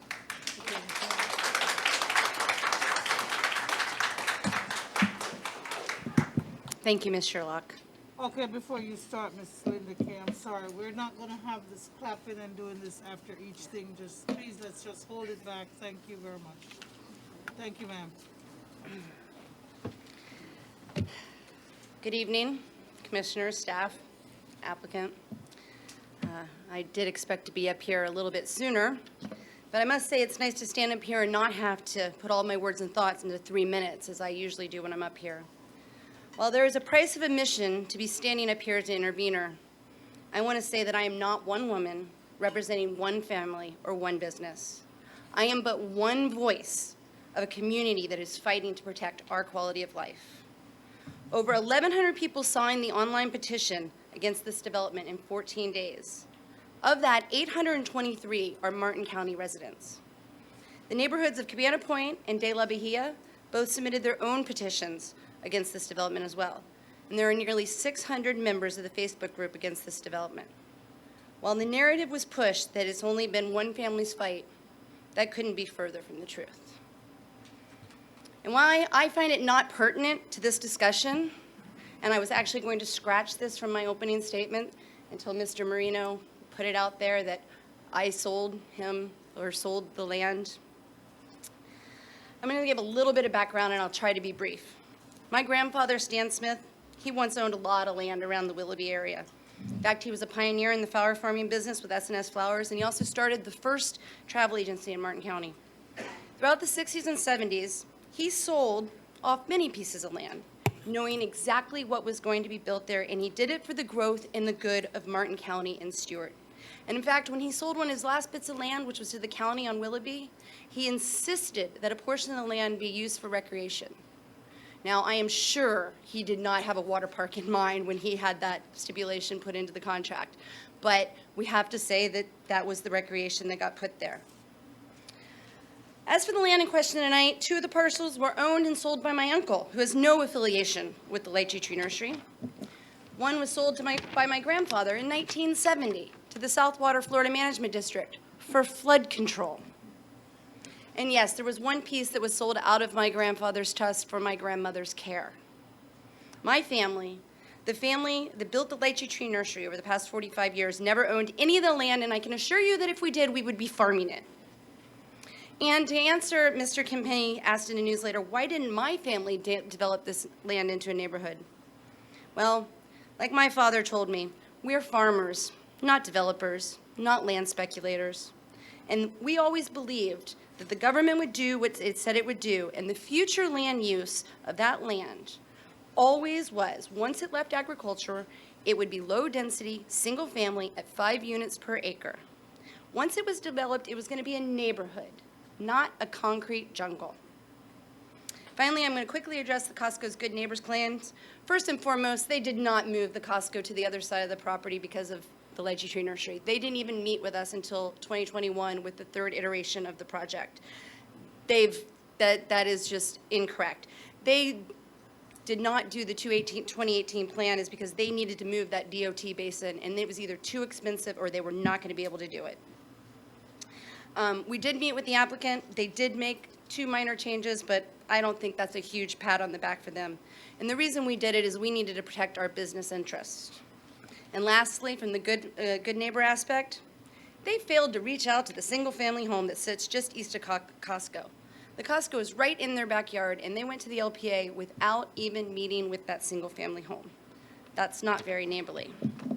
And as I had mentioned before, I can't believe the Costco execs actually spammed their email subscribers asking them to email our small city commission with a supporting of a big box store without any other reference to what it comes with or how inappropriate the site location is. Shame on Costco.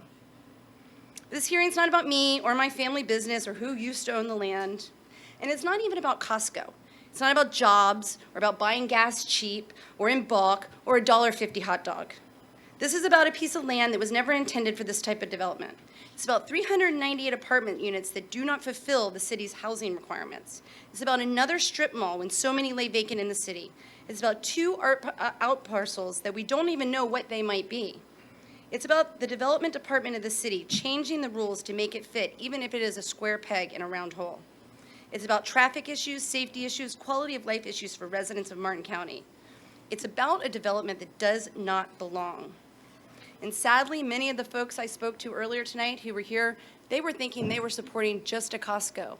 And you should have seen their faces when I told them it came with 390 apartments and a strip mall. Lastly, in opening, a little bit history of the site here. And in 2007 and in 2010, acreages were purchased for $332,000 and $227,000, and then in 2014. And then later in 2015, 20 acres were bought at a quarter of the price at $86,000. So what this clearly shows to me is that the current landowners perhaps paid way too much on their land, and now they're looking for a higher return on their investment. And I need to change that. So as I had stated when I talked to Mr. Marino, this project is designed this way because it's the only way it can to put the money in their pockets. Tonight you're going to hear about the evolution of this Cantor CPUD, about the loopholes and inconsistencies, changes and conflicts that brought you this massive development in an inappropriate location. Then we're going to show you how this development does not meet the comprehensive plan and the land development code of Stuart, and that this development does not meet the definitions of either the future land use or the CPU designation that it's asking for. With that, I'm going to ask Robin Cartwright to come up and talk about the evolution of this PUD.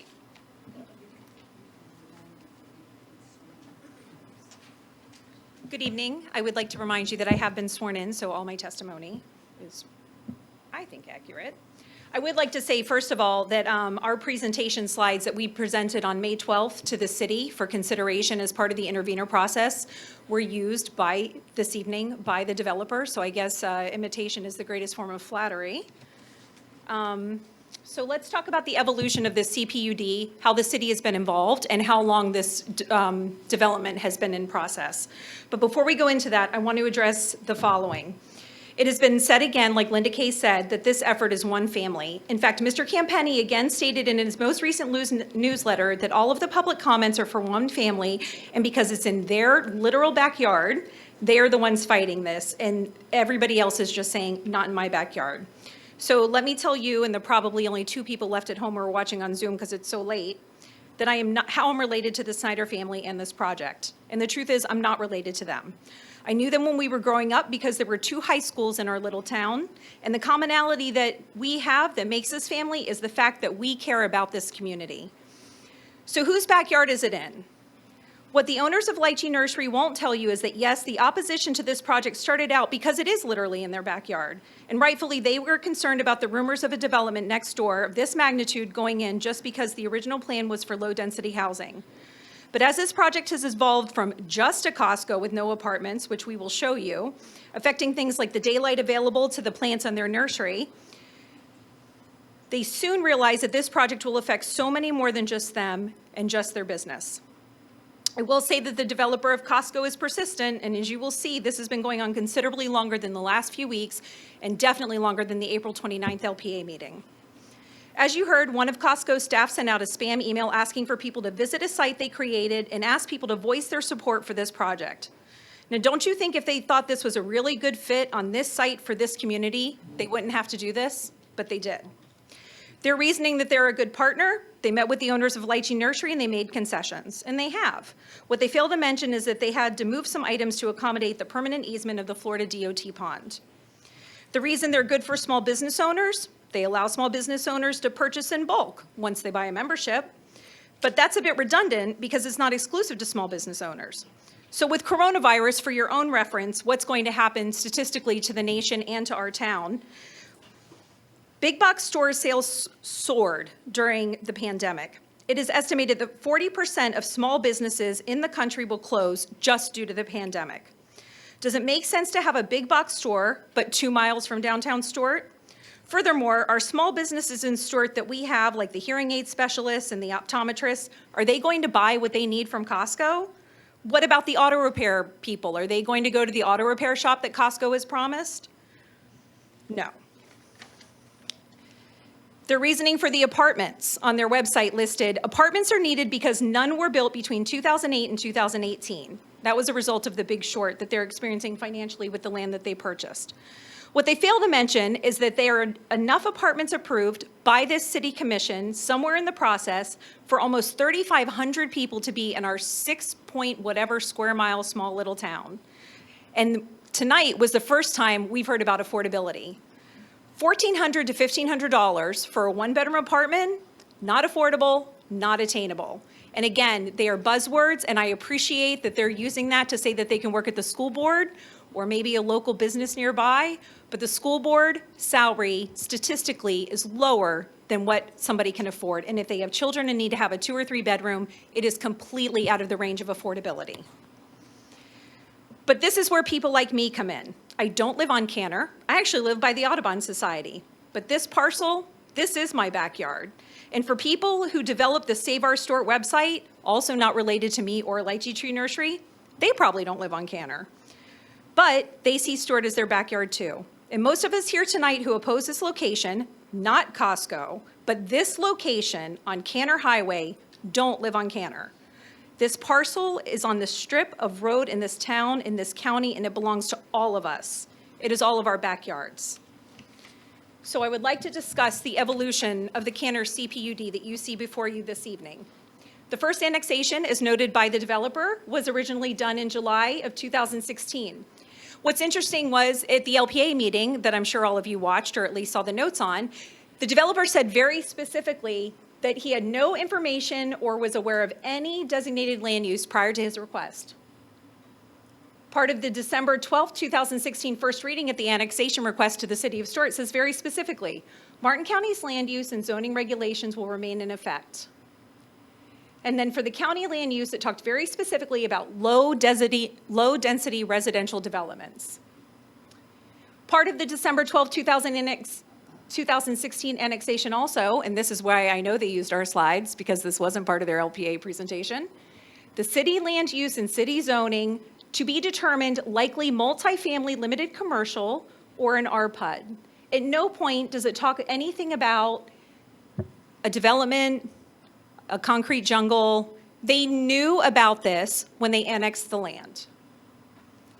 So the density questions from the applicant's response are not acceptable, and this should have been rejected by staff initially. The general column on the table that was referenced earlier this evening, A7.2, says the general column of the table was originally included and remains to address developments outside of a PUD.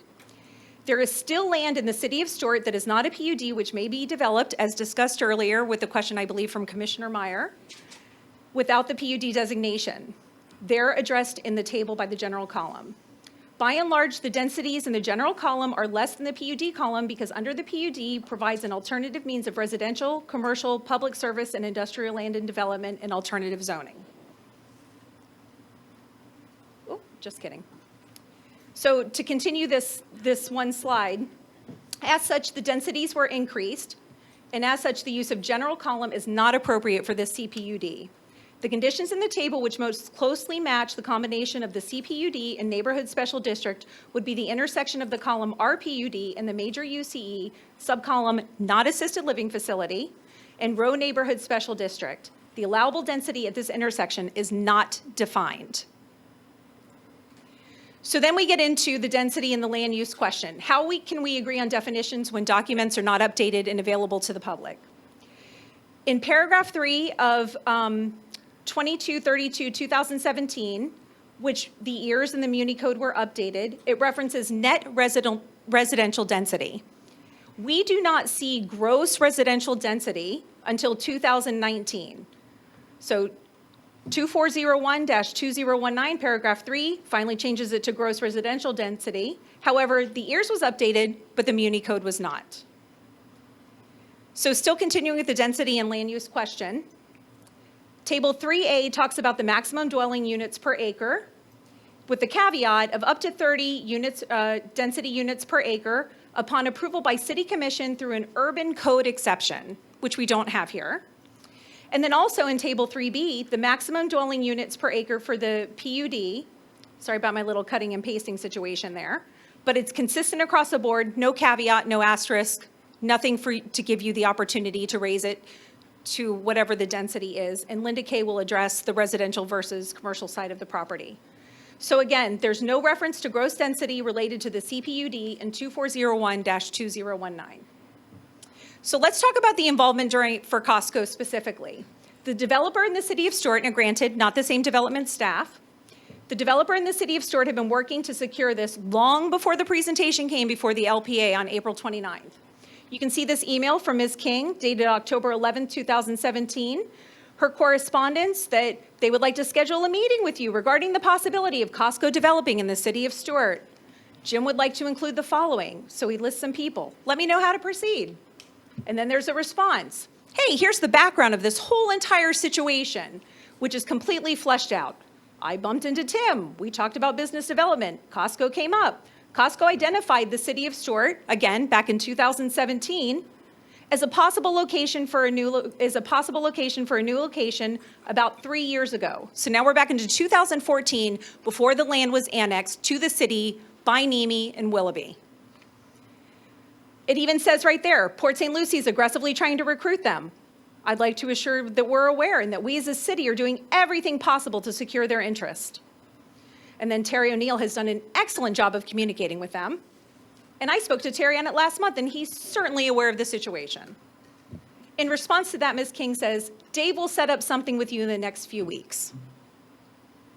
Then in 2018, Ms. Glass-Layton received a comment from a constituent, presumably, or an email, asking about, is Costco coming to Stuart?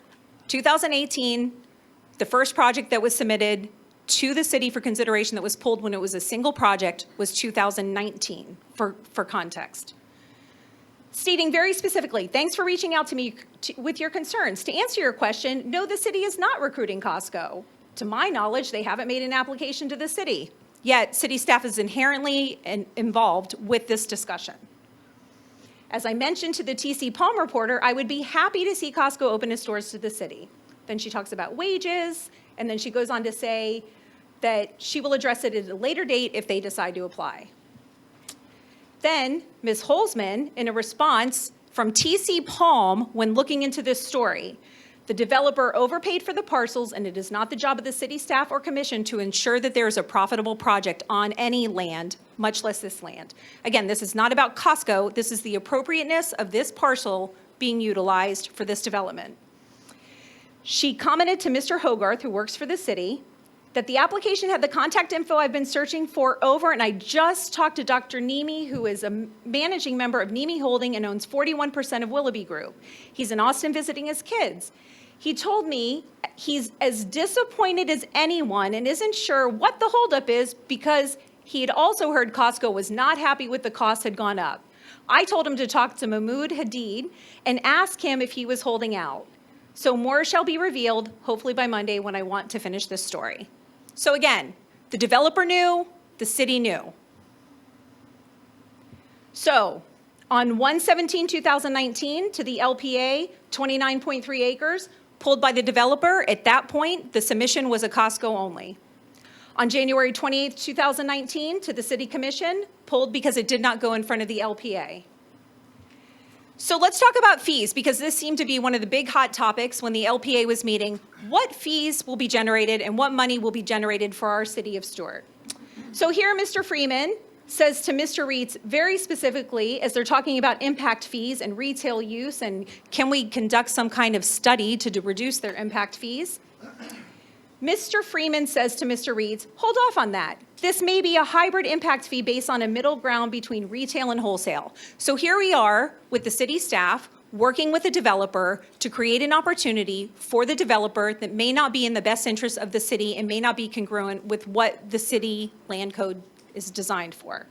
The fee would be adjusted based on the application of the future land use. So here we still have city staff working to find a way to find a loophole for the future land use while simultaneously looking for a way to avoid fees. Again, Mr. Freeman to Mr. Reitz. Tom, we have an opportunity to blend the Costco and residential PUDs. So a reminder, these were two independent projects that were under consideration that would never pass. The density for the residential side would never pass this commission because it was more than 28 units per acre when you look at just the residential side, and the Costco side would never pass because that land would never be converted to a CPUD for your consideration. So he says, Tom, we have an opportunity to blend them. I'm going to work up some ideas and want you to do the same. Can we make the layout better to accommodate cross-connectivity? What design intervention or solution would create a benefit that we could justify a reduction in impact fees or requirements? Could this be an RPUD because of the floor space involved? What is the language that would bifurcate the residential and commercial elements and associations? Do we ask for a vehicle connection to Willoughby? If so, would the county be okay with the access as it does not align with traffic signal at Runker? If it is a bike ped only, what should the design look like? And here's Mr. Reitz's response. And I would like to only point out this one section while all of it is very interesting to somebody who's very concerned about the overdevelopment of our city. What design intervention or solutions could we create a benefit that could justify a reduction in the impact fees? There are several. Expand the pedestrian area in front of the Costco. Add tables. Doesn't that sound lovely for an outdoor space? Incorporate a traffic code with landscaping features that would function as a traffic calming device for an entrance for both the commercial and the residential side. Move the fueling station to the side or rear of the Costco building that could be designed as a transitional building between the two uses. So again, tax dollars paying for an ad hoc staff for the developer. But wait, there's more. On April 17th of 2021, what is the commercial residential land area split if parking was shared? Yes, we need the site plan. The PUD needs to be a single PUD to limit buffer requirements between residential and commercial.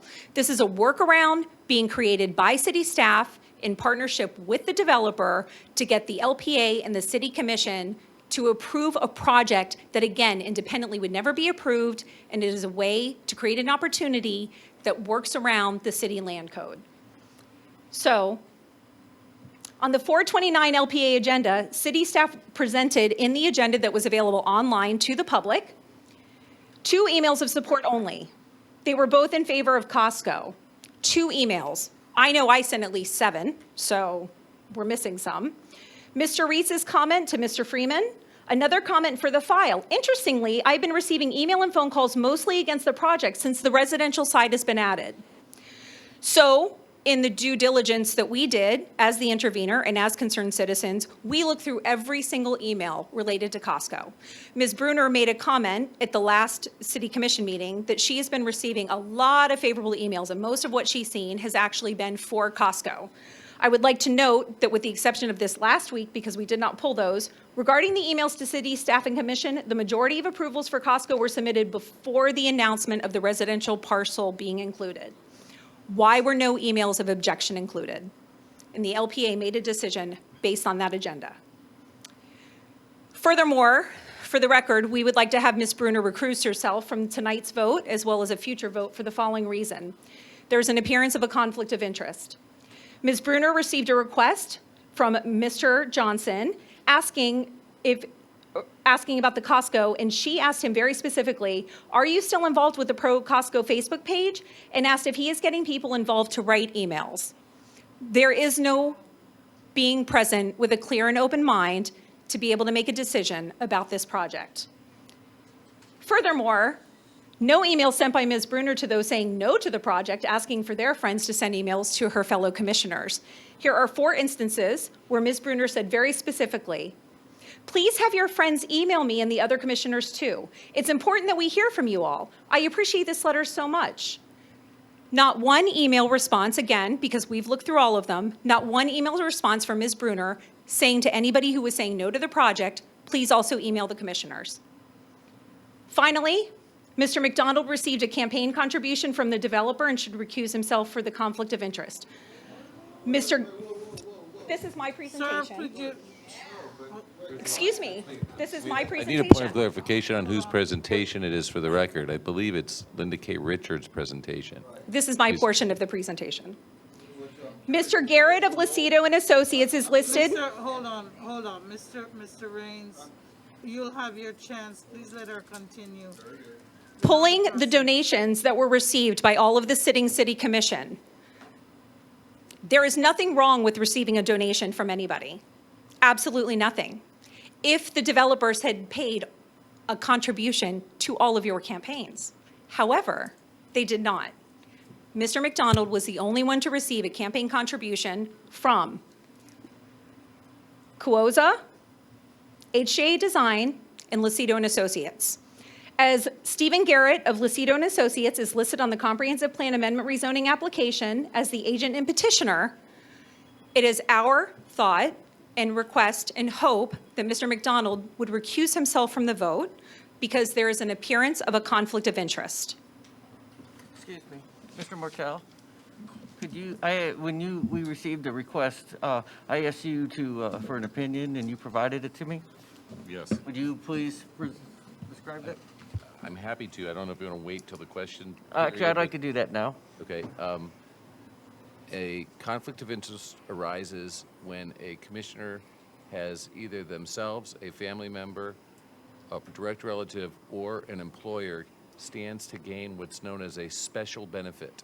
Mm-hmm. A campaign contribution has been determined hundreds of times not to create a special benefit in any way, and as a result, it wouldn't. But secondly, In this particular case, Lucido's and Associates is a hired consultant, and it would be like you supporting Linda K. Richards and therefore not being able to do the presentation.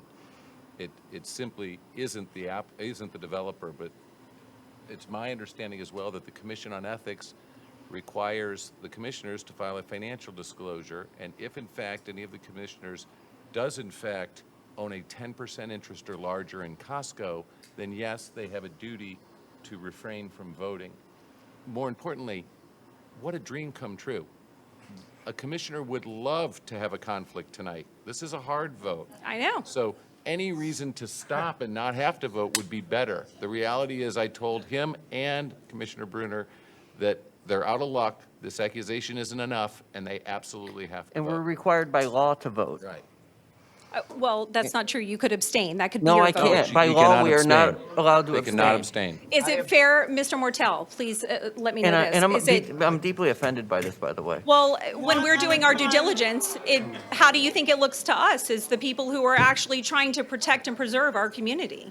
I try to protect. May the I business ask a of our question, community please? Every day. Mr. Mortel, may I ask a question, please? Yes, ma'am? Am I allowed to I'm not ask in the charge. city commission if any of them own stock in Costco? I think that they're not allowed to participate if they do, but we can ask them But right I would just now. like it for the You ask record, them. that's all. Sure, let's find out. Mr. Meyer, do you own any stock in Costco? I do not. Ms. Clark? I do not, and I don't think my husband or my family does. I don't have a Costco card. I've never been in a Costco. Sorry. That's okay. Mr. Matheson, do you own any stock in Costco? I do not, but I'm kind of hoping my father still does. I know he has at times, and Mr. McDonald, do you I own agree any with stock? Mr. Mortel. This would be a great way to get me out of this. I'm just curious. We just want to document it for the record. I have no stock in Costco. I do not know if any of the mutual funds. Okay. I have no Ms. idea. Brunner, do you own any stock in Costco? Okay, thank you. To be clear, Mr. Mortel, the special interest would be larger or 10% or more of the company. Yeah, you, that, I own 10% of Costco. you, but I doubt you'd be here, but whatever. If he did, I wouldn't be sitting here right now. Agreed. Well, Ms. Rich, I am finished with my portion, yes. Okay, well then it's time to be crossed. Okay, you're gonna cross Miss. Cartwright. Cartwright. Okay. Thank you. Ms. Cartwright, so you have been sworn. Yes. What is your occupation? I am the Director of Programs for the Community Foundation Martin St. Lucie. And what is your role here this evening? My role here is to preserve my community and the town in which I grew up. But are you calling yourself an expert in any capacity here? I'm calling myself a concerned citizen. Okay, so you're not an expert. You're not, you don't hold a license in any field of planning, No, a license in landscape architect, no, engineering, no, civil engineer, no, traffic? no, Have you ever submitted any applications or been a part of any applications for the development in the city of Stuart? no, I have not. You've never designed any projects? No. Okay, so you concede you're not an expert, I concede that I'm a concerned citizen. but you concede, that's not the question I asked you. Do you concede that you're not? Do you? Would the public please be quiet until? Thank you. Please do not engage that. Officer, could you please attend to the person who's disturbing the meeting? I'm just going to again ask you a I question. am not an expert on anything that you've asked. Oh. However, That's, no, if you're going to diminish I'm my. not diminishing. You ma'am. are, No. absolutely. No, I am not diminishing. Listen, Mhm. you are making certain assumptions and you're presenting evidence up here. I am. Or you're trying to present evidence. No, I did present evidence. Okay, well, that's what I'm trying to determine, because if you're not an expert, Okay, and that's what we're at. So I'm not trying, listen, I'm not trying to diminish anything. You all intervened, this is part of the process, and it's not anything I really want to do or be a part of tonight, but I have to go and put on the record what your role is. So it's nothing personal, and I'm not trying to to diminish you. I'm You- trying, no, I am trying to ask you some questions, okay? So now let's go back to some slides, please, if you would. The remote is with you if you'd like to go back. Here, I'll let you take it because I don't, that's technical and way beyond my capabilities. So if you could just kind of backtrack. Sure. Just go back one slide at a time and we can stop right there. Let's go back to that one for a second. You stated that the developer made a contribution. Is that correct? I did. Do you see the developer's name up there, M&M Realty? I'm sorry, I should have restated that. That somebody involved in the project this evening made a donation. And is HJA Design involved in the project? No, it was just to show that there are other developers who have contributed and that they did not give to Is the others. Is HJA Design a developer? I'm sorry, I'm not an expert, so I don't know the right Oh, term. Well, okay, I'm asking you the questions because that's important for them to hear. I'm that sorry, you're not they're an part of the expert. land planning consultation groups that are utilized by developers in the area to But the create projects in developer- our community. But you stated in your testimony the developer made a contribution and that was an incorrect statement. Correct, Mr. Marino did not make a Okay, thank contribution, you. that is Let's go- correct. Let's move on back to the next. Let's. Next. You don't want to discuss this one? There's nothing to discuss there. Those are just emails that have nothing to do with These are all tonight. emails. These all Yes, have to keep do with going. it. Keep Okay. going. Keep going. Keep going. No more emails. Keep going. Keep going. Mm-hmm. Keep going. Keep, please. Continue on. Continue on. Continue on. Continue. Okay, let's stop there for 1 second. Okay. please. This is the density and land use question that you presented. Mm-hmm. Again, if you can read table 3B, what does that say at the heading? The maximum dwelling units per acre for PUD. Okay, and then down below, it's got the comprehensive land use designation as neighborhood special district, is that correct? Yes. And then what does it say under CPUD outside the CRA? It's 15. And that means what? 15 units per acre. Okay, thank you. Next slide. Okay. You're referencing 2332, 2017 here, is that correct? Yes. And let me pull that up right here. Is that one? I'm sorry, 2401, 2019, yes.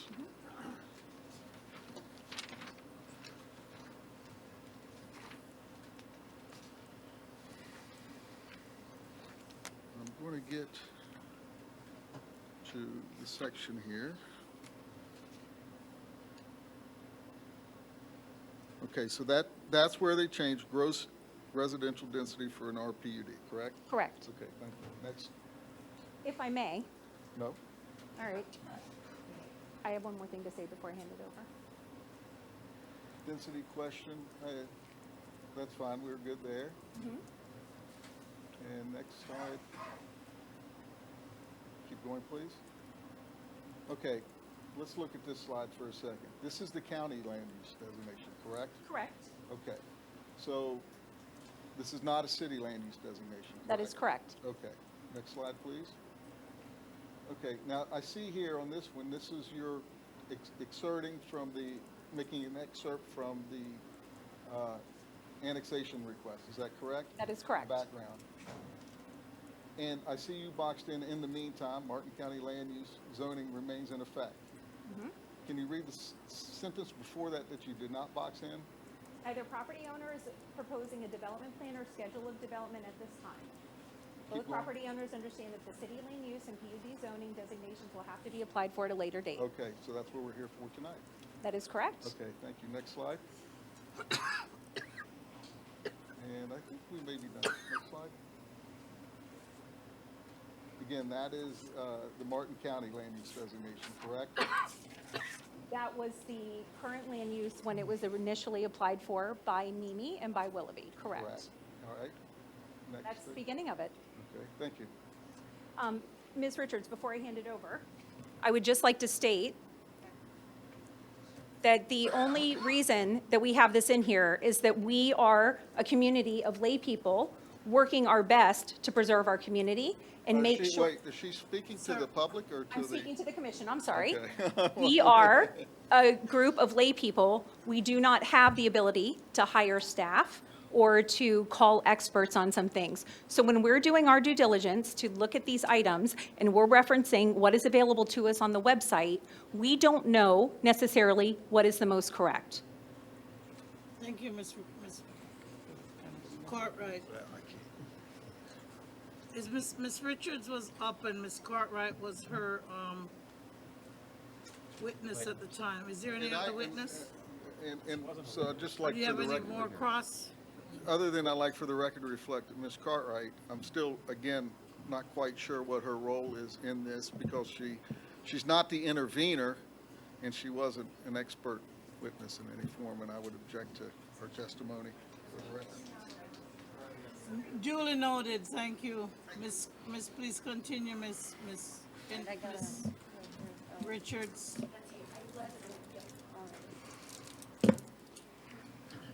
All righty.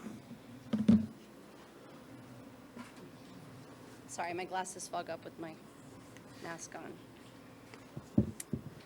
Okay, so I'm going to go quickly through some of this because it's already been said millions of times, and we know that this information is here. So one of the things that I want to point out is that the application that's included in with this, this item is inconsistent with what they're asking for.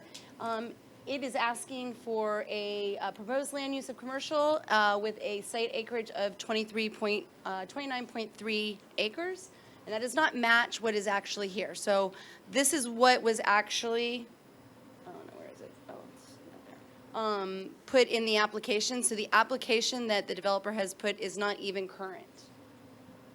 I'll just go through these. We've already talked all about this. Again, this isn't about property rights.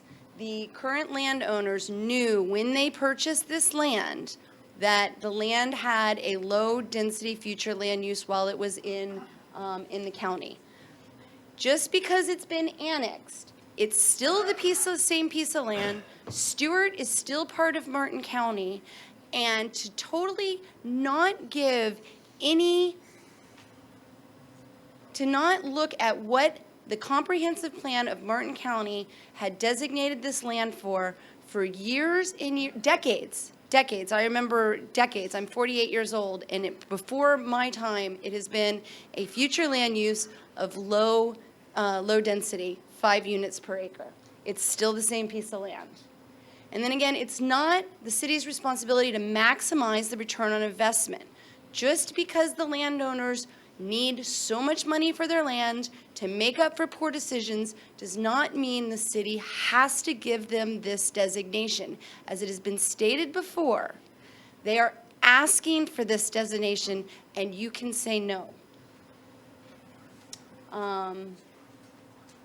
Yes, this was one of the things that used to say conservation, but they didn't get our updated slides where we realized that that was incorrect. Okay.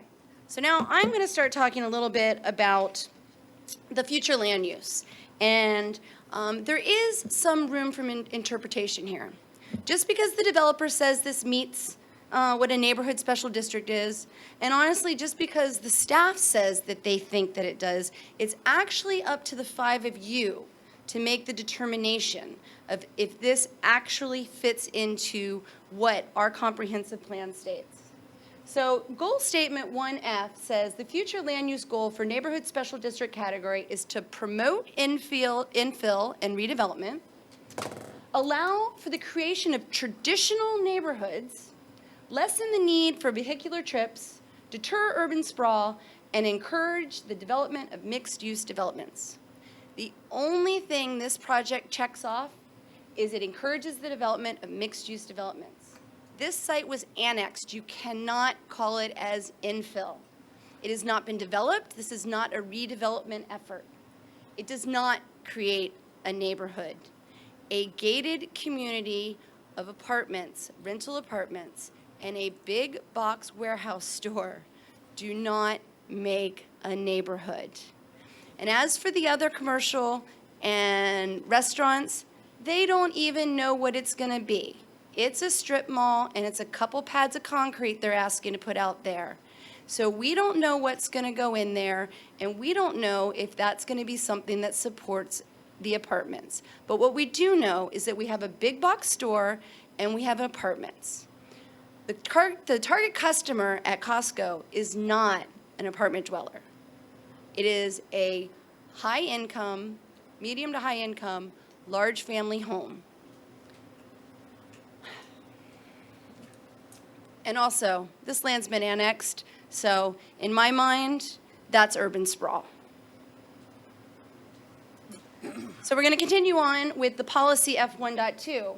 And this is where it says, I'm not going to read the whole thing, where differing uses are expected to benefit from the close immediate proximity of complementary uses.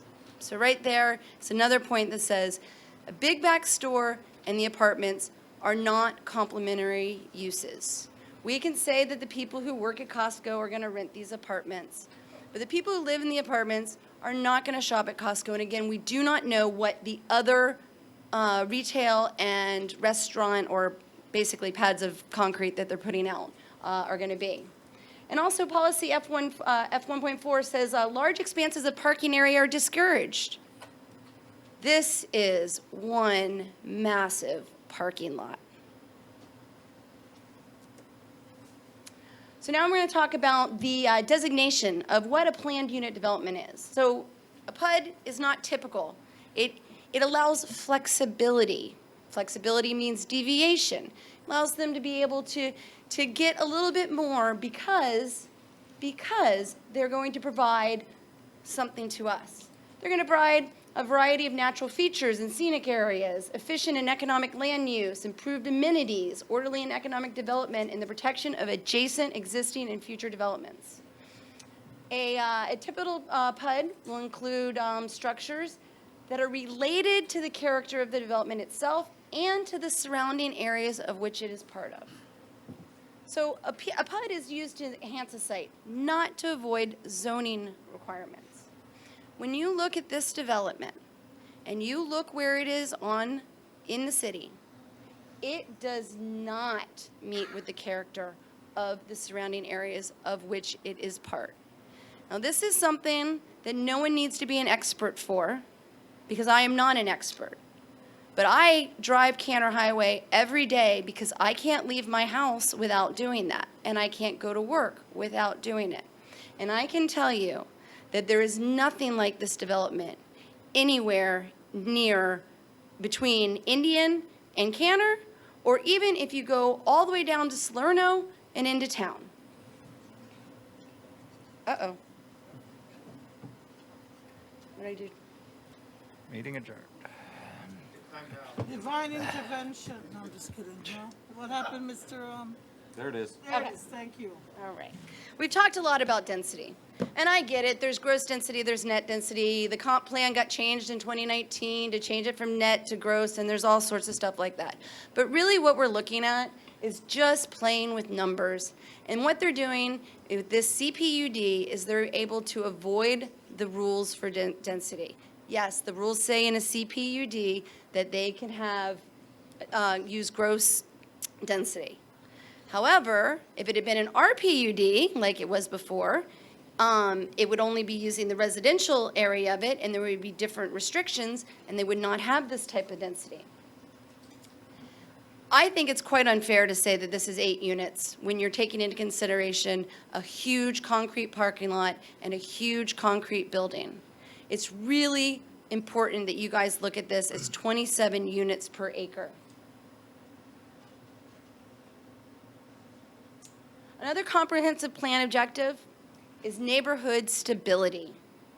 Established residential neighborhoods shall be protected from the intrusion of competing intensive uses through the adherence of the future land use map.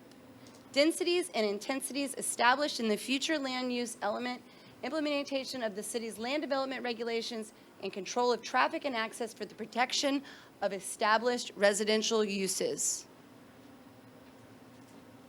On the entire west side of Cantor, from the intersection of Monterey to the intersection on Indian, are established residential neighborhoods. The residents of De La Bahia and the residents of Cabana Point have issued a petition, of which has been entered in with Mary, with Ms. Kendall, the clerk. These residents who live on this part of Canner Highway, they bought their houses in there. That future land use of that land was low density. When they bought into their neighborhoods, they did not know that a monstrosity like this might be something that they have to do their U-turn in front of every single day. They are going to have to deal with traffic as they pull out, and they can only make rights out of their neighborhoods, get across 3 lanes of traffic and do a U-turn so that we can head back into town. It is very important for the 5 of you to think about the neighborhood stability between Monterey and Canner. And then we can even expand past, between Monterey and Indian. Even you can expand past on both sides of there. It's residential throughout that area.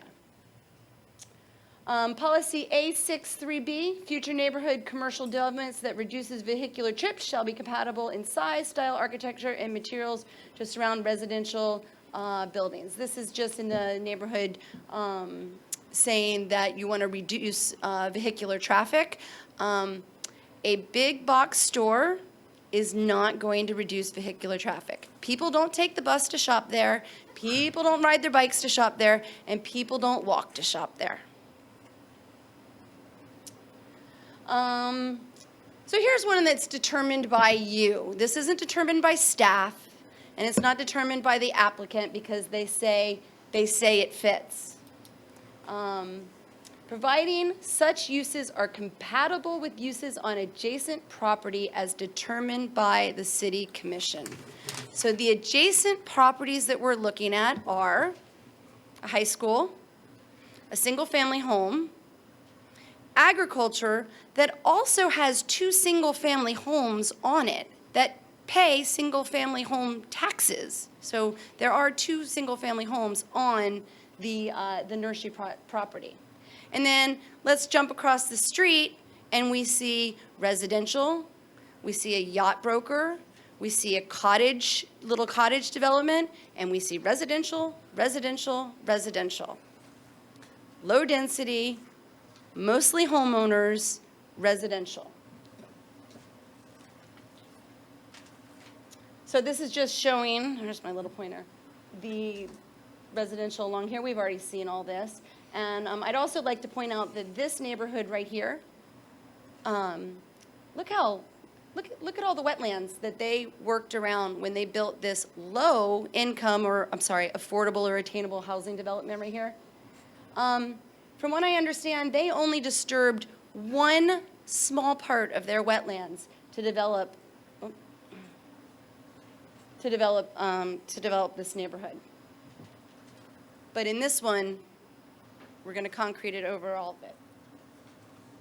So the characteristics of Canner between Monterey and Indian Street, I'm not going to go through that, but I do just want to give a couple numbers because I had a professional geographer reach out to me, and he did a 1 mile search. Hearsay, objection, hearsay.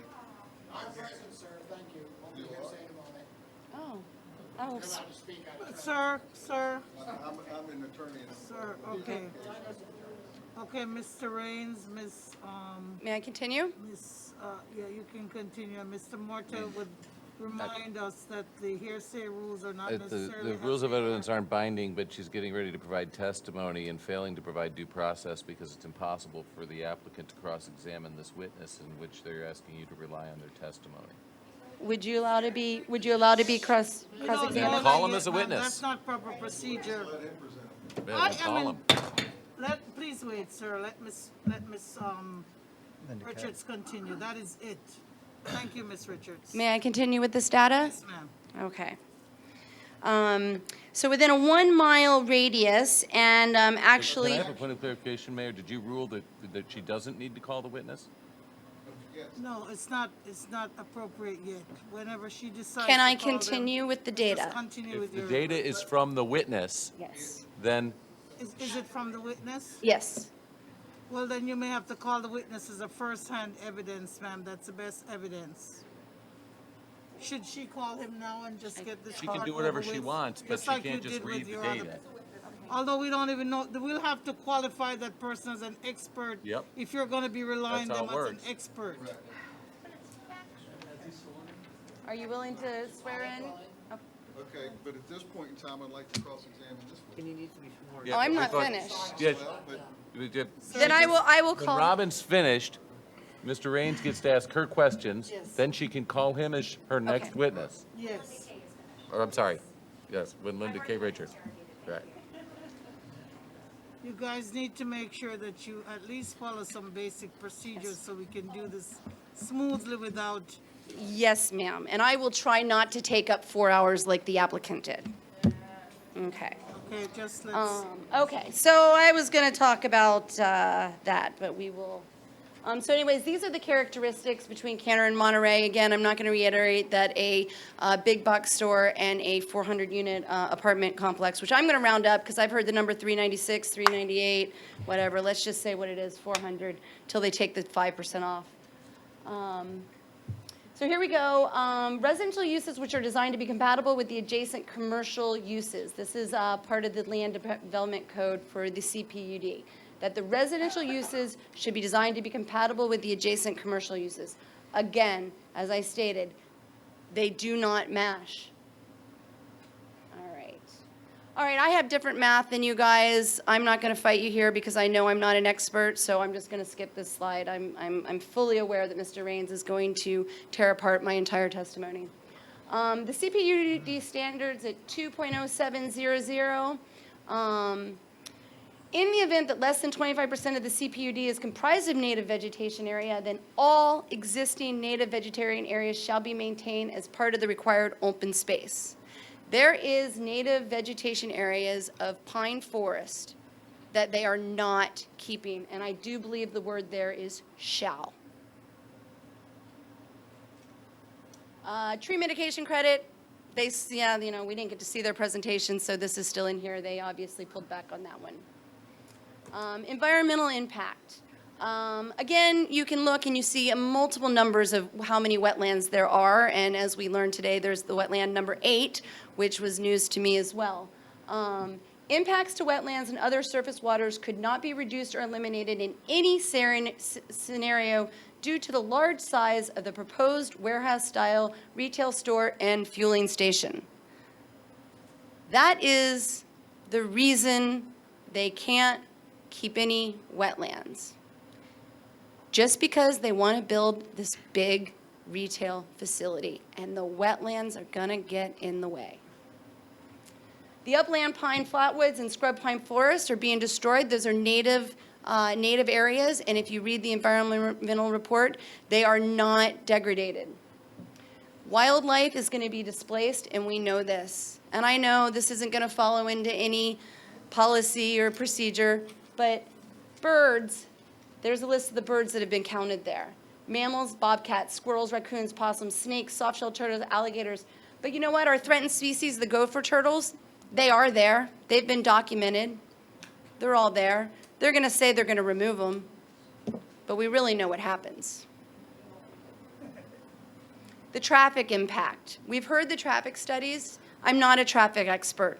You can go ahead and not ask me that question. I'm not a traffic expert. But I do know that a destination wholesale store will attract customers from Vero to Jupiter. These are not people who live in Martin County. And I believe the number that was thrown out was 13% come from Martin County, so that would make, 12%? So 88% of the people shopping at Costco would be coming from out of county.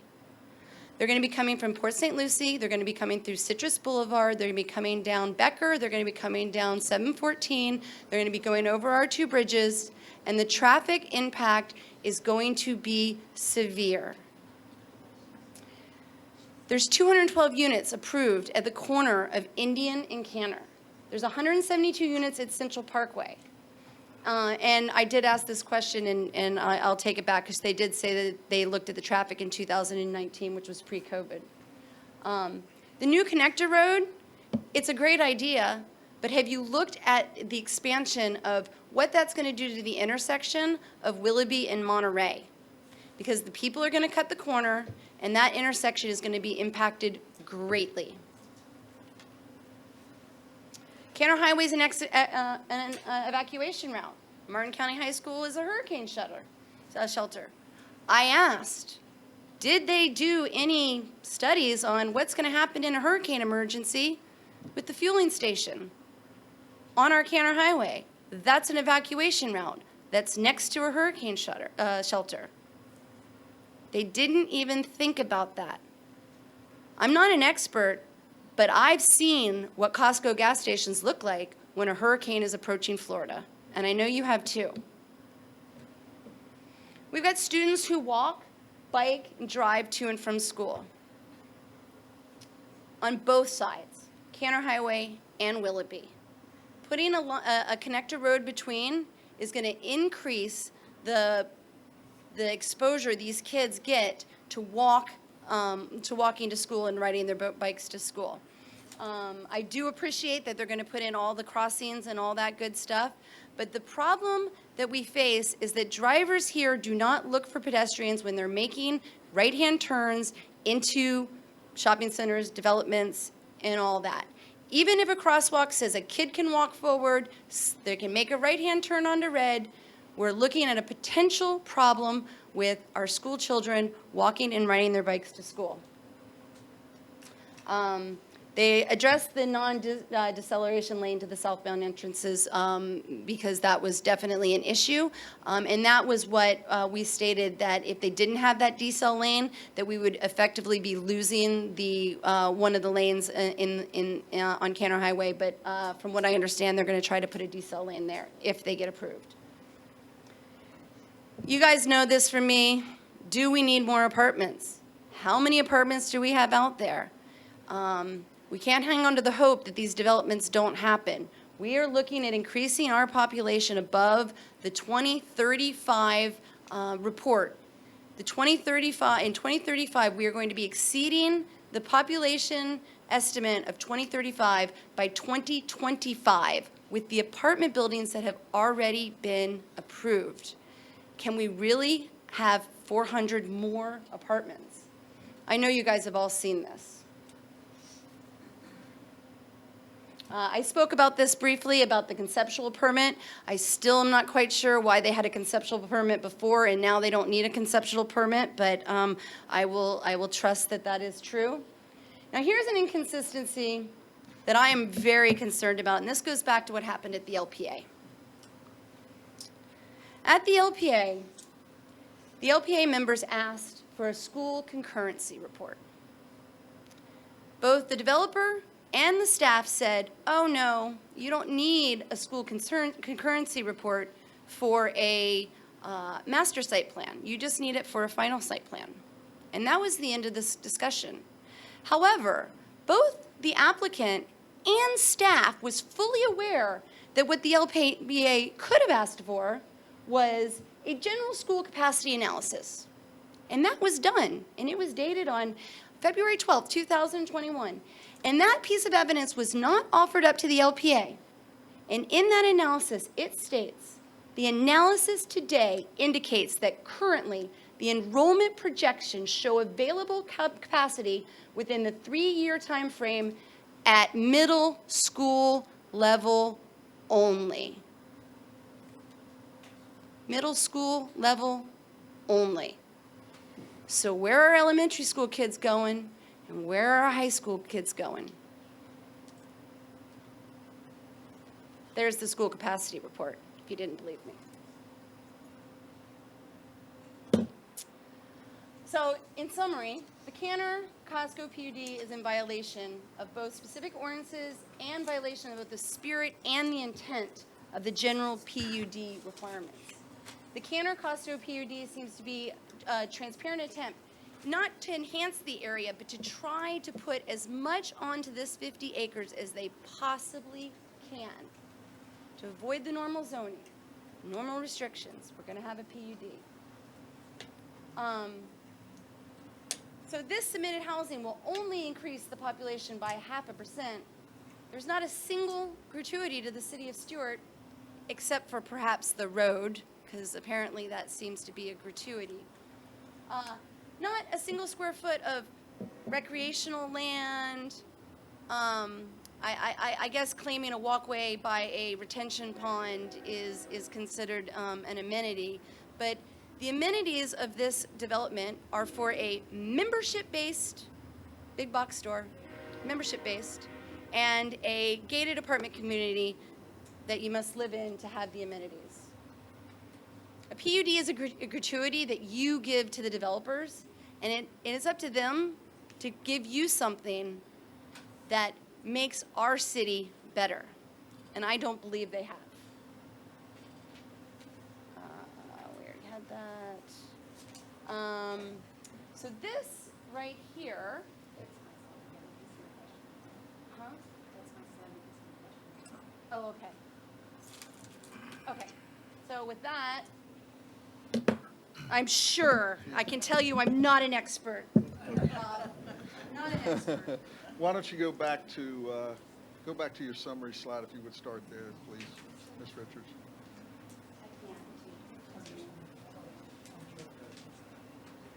That's right. So, for the record, you concede you're not an expert with any land planning, No, sir. traffic, No, sir. engineering? Yes, sir. You are in engineering? By You're- schooling. By schooling? You have a degree in engineering? Yes, sir. And you have a license to practice? No, sir. Engineering, okay. Have you, do you have a license in the field landscape architect, civil traffic? I don't have a license in landscape architect, no. In, what was the other one? Traffic? No. Civil traffic, yes. No. Okay. So it's fair to say that most of the stuff that you presented to us today is your opinion. Is that fair enough? No. Well, let's run through it and then see, okay. So, for instance, let's talk about the third note down. You state that, note also that even though the submittal housing will increase the population of Stuart by 0.5%, a very large number, there's not, how did you come up with that 0.5%? What's the formula? Well, we, 2.4 unit, 2.4 people per unit. And then that would be a percentage, that multiplied out in percentage by the population of Stuart, Okay, which is so- currently 19,100 people. Okay, so let me ask you a couple of questions. So, but I want to be sure, you're not an expert economist or anything like that either? I'm not an expert. I have my MBA and I have an engineering degree, and I am a farmer. So I want to explain to people one thing. You know, it's fine if people intervene and stuff, and that they have every right to do that. But we have to put on testimony, and I hope, this is nothing, again, personal. She's going to come up, told you, and I'm going to give her a I'm an chance, expert. so, for the people to understand. And this is exactly the reason I'm going to ask you, and you'll understand why when I ask this question. So, you don't take into consideration in the formula that I think you sent to me, or just said to me, for instance, is it possible that somebody who lives in the city of Stuart, who is downsizing, who sells their house and decides to move into a rental apartment? Is that possible? Hold on a second. This is new housing. This is not replacement housing. But that's not what you say there. What you Because say somebody there- is going to buy their No, house. oh, wait a second. Well, and somebody who lives in Stuart may buy their house. The point I'm trying to make is you state that you will increase the population by 0.5%. That is your opinion, and it's based on a formula that is, there's no basis for the formula. You did not take into consideration that people within the city of Stuart will relocate. Is that possible or not? That is completely possible. And is that in your formula for determining 0.5%? Yes. How is it in your formula? How does the population of the city of Stuart increase if person A goes from one house in the city of Stuart to another house in the city of Stuart? How does that increase the population of the city of Stuart? I am going to Mr. say, If you want to answer. he is Mr. going to, Keuseloff, he will be, he's going to have our next testimony. Okay, well then let her And, answer. and so I actually, Coaching her. well, Go ahead.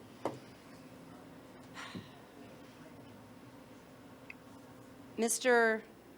K, I can't, Mr. K, That's what I should call him too. Mr. K, who will be my next witness that I call. But I'm asking you. I know. You presented the testimony. I did, and I got the information, and I followed the information from Mr. K. So you have no reason to be presenting this evidence, is that correct? Because you don't know how the formula was done, because Mr. K must. Sure. Okay, Sure. thank you. Next, let's go back.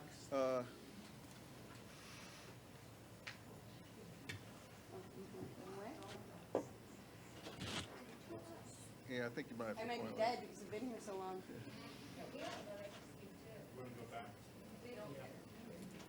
I can't.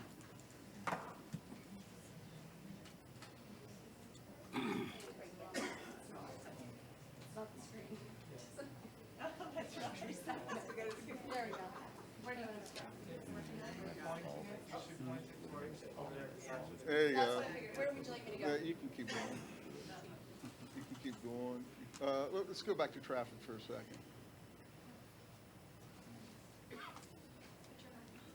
So you said, I think during this part of your slide, if I'm not mistaken, and if I am, I'm sure you'll correct me. So you say here, destination wholesale traffic will attract customers from Vero Beach to Jupiter. Again, that's what you believe. That is information that I got from reading a lot of information about Costco's and Costco's developments and looking at where other locations of Costco's don't- are right. and the radiuses by which they come from. And so, and I think this was the slide where you said that 13% or 12%, whatever the number is Yes. for the city of Stuart, or for Martin County, or Martin County residents, ergo 88% are going to come from outside. Yes, sir. Okay, and you base that on what? Again, so if Costco picks up another 5,000 members in Martin County, is that now what happens to the 88% from outside? Doesn't that go down? No, actually, the whole number goes up and the percentages stay the same. I don't think It's a so. percentage, yeah, percentages pretty much stay the same. If that's, if it's the case, but again, you're assuming that the destination wholesale will attract, you have no specific evidence to present to us tonight of that. My That- evidence I'm sure for there the, will be some, but the percentages that you're talking about, you have no evidence, that's, oh, well, the percentage came from your testimony that 12% would become from Martin County. no. No, We that just was, said 12, no, we said 12,000 members for residents. 12% are residents. I is what heard we that said. 12% 12%, of no, Costco, 12% are residents. yes. So- And so 88% would not be residents, if my math is correctly, which I'm an But it engineer. could change. Of Next course. slide. Your math is Back correct or if you're forward? on your assumption. Back or forward? On your opinion. Keep going backwards, so that we'll get through. And just so we can make sure you're not an environmental expert, correct? Nope. Okay, next, please. Could the Please. public please just be quiet so Yes, we keep can hear going, the please. Keep going. I think we discourse? talked about that. Hold on one second, let me see there. Okay, let's stop there for a second. Residential uses which are designed to be compatible with additional commercial. Costco target customer is high-income household of 3 point. Apartment dwellers are not a target Costco customer. What do you base that on? I wish I actually had it was a financial report that was done on Costco. I was That, a financial some- report that I some, think was put out by. There are no apartment dwellers that are. No, I said it is not a target Costco customer. So if you read the financial documents that are put out. Do by you have those financial- with you? No, I actually don't. Okay. But I can provide them to you. But you don't have them here this evening to show us. Next door, please. I wish I Oh, was- well, let's go back to that I one wish real I was a quick. lawyer. Costco, no, you don't. Jenny and I agree. That's one thing Jenny and I agree on. Costco is a membership-based store and is not available to the general public, but anybody can sign up for a Costco membership, is that Well, correct? if anybody's willing to pay the money for a Okay, but membership, yes. it's not an exclusive club. It's, you're allowed, anybody from the public can sign up. Anybody who was Thank you. willing to Next, pay the money. Go back, please. Yeah, I'm trying to figure out where the best part is with respect to this. So, when you talked about residential, and you talked about all the residential in the area. But you didn't mention that all of those, with the exception of Cabana Point, are multifamily uses. Is that correct? That is correct. And isn't what we're proposing a multifamily project? What you're proposing is a multifamily project connected to a 30-acre residential, and you're proposing a 4-story apartment buildings, which is out of character. There are not any other 4-story apartment buildings along that character. But The those are multifamily housing along there are generally duplexes, and then there's the De La Bahia, I don't even know what they're called, condos, I believe. That are, the density was up in the 19 units per acre range. Next slide, please. Next slide, that's, next. Next slide. Okay, let's talk about this. You say we're avoiding density rules with the CPUD, but the net density of a project, and you bring this up, but we've had testimony from the staff and from our expert witnesses that that's not how you calculate it. I know, because they changed how they were calculating it back in 2019. We'll touch on that. with some But more we're only allowed to work on the rules today, right? Oh, I understand that. Okay, thank you. Next slide. I don't think there's anything in there. Go ahead, next slide. It's pretty. Next slide. You can keep going on there. That's probably about it. I don't think you have anything else to. Is that, okay, Property rights, do you want to talk about that? I'd like to, what's that? No, I'm sorry. What'd you say? I was just slipping back and I said, you want to talk about this? Like, we seem to be talking about everything. Well, let's talk about your property for a sec, or the Lychee Tree Farm nursery property for a second. Is that relevant to this? Oh, well, I think it is. Okay. What is the use on your property? On the Lychee Tree nursery? We're property, excuse me. agriculture. Agriculture? Agriculture. Is that right? Yes, sir. You sure about that? Yep, we're A1. Okay, Down now, it. well, let's talk about that in a second. But let me just find something. Not quite sure. Well, But we're going first to of make all- sure that none of the public comments. Just wait until we finish posing question. So, this is our plan? Okay, for what it's Sir, worth, they please have to don't keep a engage record, so let's just let them get Yes. through it so we can all get out of here. Right. But, first of all, the zoning, the land use on your property is what? Agriculture, A1. No, the land use. We're in the county, Yes. and I believe the land use is A1. No, it's low, low density sound correct? It's low density. I'm not quite sure where we're going with this, but yes, it is low density, and it's agriculture. The zoning is A1A. Oh, sorry, A1A. I said A1, oh, you're asking for the land use, I. Well, the land use is low density. Yes, The zoning is A1A. okay. And do you know that the A1A zoning district is an obsolete zoning district? It It's a doesn't, category C in the county. well, that is neither here nor there because we've had that designation Well, for a it very is. long time. It is important because, but I'd like for you to read this to me, this document, and I'll be glad to put it into the exhibit. This is a business tax receipt from this county. Can you tell me what it says? Is it Lychee Tree Nursery? Can you read what's highlighted? Oh, what's highlighted? Yes. Well, Lychee Tree Nursery has satisfied requirements to engage in the business profession or occupation of 650 retail So sales. your retail sales business, not an agriculture business. We I'd sell like to submit that agriculture. as exhibit, whatever. Next exhibit. Exhibit.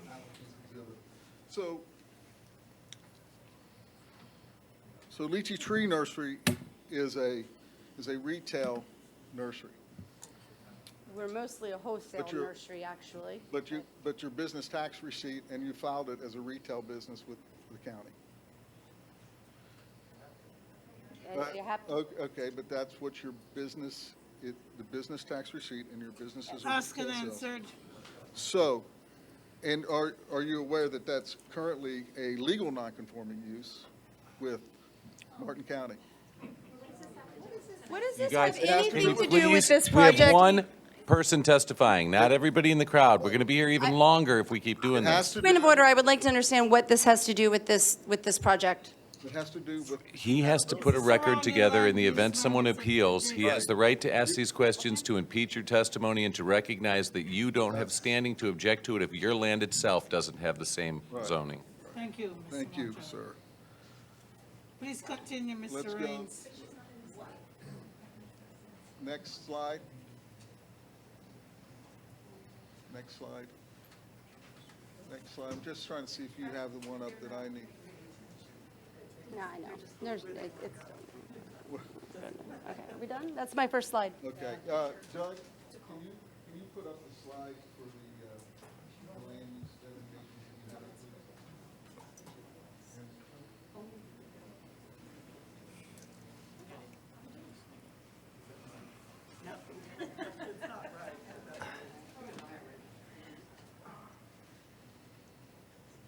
If it's easy enough to get up.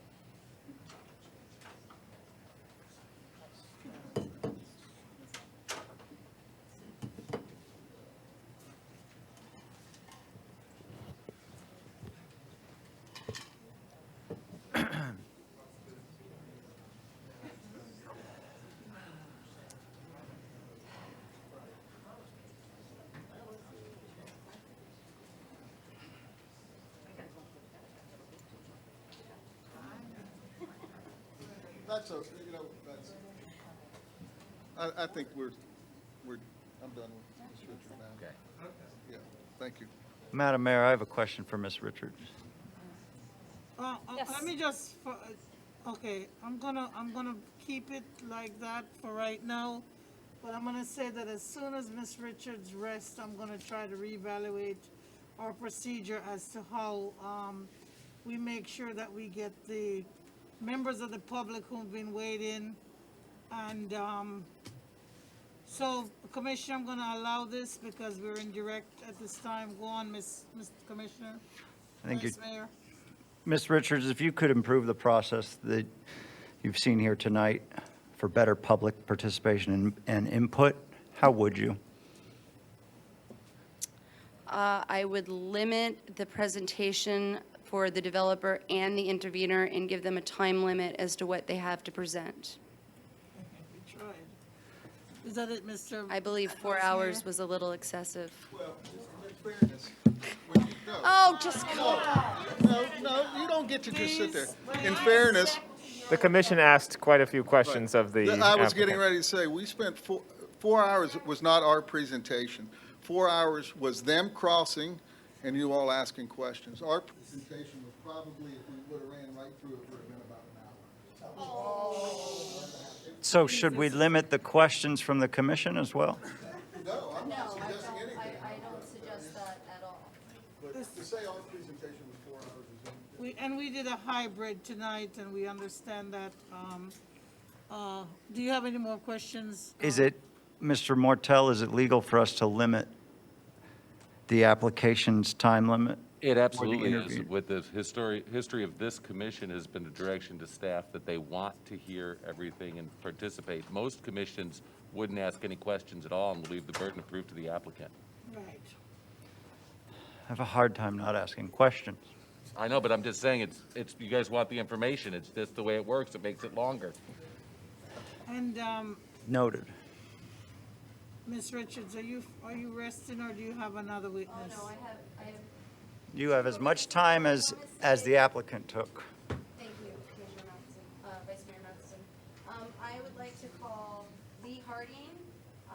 He is a Master's in Arts in Geography from FAU, a BA in Geography from FAU, a Bachelor's from FSU. He's worked in GIS at Dade County, Martin County in the early 1990s, the Palm Beach County School Board, and the town of Jupiter. And he has 30 years of experience. Is he sworn? He has not been sworn in. You swear to tell the whole truth, you swear to tell the truth, the whole truth, and nothing but the truth, so help you God?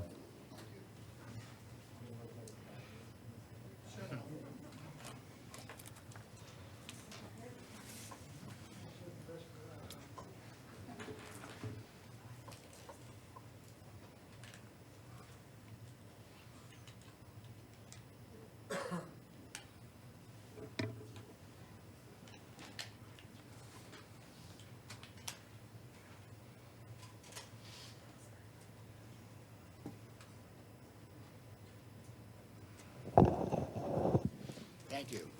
Mr. Harden, you've been sworn. Yes, ma'am. Are you going to ask him questions, or you just want him to give testimony? I'm going to have him give testimony. Thank you. I had sent an email to each one of you outlining the sources used in this small bit of analysis that I did. Would you speak up to the mic so that we can hear you, sir? Oh, okay. My first question is, could y'all hear me? Again, thank you for your time, and I know who to hire if I want a zoning change. And I appreciate your taking the time. You can hear me now. I had done some geographic analysis based on best available sources. I sent y'all an email with an app showing those sources. The two sources I used were the Property Appraiser's Office database and parcel line work, which I had a hand in developing in the early 90s here, along with the county address file in use by 911. I don't know about y'all, but county, and so on. I used those sources and basic geographic analysis to get an idea of what was going on in the area.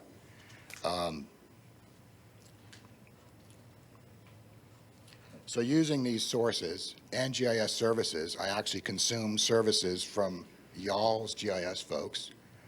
Congratulations on hiring someone to do GIS here recently. Welcome to the 21st century.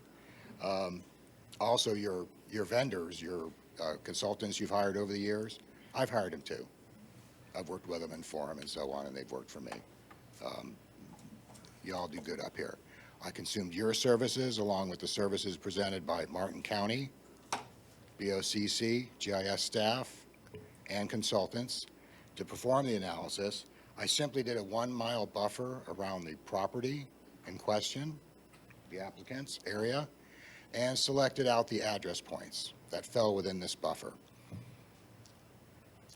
I was also able to join the address points based on their unique identifier to the property appraiser database to get the land use of that particular point address. Your address points, it's so that when y'all call 911, they know where to go. It's easy with single family. It gets kind of hard with multifamily, especially mixed use. So I used those sources, buffered out 1 mile. I found that it also went across the river, this 1 mile buffer from the parcel outlines. I decided, based on defensibility and my experience in front of boards asking y'all for money for servers and such, that I should remove those addresses from further analysis. There are about 400 or so homes over in Palm City that I didn't include in the study. So within a mile on this side of the river, there were like 6,500 addresses. I'm rounding a little bit, but you have the data. You can do it yourself, or have your staff do it. Of those, 5,300 were residential. Single-family homes, condos, apartments, and such. With a county average of 2.4 persons per household. That's from the census. That gives us 12,700 residents. And in my estimation, from my years of experience, this is probably an underestimate. 12,700 residents within 1 mile of this project. Of these 5,300 units, 1,200 units, 2,900 plus or minus residents are within what I'll call the corridor. From the river east to Willoughby, from Monterey south to Indian. It's a nice little stretch. You've seen some photos of it up here. The crossings, Martin County High School, so on and so forth. So that gives us 3,000 residents that this project will directly impact. They are either adjacent or close enough for a Martin County High School outfielder to throw a baseball to. None of these existing land uses in this corridor, what I'll call the corridor, that little stretch, generate the type of traffic that highly dense multifamily or big box stores and so on attract. The healthcare facility, it's nice. The burger place, a couple of gas stations, a nice plant nursery. I think they're some other projects that are approved, but I don't include that in analysis at this point. So it's just basically not a good fit. I'm quite familiar with the planning process. I could probably pass the AICP exam if you put it in front of me now, but I never bothered. I decided years ago when I took planning law that the bang of the gavel is what counts. And this board's gavel banging does count quite a bit, but there are other gavels that can be banged also. I've distributed the app showing this data, and in the thought of brevity, I can bring up more later, but if anyone else has any questions, or at this point, are you going to jump in? You sure? Really? I get to ask you a question first. Oh, I'm sorry. Point of order. I just want to clarify, how many residents are directly impacted by this development? Well, I call it the corridor. You know, I don't need to repeat that. My analysis showed 2,900.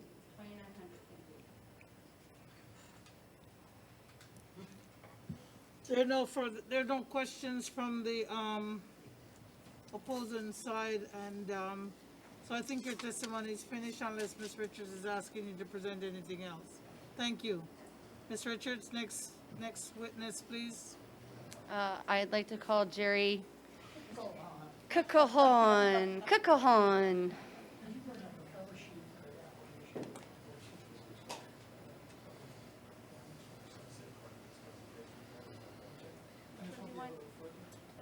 Which one do you want? I want the cover sheet to, I want the cover sheet to the actual applicant, to this Oh. 2466. I don't think we have it on. Oh, I don't think I have it on there. The actual 2466? I don't have it on here. You guys got it. The actual ordinance? Yeah, the actual ordinance. The actual ordinance. 2466. Have you been sworn? Yes, I have been sworn. My name is Jerry Kickelhon. I've been aligned twice tonight. Sir, can you spell your last name? K, for us? yeah, sure. I can- I'm trying to find out how to do it. You can just give us your estimate of what it is. There it is. Kyckelhahn. Can you hear me?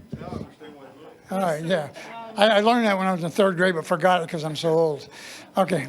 Anyway, first of all, my undergraduate degree is in civil engineering from the Citadel. My master's degree is in mineral economics from the Colorado School of Mines, which has absolutely nothing to do with the presentation I'm giving to you because I'm trying to give you facts. When this guy was asking about expert testimony, I've seen very little of it tonight. I'm going to try to disprove a whole lot of what's been said because it just ain't right. All right. I do want to say that I have worked with some people around here. Susan O'Rourke is one of the finest. She was a traffic engineer I put on a charity triathlon here in town, chasing caterpillars, and she did the traffic engineering for me. She's great. And the reason I said it would block one lane of traffic is because I really thought it was important to get that deceleration lane before the southbound turn. And guess what? We're getting it. I don't waste words. If I say something, it's for a reason. And when I say that it's going to be a fire nightmare, somebody's going to take a real hard look before you get to the building, because building codes aren't that easy. I mean, I know you have runouts and things. So I say things for reasons normally, and this one will probably shock you. So let me kind of get started. Let's go slow and loud. even though Okay, yeah, they keep telling me slow. Clerk can get everything. All right. Well, I will try to talk slow. Everybody tells me that, and I keep forgetting. So, all right. This is like the ninth inning, the bottom of the ninth, and that's where we are right now. And Mr. Matheson, you wanted to get black and white. I hope to give you black. Troy McDonald, I haven't seen you since I think we ran the beach to bar run about 3 or 4 years ago, wasn't it? Yeah. Yeah, it was fun. On the bus, I got to talk and found out later that he was an important guy, a commissioner, so that was kind of fun. It's the bottom of the ninth. Oh, by the way, I also work with Gunther and Associates. They helped get the CO for the plant that I built down, the Mashmeyer plant, the corner of Kenner Highway and 95. So I've been doing this stuff, and I've been doing the harder part, much harder than trying to get CPUD in. I put in batch plants, and nobody wants them. So I'm on the other side of this, and it's kind of fun You may not remember that. Maybe you weren't there. Okay. All right. First of all, no matter whether 90% of the people in Martin County want this plant, whether you want this plant, or whether Costco wants this plant, tonight you cannot approve it. Okay? It's unlawful. All right, let's go through the reasons I can make such a blanket statement. Because we've had people up here tonight, and the development guy and the planner, referring to the Land Development Code. Well, the Land Development Code is one part of a three-part stack. The Land Development Code, you were here for it, because I saw your name on the list, was modified in 2017 with Ordinance 2332-2017. That established that basically for PUDs, that net density would be used in the calculation. In 2019, it was remodified, and the 2019 code was 2401-2019. 2401-2019 changed one thing. Paragraph 3 is the only place it's referred to, and it changed the calculations for only residential PUDs to be gross acreage. All right. They use gross acreage on this calculation.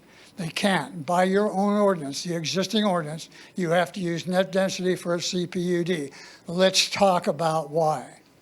All right. In a residential PUD, the maximum commercial area you can have is 30%. All right. So using the gross is not a great impact on the residential density. However, let's go to a commercial. In a commercial, your maximum residential could be 30%. You could have 10% residential. Let's say you had a 100-acre plot and you went 90% of it commercial. That means on the last 10 acres, you could have 150 units per acre density. Okay, that's why you didn't change residential back to for gross density for a CPUD. CPUDs remained under your own ordinance, okay, based on net density. The proper calculation, therefore, for this is the 14.7 or less acreage, because there's exemptions, and the 398 units, coming to something like 27 units per acre. The maximum allowable was also changed in 2401-2019 from 10, which it had been, to 15. So you're allowed 15 units per acre and 14.7 acres. That's the maximum allowable by code. Now, what is the impact of that? The impact of this is consistency. Why do I say consistency? Because your LDCs, your land development codes, are governed by Florida statute 163. 163 says you have to maintain consistency. If you tonight were to approve this with the density that you're having, you're saying to every developer that comes in here that they can do the same thing. That is not something you want to say, because the next guy is going to come in and say, I've got 100 acres. I'm going to put a shopping center, and to help pay it off because the land was too expensive, I'm going to put housing back there. All right? So that's the number one. That's the number one issue you have to deal with. It is unlawful to pass this tonight. All right? This is according to Jerry. I urge everybody to back it up. I have copies of them. What is nice? Originally, I was going to say, well, gee, you can't put in a phrase that says, I can repeal all conflicting ordinances. But the key is providing for severability.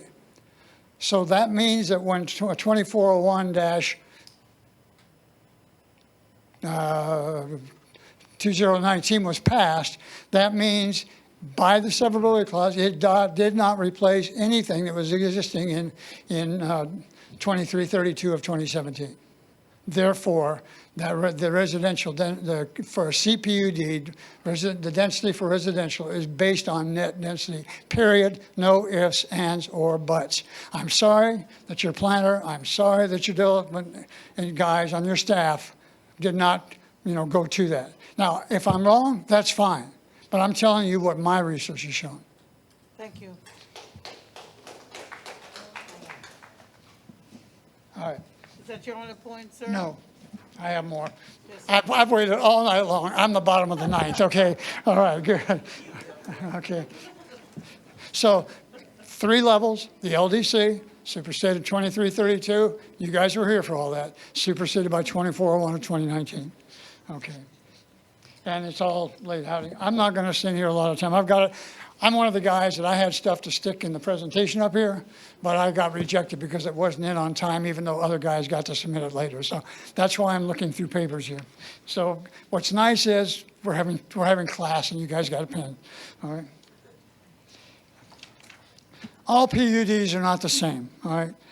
All right, and I just went through the calculations. Residential PUD is based at the core of an RPUD, which is the one that you use gross, is residential, and commercial cannot exceed 30%. CPUD at the core is the commercial. The residential can't exceed 30%, but if it's 10%, that allows a huge density. That's why it wasn't changed. All right, the PUD designation is overall calling this thing a PUD is just inconsistent with your own statutes. What does your own statute say? It says a PUD shall consist of land under unified control. And I have yet to see a document, okay, establishing unified control. There's a reason for that unified control, and we'll go over that in a minute. Okay, a typical PUD will include principal and accessory uses and structures substantially related to the character of the development itself and to the surrounding area of which it is a part. Now take a look, drive down Canner, and just tell me what four-story apartment buildings and a Costco, which is a destination box store. It's not just a big box store, it's a destination big box store. All right. And then it says, as used above, unified control means that all land to be included within a PUD shall be owned or otherwise under the legal control of a person or legal entity which is applied for the PUD. Now, is that important? That's your ordinance. But who else's ordinance is that? That's state law. You don't have anything to approve this PUD with. Typically, a PUD, before you guys can sit and approve it, a PUD has ordinances. It says, what are the speed limits going to be? Who's going to maintain the lawns? Who's going to do this? Who's going to do that? And yet, I'm supposed to expect that a real estate agent out of New Jersey is going to tell Costco what to do? I don't think so. Okay, unified control is at the core of a PUD. Why? What does it stand for? Planned, unit, development, cohesive, synergistic, something that is self-supporting, something that is like, in many ways, a town of its own, okay? It was really kind of developed for things like your traditions. Okay, that's where it kind of came from. Then it became smaller and smaller. This is a square peg in a round hole. This is a PUD. It's a gratuity by you guys. It is, if I'm going into a commercial site, I'm a commercial developer, I buy commercial land, and I meet all the requirements for commercial, you guys really can't disapprove it, as long as I meet your codes. PUD is not the same. A PUD is a begging, okay, from the developer saying, hey, I'm going to put this in, okay, and from that, guess what, I'm going to give you something. What does this give you? Nothing. Typically in a PUD, you get open space, you get parks, you're increasing the population. And if he can tell me that if a guy buys an apartment, his house isn't going to sell the next day in this environment, okay, that's how you increase the environment. It's going to increase by 0.5%, and the city does not get 1 square foot of amenities. Nothing. All right? Everything that's in the gated community is gated. And the big box store is all by itself, and there's a residential. What does the city get for giving them this PUD? That's the question that's always asked on a PUD. Go and visit any PUD in this state or in this country, and you'll find that they put in, walkways, parkways, something to benefit, because you are giving them a gift. All right, you're giving them a gift and getting nothing. That's like a one-way Christmas present. Okay, so this Costco PUD establishes neither unified control nor a synergistic relationship. Earlier, I was going to ask the stormwater guy, I wanted to clarify, I never heard a specific statement that he was basing it on a 100-year, 24-hour flood event. Why do I ask that? Because you are the city of Stuart, but your drain waters go into Mountain County and into DOT. So it requires approval letters from DOT for anything that goes into DOT soils, and anything going into Martin County, into a swale that feeds into any Martin County ditch requires a 100-year, 24-hour flood criteria. I'm bringing that up for the record, all right? That is their Martin County LDR 4.385C, all right? That is their requirement. They may bypass it, they may not, but that's in their codes. Just, I want to pass that on, because you don't want to turn around and approve this thing and have Martin County come back and say, because you don't want to flood your neighbors, all right? So, summary, just a few of the things that were said there. Okay, a PUD is not a site plan. Tonight, you're acting like you're approving a site plan. You're talking about approving a PUD. That is not a site plan. If it was a site plan, it would be within a commercial zone or a residential zone. It's a PUD, a planned unit development to benefit the city. All right. I say it's non-compliant with residential. I say you can't approve it. All right. I say that if you were to approve it, it will be challenged within the 30-day challenge period, and it would be overturned. You don't want that. Nobody wants that. We all want to work together. We want to get the best thing for the city. PUD is not a site plan. It's an integrated set of documents that describe the bylaws and the operating policies of the PUD, none of which exist. There's not only unified control, the property is still under the ownership of two different people. It's not even close. All right? Okay, the PUD documentation, as stated, once it is an ordinance and a set of laws that pertain to the city. When you approve the PUD, you're approving a change in zoning, but you're approving a set of bylaws. All right? Is there going to be a noise ordinance? I don't know. Okay? Who's going to maintain it? All right? All of these things are part of the bylaws that go into a PUD because you're signing off that those are your laws. Okay? And they can deviate from the cities. So you want to make sure you do that. You're not there yet. All right? That's it. I thank you for your time. And yes, you can cross that. You can ask me. I'm not an expert. I'm just facing facts. Okay. One thing I'm going to ask you for is a copy of your book. I looked it up. That looks pretty interesting. No, thanks. I wrote a book called Chasing Caterpillars. Yeah, it looks interesting. Yeah, Chasing Caterpillars. It's about getting into triathlon when you're like 61 years old. And the nice thing is I put on a charity triathlon here called Chasing Caterpillars Thank you, Triathlon sir. at the pool. Thank you, Mr. Raines, please let's keep the Anyway, questions okay, and go on. comments I'm in sorry. line with It's past midnight. I was trying to keep you Sir, thank you. past the Mr. 24th.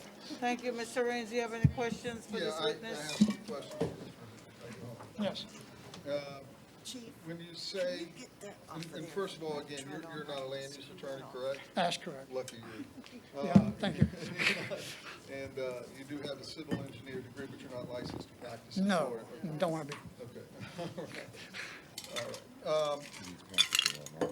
You say that we have to calculate by net density Yes. based on what? Based on ordinance 2332-2017, okay? It was not superseded in the CPUD by 24/01/2021, 2019. I'm sorry.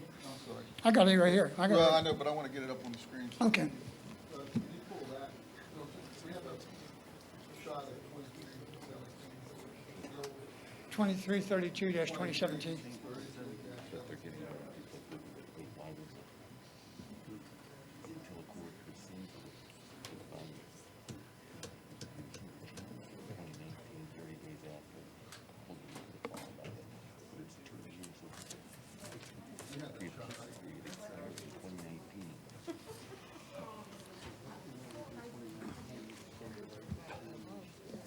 We got 2 hours of public comment.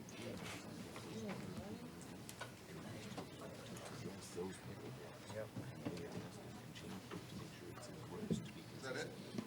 Can you just, flip through? Okay, let's stop there. Well, it's kind of hard. Is there some way you can blow it up just a little bit? There you go. Thank you. I'll tell you where to go. Okay.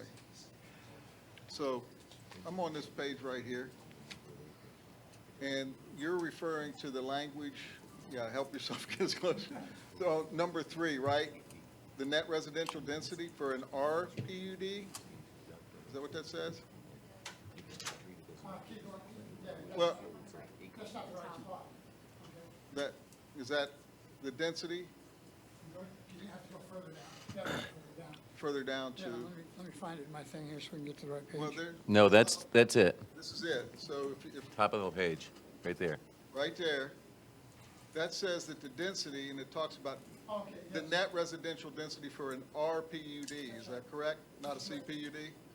Shall not exceed. We go to 2.0303. Well, let's go down this one first. So then, chapter 12 is, do you know what chapter 12 is? For the, in the land development codes? That's simply definitions. Yeah. Okay, that's, okay. No, but go to 2.0303. 2 That point, talks about PUD density general, okay? what's that? It says the density for a PUD shall not exceed those densities set forth in table 3, maximum dwelling units per acre. Correct. This is density bonuses there. Okay, under that, down at the bottom, the net density for a project, so it goes right down there. in the No, sir. definitions. You're looking, so, Net density, the net density of project shall compute right, by the total number of units to be constructed by the net residential acreage of the parcel, okay? All right, correct, but let me just show you where I think you're incorrect. okay, you can say it all you want. I like you, I like you. 20303, this is an ordinance that amends certain sections of the code, okay? So it's amending, up top, it's amending section 2.0700,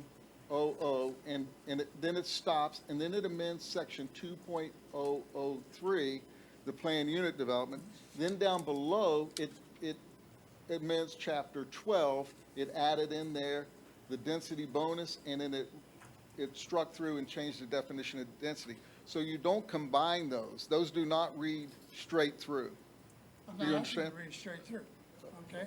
That, and they can attest to it, they were here, were there for those calculations, and they approved that, then CPUD generally, okay, that the net density will be used for calculating.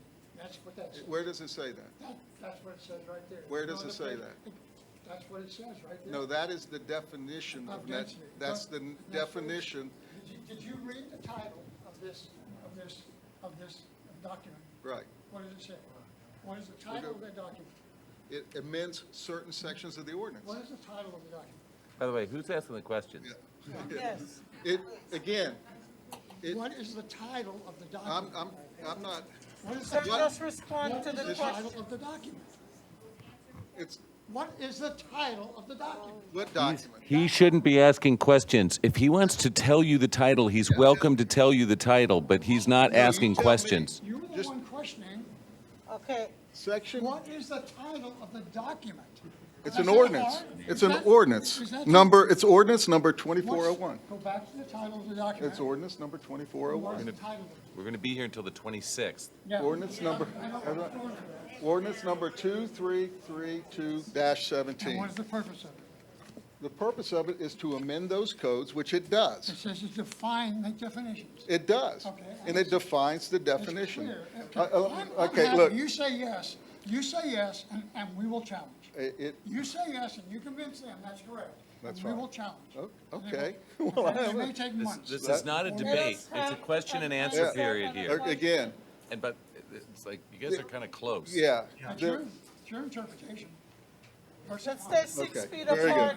good. That's fine. That, chapter 12 is definitions. Can you go over to the other mic Thank and you. respond so that we can hear you on the record clearly? So now can you show me in the code today, in section, anywhere in the land development code where it says that you're supposed to use net density to calculate the PUD? I can show you where it was changed in 401, 2019, to say that that applied to RPUDs. That's what I can show you. Okay, I'm just telling you, you can interpret it any way you want. They That's can fine. listen, and they can figure it out for You've had themselves. asked and answered. Can thank you have, do you have another question, Mr. I know, Raines? I think we're through. Okay. All right, I think it's very clear. I think there's no Okay. question. All okay? right. But again, No you're not question. a lawyer, correct? Okay, I don't intend to be. Okay. All right, good. I All don't right. want to be, thank All you. right. Thank you very much. Thank you, Mr. Raines. Thank you, sir. Thank Thank you you. so much. Ms. Richards. I'm just going to close up real fast. I had a couple slides, but you know what? At this point, I'm just, is my slideshow up? I just need to be the last 3 slides, and it'll be quick, because I'm in conclusion here, and it's very late. So Costco, at what cost? Because I told you, this isn't about Costco, this is about the whole development, but it's very clear that Costco is the number one thing that is wanted here. So Costco at what cost? Lost opportunity cost, legacy cost, environmental impact, quality of life of existing residents, and neighborhood stability.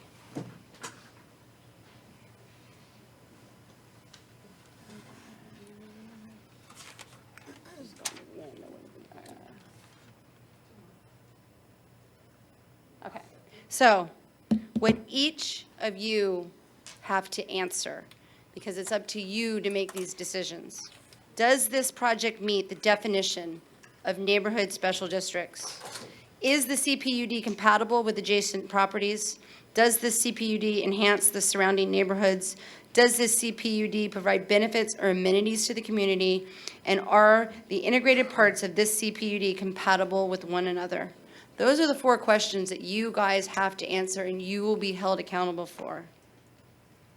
And you have to think, is this the best thing that we can do for Stuart? Do not be afraid of what might or might not happen. You have a unique piece of land here, and you do not need to give permission to put this development in an inappropriate spot. You can wait until you get a development that is appropriate for this area. Thank you. Thank you for your comments, ma'am. Do you rest your case, Ms. Richards? I rest my case. Thank you so much. And Mr. Raines, you didn't have any questions on her summary? Okay, I'm going to lean on Mr. Mortel at this time and our commission. I think at this time, normally we'd have the commission deliberate, even make a motion and have public comment on a motion. But I'm going to ask if we could just go straight to public comment. How long would it take for a motion? I'm just wondering if, there's no reason for public comment without a motion. Well, I'll make a What are they motion. commenting on? Okay. I'll make a motion for approval. There's been a motion by Commissioner Bruner. Is there a second? If the motion is for approval as it stands, I cannot support that motion. I have a list of conditions that I asked we to hear out. Are you seconding it so that you can make some I'll comments, second it for discussion. Mr. Matheson?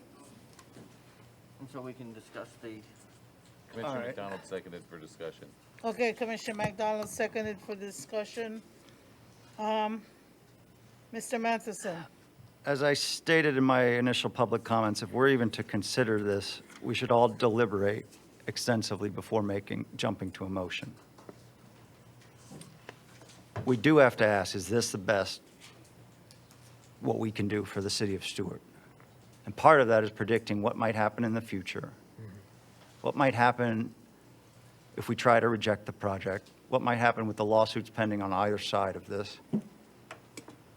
But I can tell my fellow commissioners that, I'd like to lay out a list of conditions and discuss them. I think that's reasonable at this time. Commissioner, I don't make this lightly coming up here. Since you got here and started, like, this has been going on for That's our years. job. I haven't made my decision We signed like up for that. this. You're not going to let me say anything? No, if okay, the motion is to Commissioners- approve, For I'd like, 7 hours, and I can't say a damn thing? we haven't had the public have a chance to speak, and I They will think have we that should chance to speak. deliberate. As a commission up here, they have not had a chance to speak at all at this time. I know we got to do that. I know we're going to do that. We're going to listen to that. But I made a motion, and I didn't make it simply to sit here and be criticized over it. Your motion is to approve as is that correct? Yes. and I second it for discussion. For discussion. Commissioner and I want to hear from Commissioner Matheson. Yes. So, I have a list do of too. conditions if I'm going to consider supporting this project. Number one, I would like the entire PUD to follow the City of Stuart's landscape plan, including the elimination of the use of glyphosate. I'm interested in seeing the density reduced by 20%. I'd like to convert the overflow parking that faces Costco Boulevard to pervious concrete or turf. Number 4, I'd like to know more and request true mature shade trees be placed in the tree diamonds in the parking lot, either oaks or Royal Point siennas. I'd like fountains in every lake. I'd like in the ordinance that lake number 2 has the fence or wall removed so that it's open to the public. I'd like all lakes, including the one along Canner and the one along Willoughby, to be more irregular shaped and have more littoral shelves. You've done a successful job with lake number 2. Number 8, I would like the name Costco Boulevard to be renamed for something more appropriate for Stuart.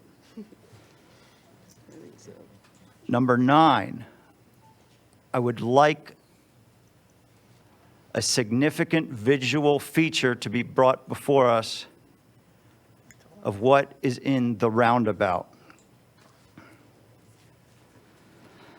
Number 10, in the motion, I would remove all credits applied for by Costco for the cost of fill.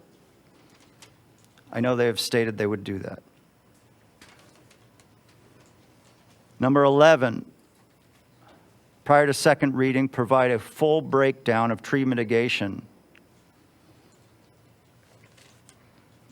13, report annually the stormwater treatment functions to the city so we are ensured that it is properly functioning and maintained. And I'm open to listening to my other commissioners if they have any other concerns. Madam Mayor? Yes, Commissioner McDonald. Okay, I'll address the list in a moment, but I just want to address a few issues regarding the testimony tonight. And first of all, I think that it's been a long night. I don't think any of us really want to be here this late. I know I don't, but we're here because that's what we do, and we agreed to it. So first of all, I think one thing is certain about everybody in this room: we all love Stuart. We love it in different ways. We all have different attachments. Myself, I've only been here 26 years. My wife was born and raised here. Back when she was a little girl, there was only one movie theater, the Lyric. And I have been out speaking with my neighbors. I received, I don't know how many emails. I read every single one of them. Wish I could have responded to all of them, but I didn't because, quite honestly, I couldn't. It was a lengthy process reading them. So, but I think that we have lots of friends, family, neighbors that have opinions on this, and we've heard quality of life. One of the things, and I have spent the 24 of the 26 years I've been here, spending a lot of time with folks that grew up here, and quality of life is an issue, has been something of great importance. And when I talk to people that grew up here in the 50s and 60s and 70s, I hear a lot that, family members left. My wife's entire family left because they didn't have certain amenities and certain things, and my wife is the only one left. Her siblings are all gone, because they left and didn't come back. So we have we want to make sure that we do everything we can to create a quality of life that is something that is balanced and does take into consideration everyone's feelings. So I'm going to go down, before I address Commissioner Matheson's list, and there's several things on there I can work with, and a couple I'll be honest, I can't, but. That's the point of So, deliberation. I appreciate that. Yeah, so just from a perspective when the property was annexed into Stuart, a PUD was always contemplated. And this, as far as the site plan itself, I think this actually is a very high-quality site plan. It's evolved. There's been a lot of effort to get it right. A lot of input from the city regarding connectivity. We talk about connectivity. We talk about trying to cut stormwater. We ask of those things of the developers. The community support has been amazing. I've never had something come before us that we've had so many people support any type of development. Now, to Ms. Richards, you may not know this, but in 2001, 2002, I intervened against Walmart. So I know your plight. And so I failed on that intervention, but, and it turned out not to be so bad. I still don't go to Walmart, but that's for different reasons than the development itself. So we've heard from expert testimony. We've heard from experts provided by the developer. We've heard from our staff. I've had many conversations with our staff and our attorney regarding the legality, but we've also heard from the interveners. And you have been well-researched, and I appreciate the amount of work that y'all put into it.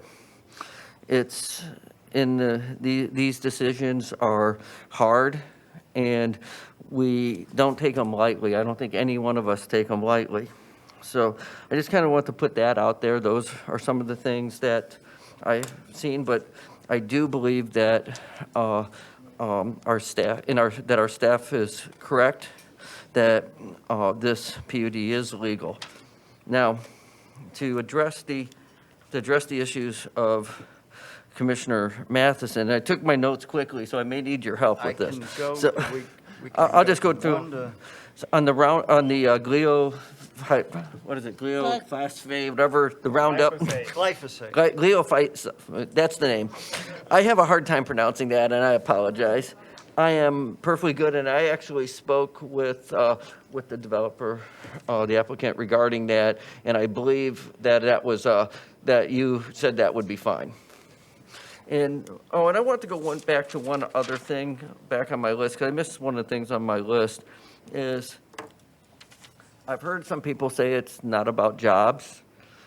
To me, I've spent a lot of time over the last 10 years trying to figure out how to bring better, higher paying jobs to the city of Stuart, and it is about jobs.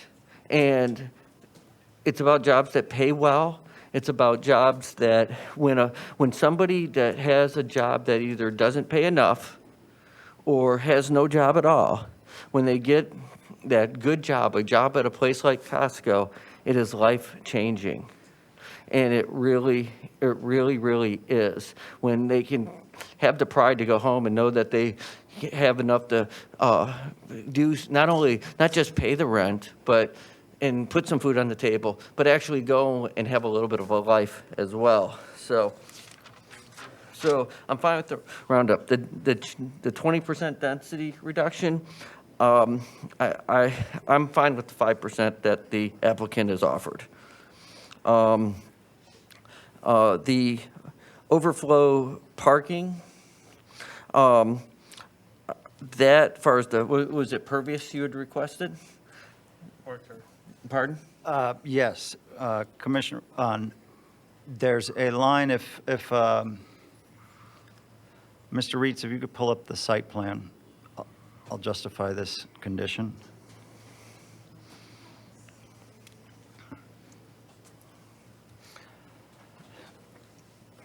And I mean, I'd like to have, well, I'll justify each and every one.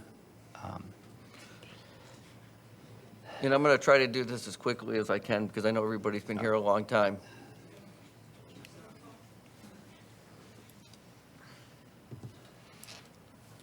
Okay, so pervious parking. There's a line of parking spaces right now from the Costco side that, if you pull the car in, would face Costco Boulevard. That entire line running east to west. At minimum, but have raised this with the developer. I've raised potentially Astro turf, but I don't believe Costco would support that as much. But at minimum, I'd like to see that pervious concrete. Is that something you got? Okay, so we got pervious concrete on the overflow parking. So I'm just put a little check mark. The shade trees, a couple different kinds of shade trees, oaks or, be honest, I don't know much about trees. I know that I love Royal Poincianas, but I think they can be dirty and when the leaves fall off. And oak trees I know have caused some problems with parking lots. So I'm not sure I don't recall what kind of trees we were talking about in the landscape diamonds. I'm guessing Commissioner Meyer remembers because he's a tree guy. Yeah, I'm not a huge fan of the buttonwood. It won't really provide shade, but I would suggest perhaps, I mean, everyone loves Royal Poincianas, but they're becoming an invasive south of us, and so we might see that happen here too.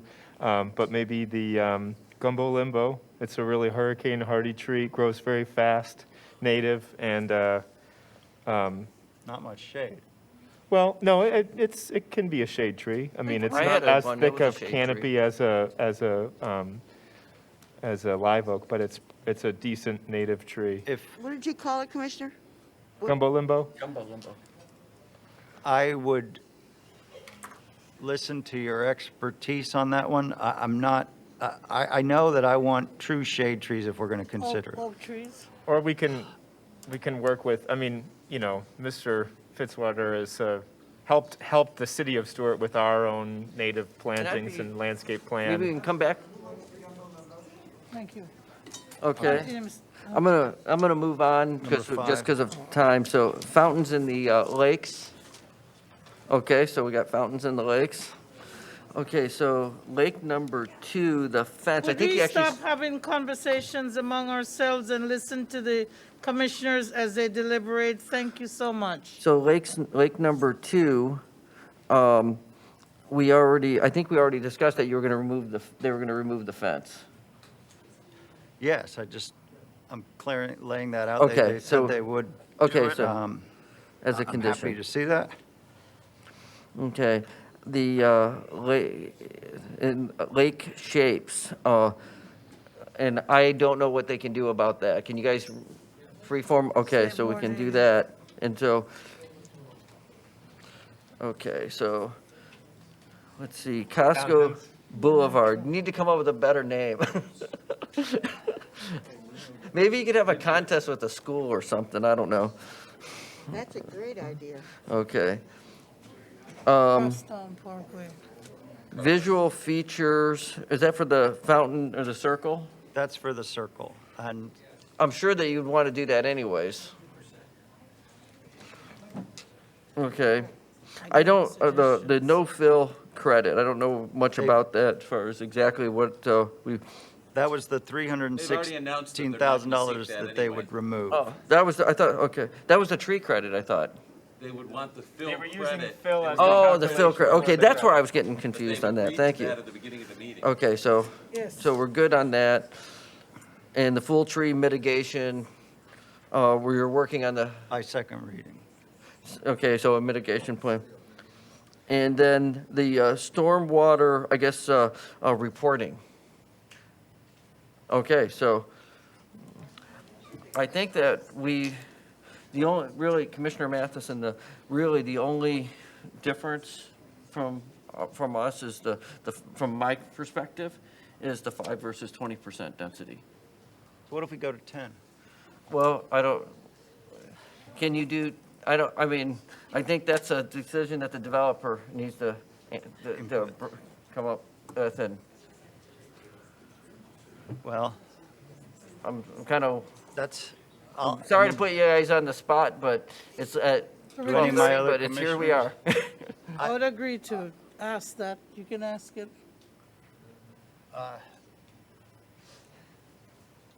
look, I'm open to hearing from others.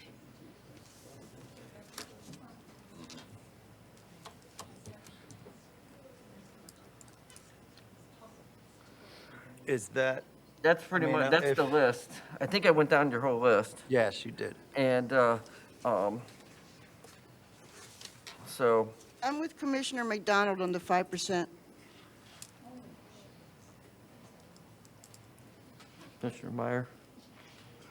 Everything else, Okay. you're getting, Commissioner, which is So- great. We should name this road after you, I think, because you really did well pushing for what you wanted. And I appreciate that. We're all on the same team.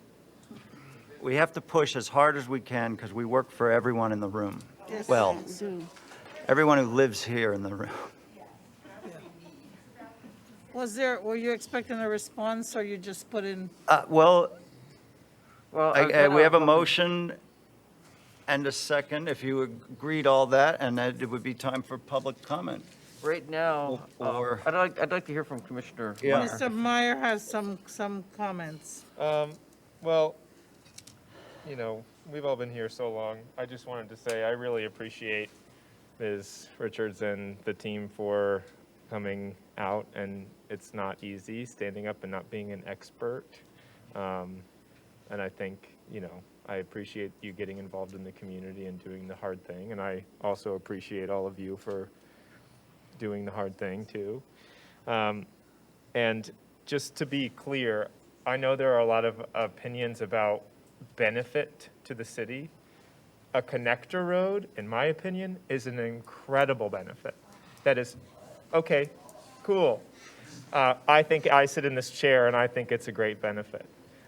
Because it's going to reduce traffic on major roadways and it's going to increase connectivity and change our traffic patterns. So that's something that the taxpayers don't have to subsidize or build, and that's a benefit.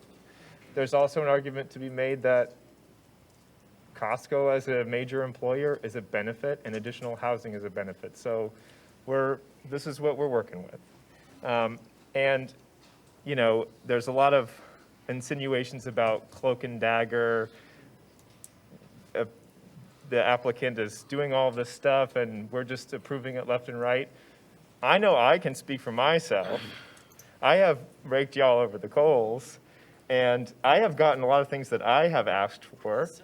And the public probably doesn't see that because it's all happened in meetings leading up to this point.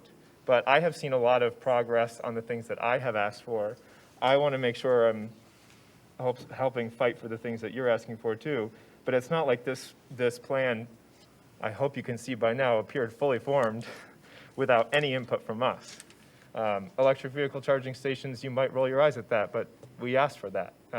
The tree mitigation thing, I told them I'm not going to vote for it unless you're not trying to claim a credit. So, you know, we're working on this. I think to go down your list, I agree with everything that you have to say. I was going to ask for potentially more pervious because it looked like in some of the elevations along the residential area, maybe it was just new asphalt, but it looked like there were some pervious concrete around there. If we can have, I mean, you're really cutting it close as it is on the pervious impervious for the overall site calc. If we can have more pervious, the more the better. If it's, go ahead. Well, Commissioner Matheson. as we deliberate here, and I thank you for all your points, one thing I think we need to discuss here is if we are going to talk about moving forward on this, and there's 5% reduction, there's opening for us to give direction on whether it's, I mean, I heard you state it earlier, and again to everyone, this is the only time we can talk about a project up here openly. It's the first time we've had a chance to. You know, my initial thoughts was if that was that I'd push for the building being reduced to a story and parking spaces that are appropriate for a 5% density reduction being converted to green space. You know, I'm not saying anything would have to be decided on that now, and we could, if we're going forward, to work with the developer on what's best for the residents. And I'm certainly supportive of more pervious area on the property than less. So, but wouldn't you say if, I mean, we're not going to be able to, even with a 20% reduction, they're not going to take a fourth story off of every building?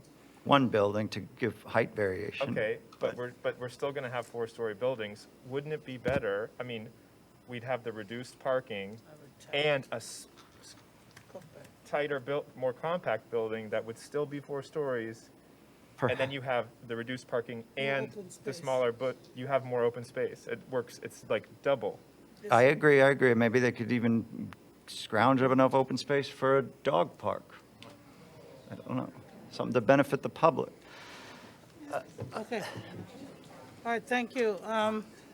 So Commissioner Bruner, Commissioner McDonald, you've heard the comments that we're trying to add these conditions. So if I can make a suggestion to Commissioner Bruner? I'm listening. Okay, so the items, roundup, overflow, the overflow parking, the shade trees, the fountains, the fence, the lake shapes, the name of the road, the visual feature, Special feature. the fill credit, and the tree mitigation, and the stormwater reporting, if you include that as conditions of your, and then a 5% reduction in units, and when you come back with that 5% in the site plan, you'll be turning it into green space.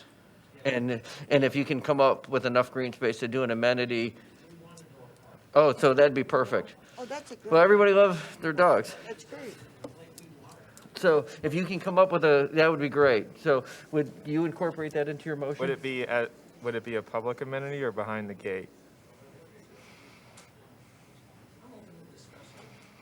Okay, we'll find a place for it. I have a question about your intent with the visual feature in the roundabout, because when I look at that landscaping plan, I mean, we have some beautifully landscaped roundabouts in Martin County, you know. The one on Savannah into Jensen is quite nice. You know, are you imagining like a sculpture, like a hard art piece, or just nice? More imagining something mimicking rocks with a water dripping down it, and trying to mimic a wetland with some elevation that you could see by cars. I know that sounds odd, but Some sort of functional art piece? And it's unique. He's saying that he'll work with it. We're getting something there. that We're getting there. says Stuart. So So you incorporate that into those conditions into your motion? Mary? Clerk, do you have that? I do have that. Okay, and I'll Thank you. amend my second. Thank you, Commissioner Matthews. thank you, Commissioner Bruner. You're welcome. And Sorry for Okay. losing my temper. So we have a motion, we have a second, it's been amended. We have about 9 or 10 points that are added as conditions with some questions. Madam Does it- Mayor, Yes, ma'am? Yes, can I sir? just say something briefly? I don't want this to drag on tonight, and I take everything that was said to heart, both sides, especially the parts about public comment not being pushed on late into the night.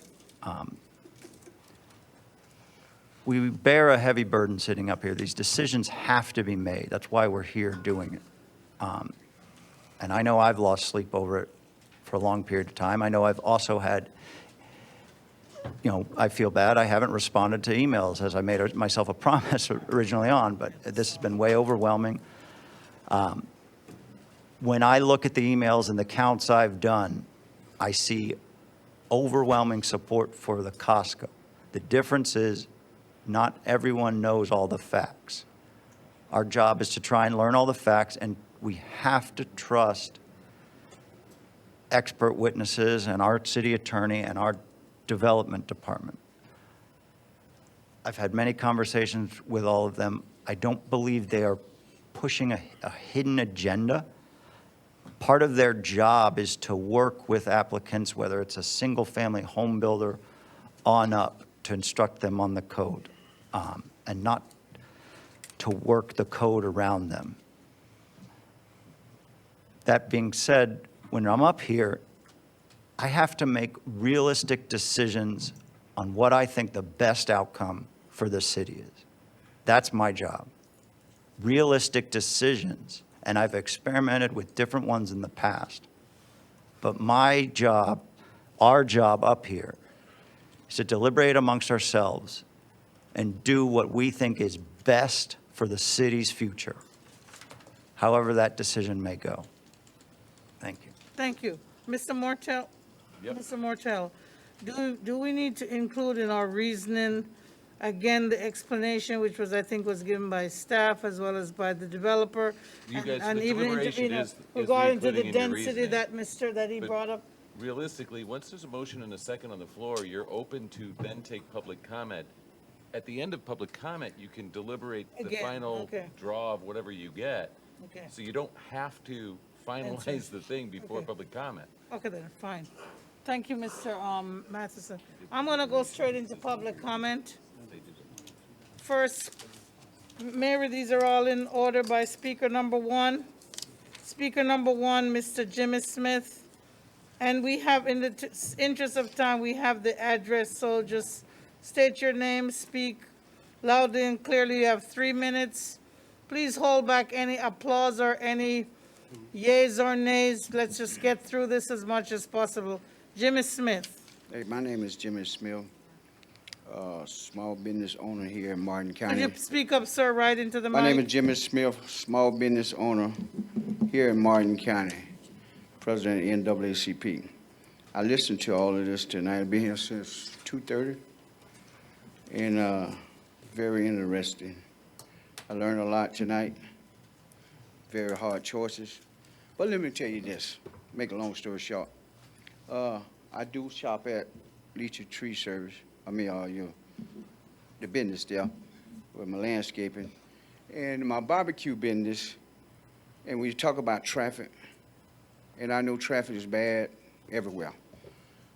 For the last 10 years, I have to go to West Palm Beach to buy a large quantity of food to provide for my business. I have to go to St. Lucie County, all through all that traffic, to buy food. All right, I do that every week, spend thousands of dollars.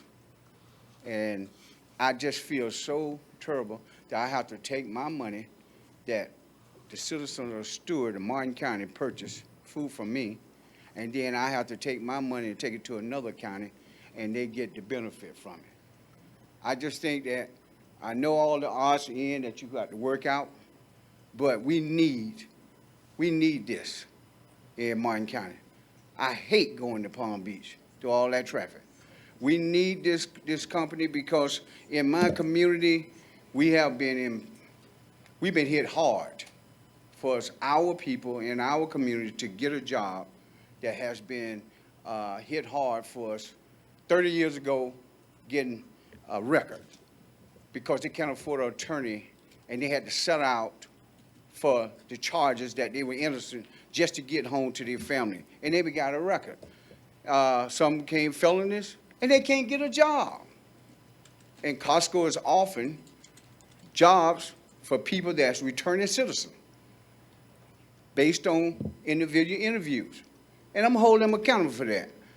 That the fact is that they can get a job at $16 an hour. Do you know how many people here in Martin County just make $8, $9? My people, I don't know about your people, but my people don't make no money. They came up, 6 to 10 people live in one house trying to make a living. And here we go, got an opportunity. I'm looking at all these things that they are offering. We can argue all day long. But when you got a family and you can't feed your family, And I've been here since 1963. I went to Martin County High, one high school. I've seen it all. So I'm asking you city commissioners tonight to take in consideration of what based on best for the city is to vote Costco in. Thank you for your time. Thank you. Mr. Lawrence Cohn?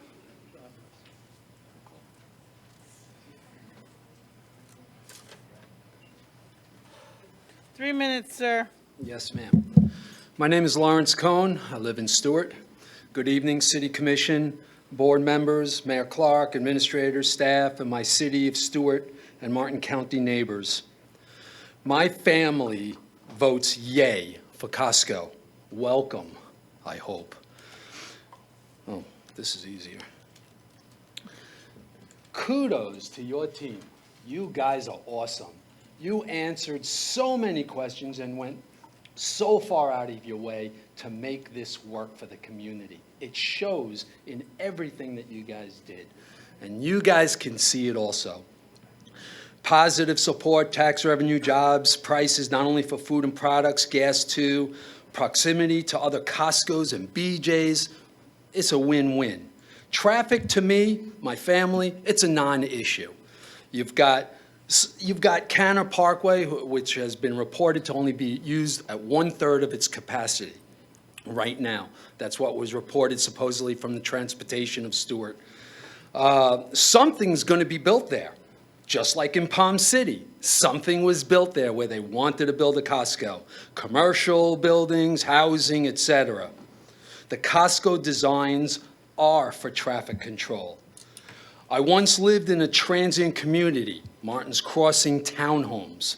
Rents started there, $1,400 a month, and then went up over $1,800, and are still increasing up there for the townhomes. Very transient. People can't afford it. I ended up buying a house elsewhere in Stuart, and it lowered my costs. Home prices are high, rental prices are high. Who can afford to live here? How can the young afford to live here? The writing is on the wall. Just now tonight, the board passed changes to the downtown Stuart traditional architecture outdoor dining atmosphere, CRB 02-2021. The CRB is concerned with versatility, the ability to adapt or be adapted to many different functions or activities. Costco's design is perfect versatility. Taste and change happens. Housing and quality jobs. People are coming to Stuart. Also, please consider, I've heard that you say that there's a large support for Costco here. My family loves Costco. We hate traveling down to West Palm Beach. We don't care that the community builds up affordable housing as well as Costco. But just don't look at the people that are here opposed and for. Also look at social media. You know that there's a lot of people on social media, a majority, that supports the Costco idea. Don't allow Costco to go anywhere else. My family votes yay for Costco. Thank you, sir. Thank you. Debbie Greer, is Debbie still here? Is Debbie Greer on the internet, Mr. Paul? Maybe we do have someone named Debbie with her hand raised, but there's no last name. We can give it a shot. 772, oh. The number ends with 1130. The number's not provided since Okay. she's using the Zoom account. She's not called in. I'd be careful. It's kind of up to you if we want. Can you try them, sir?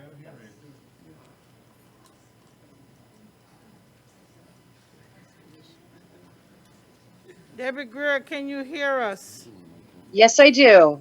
Yes, ma'am. Please continue with your comment. 3 minutes. Good evening. Thank you, Honorable Mayor and our City Commission. And thank you to the Costco team and everyone who has spoken here tonight. I am a resident of Martin County, a native Floridian, and have seen much growth in Martin County, and it's happening. So why shouldn't the city of Stuart benefit? Costco offers quality products, services, and jobs, and supports our local charities, making it an ideal fit for the character of our community. We are an extremely giving community. Costco hires locally and mostly full-time, with their employees starting at $16 an hour. And even their part-time employees are eligible for health care benefits and a 401k after being there for 6 months. They offer retirement plans, family and medical leave, paid time off, sick leave, even free executive memberships. They offer the opportunities for the employees room to grow, particularly in its organization, which Costco employs more than enough. It's among the top 5% of corporations when it comes to racial, cultural, and gender diversity and support. And did you know since 1988, Costco's raised more than $100 million for children's hospitals nationwide? They support different organizations like Feeding America, American Red Cross, the Thurgood Marshall College Fund, and the United Negro College Fund. For over 20 years, Costco has raised more than $60 million in scholarships for unrepresented minorities and invested $25 million in the Black Economic Development Fund. So why wouldn't we want an organization like this to come into our community and support everyone through jobs, their charitable giving, and the opportunity to shop there and keep our tax dollars here locally in Martin County? Thank you. Thank you, ma'am. Mr. Walter Lloyd, are you here?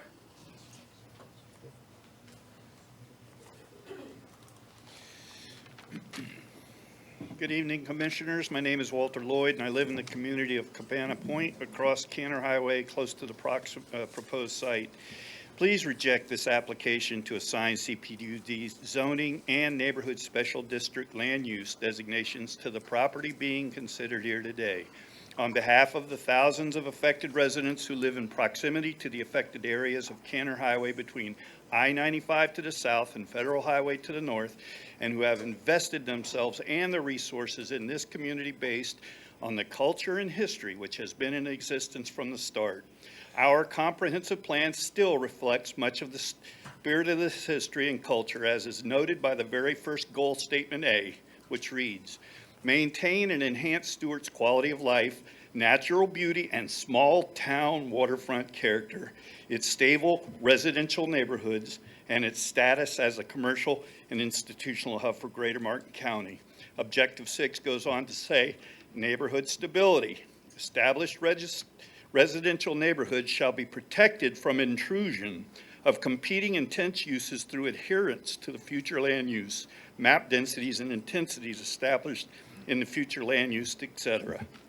In fact, there has been a recent deliberate effort to modify the longstanding plans for the benefit of special interests from the inception of this product to circumvent protection from intrusion of competing intense uses, which for the established neighborhoods of the affected areas will result in overcrowded schools, certainly less natural beauty, and small town waterfront character. It will have a negative impact to its stable residential neighborhoods located in the affected area. The agenda request presented by the LPA missed several issues. They were not given final site plans with school capacity analysis. What about the kids? No clarification if the traffic studies included known existing proposed future developments. Very unclear even tonight. No quantifiable tax benefits or liabilities were presented. As our representatives, please don't allow recently modified letter of the law to supersede the spirit of the law or the well-being of our children's educational potential. Instead, please support our established residential neighborhoods and small town waterfront character. It's not about the quality of Costco or the benefits. It's about the location. Let's do a better job to find a better place for them. Simple. Why don't we just put them in a better place? Thank you, sir. Boyd Bradfield.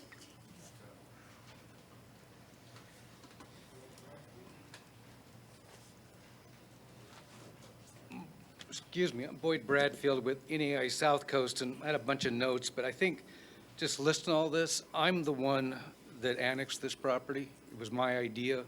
I met with the city. I did it.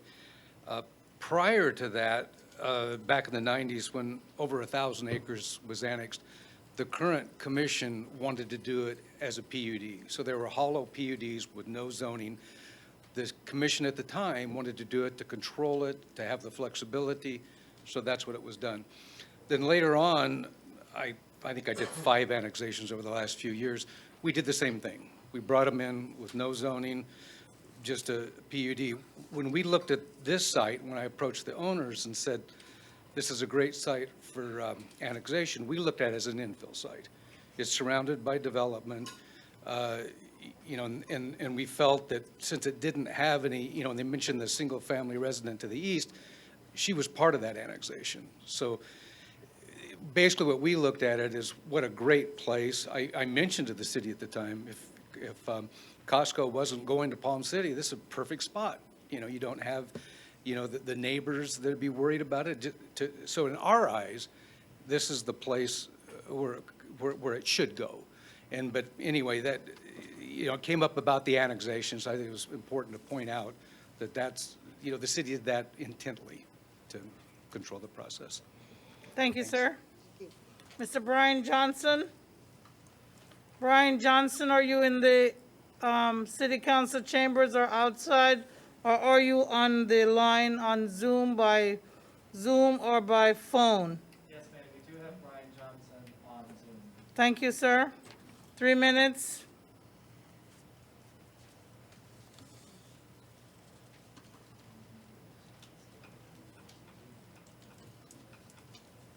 Hello, can you hear me? Yes, sir. You're on the record. My name is Brian Johnson. I'm a 16-year veteran at Martin County High School. I fully support Costco 110%. I'm not as enthusiastic about $1,500 to $2,000 rent. No teacher I know can afford that. No firefighter, no police officer can afford that. I am 110% behind Costco. If part of the project has to go forward because of the apartments, I'm in favor of it. I do think that this is needed by Martin County and Stuart. I also live, not only do I work right next to that property, I live around the corner in the crossings. And so it'll affect me probably almost as much as anybody, since I live adjacent to the proposed property. So, but I do want to, so as I'm going to end up with this, we as Martin County and Stuart need to address affordable housing for teachers, for firefighters, for medical workers, and so on and so on. That does need to be addressed in the future, but to end up, I do support this, and I hope that it's approved. Thank you. Thank you, sir. We have a Roger on South Ocean Drive. I don't know if there's a last name. If you could please give us your last name. We already have your address. Roger Sani. We lived in Texas for 40 years, and now we are full-time residents here, so I'm of that 0.5%, I guess. They were talking about increase. In my business, in my investments, I have to investigate the corporations, the companies. Costco is one of the top. Costco is the best when it comes to the customer, but Costco is super best when it comes to their employees. I think we all need to get out of our comfort zone. Me is enough. We need to think about the little guy. Who's gonna get that job? He's gonna support his family. He's gonna be able to do few things. If I have to suffer 10 more cars in front of me, 20 cars behind me, so be it. And for my environmentalist friends, tens of thousands of gallons of gas will be saved because we'll be stopped going down to there. Hundreds of thousands of miles will not be driven. So let's not just look for me. Okay, yes, I may suffer, but let's look at for the greater good. This is what you guys are got elected. You love this. It's a horrible job. okay, because what you have to go through. But you love, as you said, you love this place. So don't just think, am I going to be reelected or what the reason is? Because what is good for my people? People come first. Yes, I love animals. Yes, this thing, but people come first. So I hope that you give Costco absolutely yes, because there's not a better company out there. Thank you and God bless Stuart and the whole this area. God bless you all. Mr. Sani, is that S-A-N-I? Well, how about we say S-A-H-N-I? Okay, thank you, sir. But H is kind of silent. Yes, sir, thank you. Thank you. Amy Pritchett?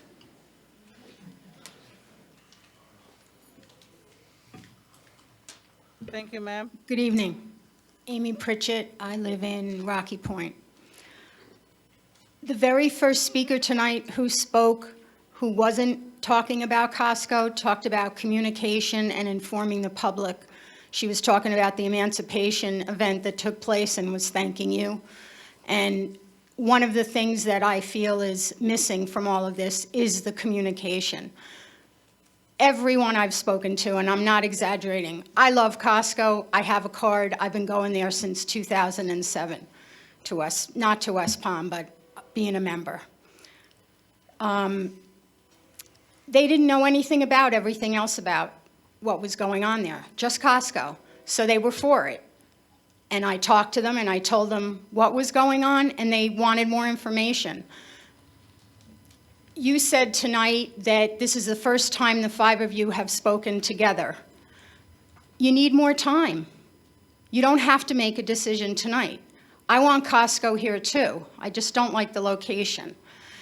And the third thing I want to say is the slice of paradise and heaven that you're talking about is slowly being chipped away with projects like this in residential areas. So I'm asking you to just wait. Take some time and get it right. Put it in a place where there isn't so much going on.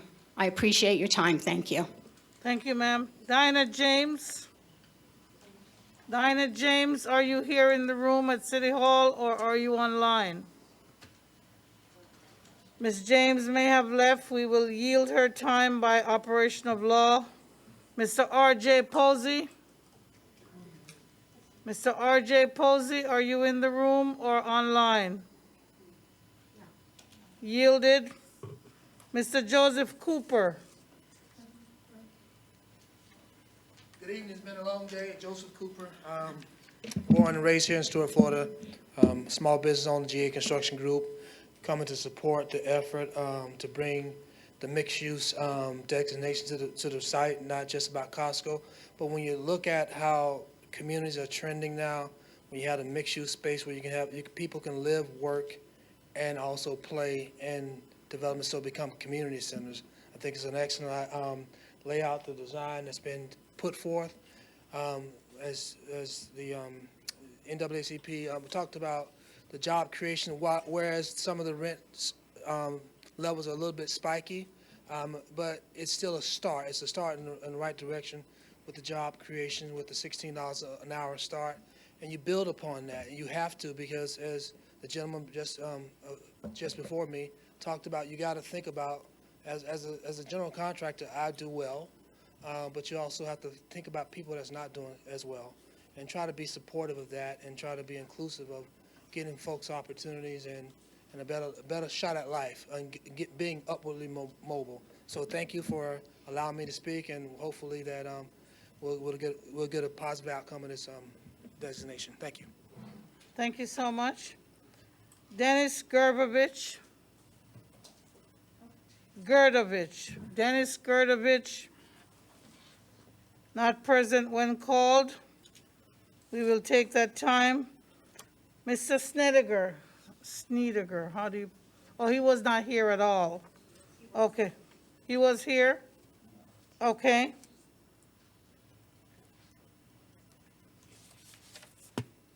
Mr. Gary Skews. Mr. Gary Skews, not here? No one online, Mr. Paul? No, ma'am.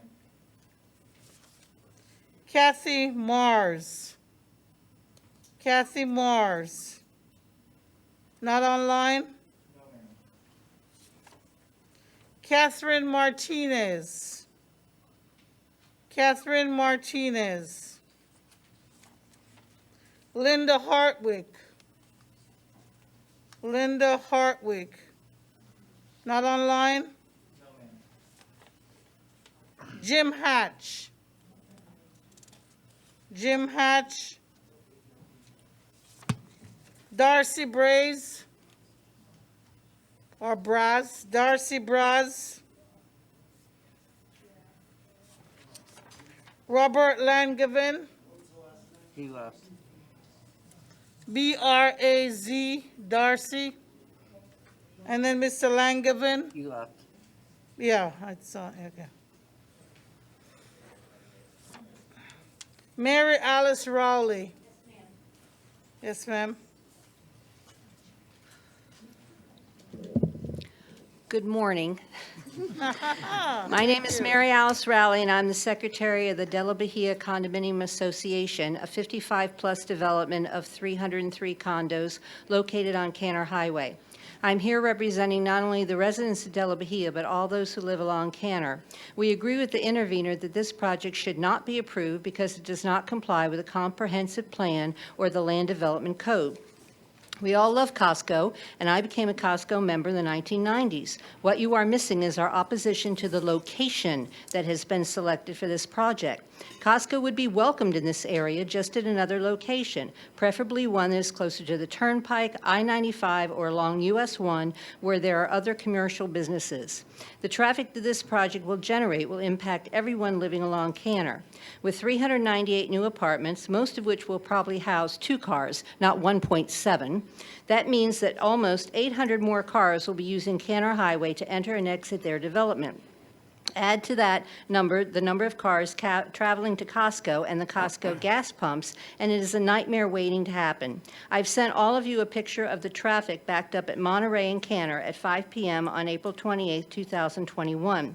Sometimes it takes 3 cycles of the traffic light to get through that intersection, and this is even after the seasonal residents have gone back north. The traffic study done by O'Rourke Engineering and planning even stated, quote, the existing major street volumes far exceed the maximum volume for several hours of the day, end quote. Far exceed the maximum volume for several hours of the day.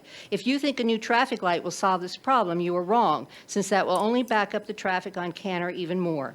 Their study also stated that, quote, there shall be no restrictions on delivery hours for the retail bulk merchandise and automobile repair services building and fueling facility, end quote. So that means that delivery trucks will be coming day and night, generating more noise and causing a hazard for the Martin County High School students who walk along Canner. Most importantly, this project will change the city of Stuart, which will no longer be a quaint city known for its small-town feel and open spaces.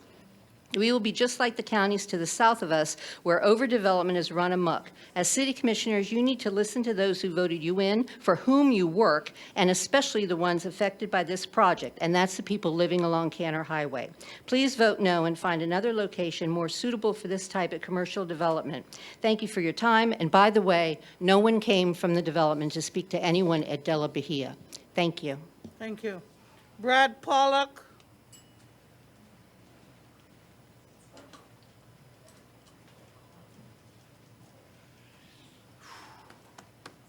Brad Pollock, 3040 South Canner Highway.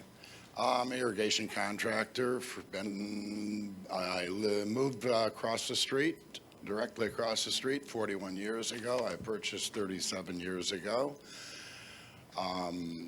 Traffic was terrible until the Veterans Memorial Bridge opened. Now it seems like 2 minutes of nothing and 1 minute of some traffic, not even the third lane full. I look forward to this because I'm selfish, and I've had many mosquito audits by Martin County, and wetlands are great for a lot of things, but we have mosquitoes like the size of birds, and they're all from the fresh water. My neighbors have been pouring gobs of money into it. You mentioned yacht sales. We're holding on to our shoreline. We're actually keeping water on that side of Canner we have subterranean caverns that come under our properties and they spew up through, we're actually doing a lot. There's 14 acres of waterfront commercial. That was the #1 project in the Marine Industries Association reserve that we all voted on. We had 14 properties here in Martin County. That's #1. Where are you going to find somebody to come in here and take that humongous parcel and do something with it? Because in my 41 years, haven't seen a thing. And for those, the thing about agricultural, Home Depot, Martin Square Mall was ag. The whole town was ag. Thank you, and please approve this. And these guys, I've gotten all my mailings, all my letters. I've talked to them over and over again, and I don't see anyone else waiting in line, especially for the whole project. Thank you. Thank you, sir. Ellen Ramil, Ellen Luz Ramil. Is she online, Mr. Paul? We will yield her time. Joanne Colligan. Joanne Colligan, is she online?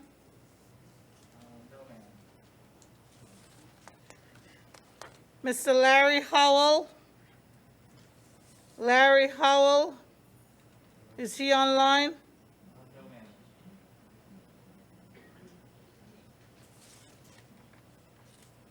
Jennifer Schweikler. That R didn't look like a, look like it. Written in haste by Jennifer Schweikler.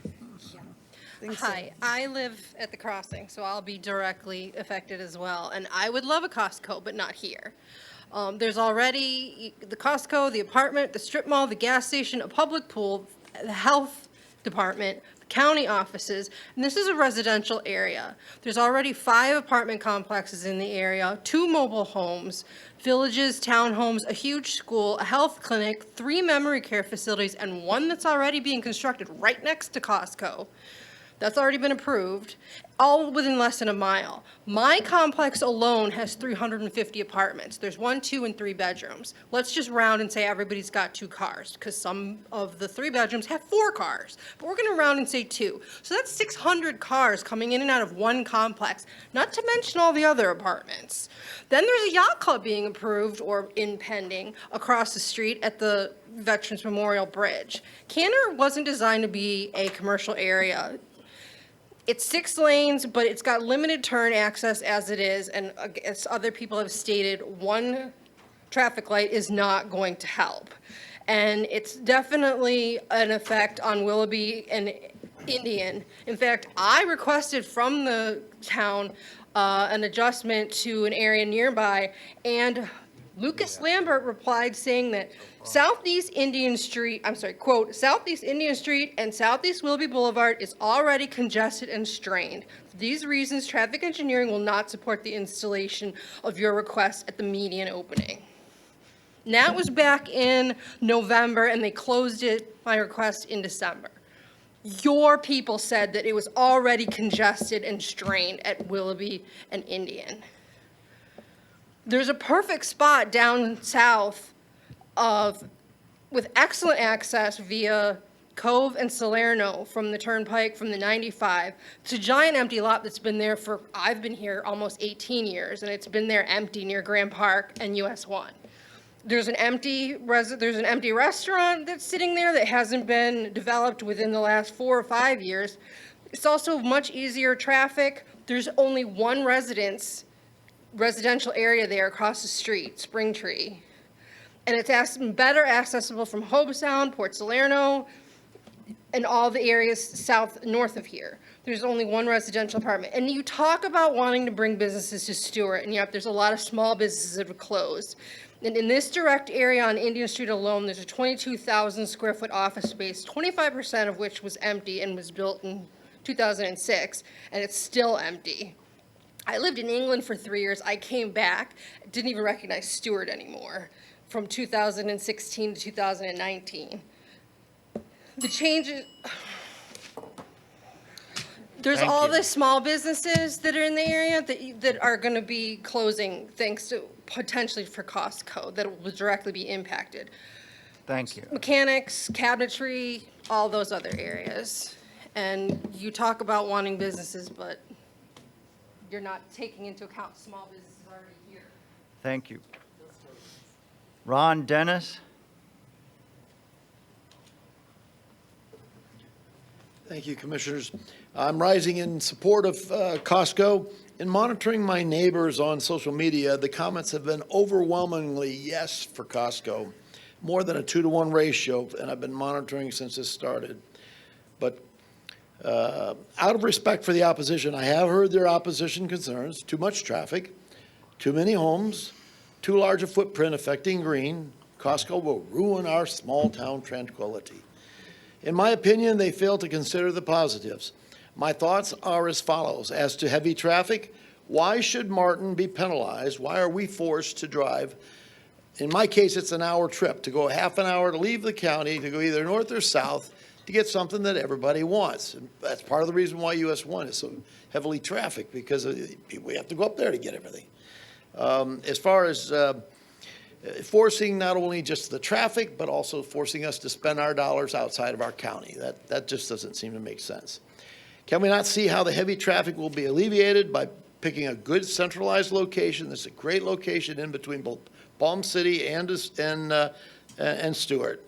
As to much housing, low-income housing is desperately needed here in Martin County. According to the MLS system, this was as of 3:30 today, there's only 137 homes under $250,000 that are currently available in all of Martin County. So we've got to deal with that problem. But we got to build some more homes. This shortage has significantly affected service workers. I know for a fact that there's a lot of the traffic, the commuting traffic, the service industry, most of the residents, they're living up in Port St. Lucie and they're driving down here commuting. That's the reason why you got so much heavy traffic coming off of at the different times, people coming and reporting to work. As to its effects on green, I would encourage everybody that thinks that this footprint is too large to Google Earth, take a look at Martin County. We're one of the greenest counties I've ever seen. As to tranquility, tranquility, everybody wants tranquility. At what point should we mandate a time warp? I would think that those that came here 50 years or were here 50 years ago, they probably didn't appreciate us coming here. But, prosperity, people come, it's a benefit. I would just say that we really should make sure that we don't force our residents to have to leave our county because we don't offer the amenities that we all seek and want. Thank you. Thank you, sir. Michael Craig? Michael Craig, if you're here or online, we'd like to have your comment. Not present. Val Mazzaferro? Val Mazzaferro? Not present. Linda Farrell?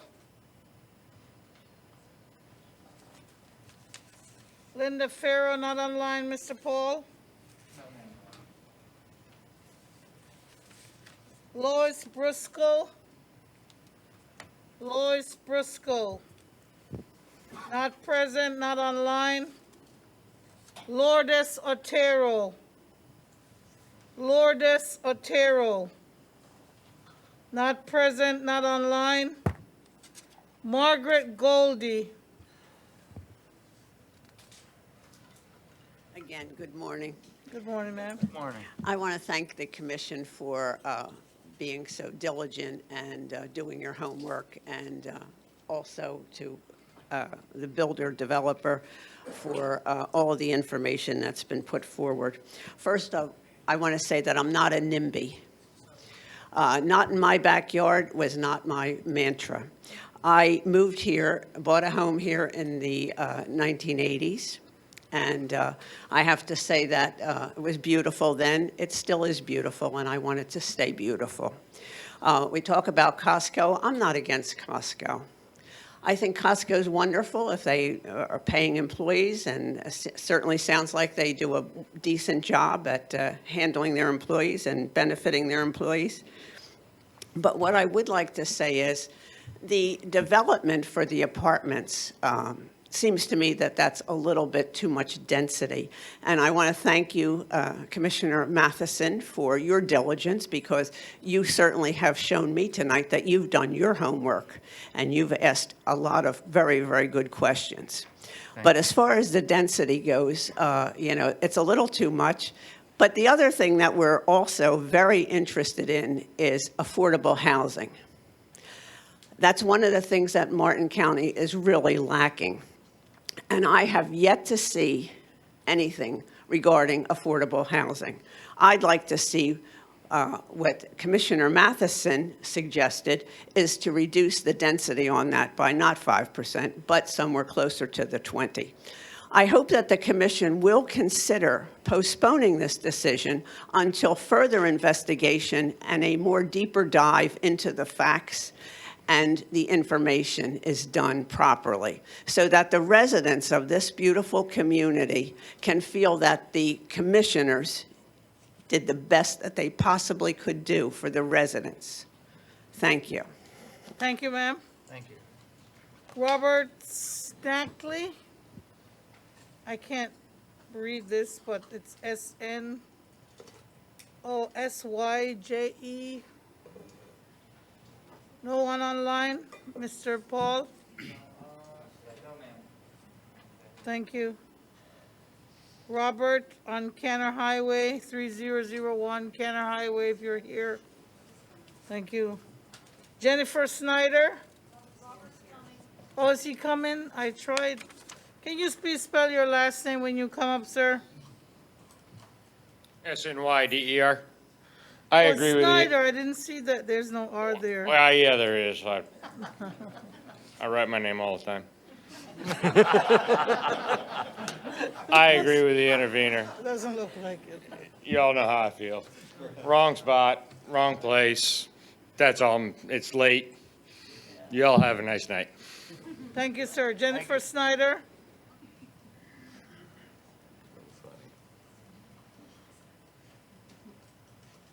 Now this is printed nicely. Hi. I just want to say that the intervener did a really good job with the research, and I hope you will have done your research as well before you make a decision tonight. I hope you will take into consideration what this will do to Stuart. The location, the surrounding neighborhoods, the high school students, the downtown businesses, the small business owners, the river estuary, the evacuation routes, the area as a whole, and most importantly, the residents that live here. You ask yourself what we really have to gain from a project of this magnitude at this location. Is a destination shopping center and a sardine-packed apartment complex going to improve the quality of life here in Stuart? Will it create more problems for our city than benefits, especially for our fragile ecosystem? By keeping big developments out of the city center, we actually increase the value of this area. We keep this a special place, unlike any other, a residential community as it was meant to be. Why is this development not better suited closer to an interstate, closer to where there's access for people to come and go? Why would you want to put it right here in the middle of Stuart? So I hope you will think about this. I hope that you will vote no to this location. And I'll leave you with this quote from Kate McAllister concerning legacy cost. And I'm not sure that you might have considered these. So every time we build a new big box store and another small business closes, we lose a piece of our community identity. We lose opportunities for stories, for adventures, for creativity, for art, for uniqueness, for nature, for learning, for cultural development.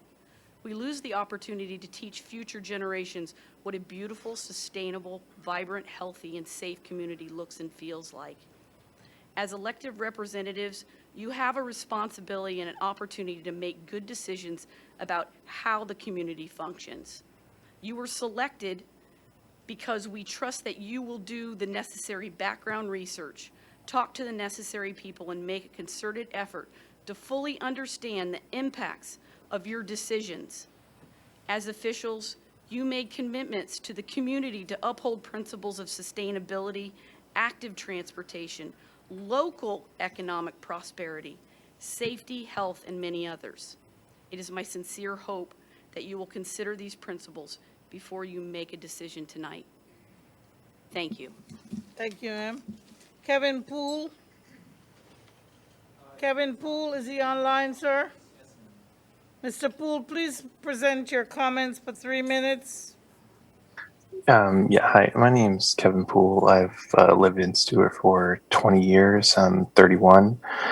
I'm in favor of this. I don't know why I didn't realize how against it some people would be. I think it's kind of ridiculous that it seems like everyone's essentially saying, I like Costco and I would love for this to happen, except that I don't want it to affect me in any way. Like, that just seems like the most selfish, ridiculous reason I've ever heard. It'll bring good jobs to the town. $16 an hour is great. Tons of new apartments, which, granted, $1,500 isn't super cheap, but it's much cheaper than a lot of people are trying to charge for rent right now. I live in White Marsh Reserve, across from the Stuart Firehouse on Canner. So again, it'll affect me more than a lot of people. That other lady who was like, I speak for all of the people on Canner, does not speak for me or my family. Lots of people on Canner I know want this to happen. It's just completely silly to me that anyone would be against it just because it'll slightly inconvenience them. I'm a conservative libertarian. Business should be allowed to succeed and move into where they want to move in. If other places can't compete with them, that's capitalism.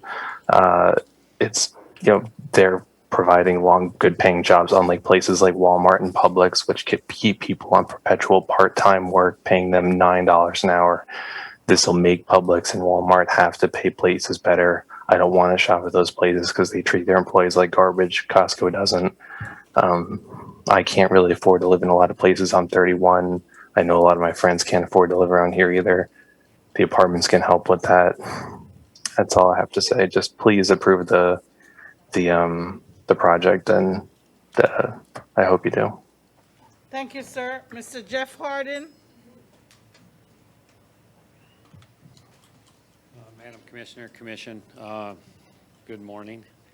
I know how hard you guys work, and I know you take it personally, and I think you guys are all doing a really good job. I've been to a lot of these late-night meetings, and I know how hard you work. So I'd like to thank Mr. Marino for bringing this opportunity to Stuart. I think it's a great opportunity. It's jobs, it's construction jobs, it's employees. It's really a great thing, and I think they did a good job with their team. Your team presented a wonderful case, and I think you did a good job, Bob. I'm in favor. I don't want to speak too long. I think it's a great project, and I hope you vote yes tonight. Thank you. Thank you, sir. Michelle Shinkaro? Michelle Sincaro, Little Oak Trail? Michelle, Little Oak Trail? Not present. We will yield your time to someone else. Chloe Hoffman, Cabana Point Circle. Chloe Hoffman? Not present. Laura Hoffman? Laura Hoffman, what was that, Miss? Laura Hoffman, is she present on the line by phone or Zoom?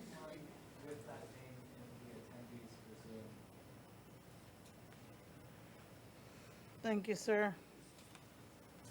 Jackie Blake, Bobolink Way. Jackie Blake? Jackie Blake, not present. Joe Baxter?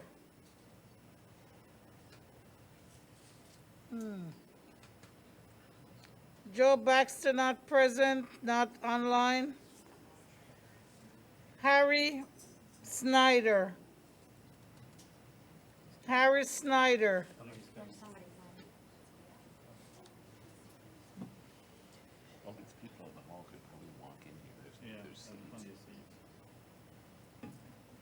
Yes, if you're outside, if you'd like to come in and sit down, you can come in and sit down. We have space inside. Mr. Snyder, thank you. This is the man here. Good morning. Good morning. My name's Harry Snyder. Costco is a fine company. It has a place in this area, but I don't believe it is, the place is right in the middle of town. You can't put a project of this magnitude into a single-family area where people live. The property is zoned for 5 units the acre. You might even have to cheat on that a little bit. I wouldn't say anything. But to put a project of this magnitude in is going to, I think, hurt the whole area. I wouldn't mind seeing Costco come in at all, but not in this area, not in this place. Thank you, Mr. Snyder. Terry Cook, Greens Point Way. Terry Cook, Greens Point Way. If you're present at City Hall or if you're online. Not present. John Cantu, Cayuga Terrace. John Cantu. Coming?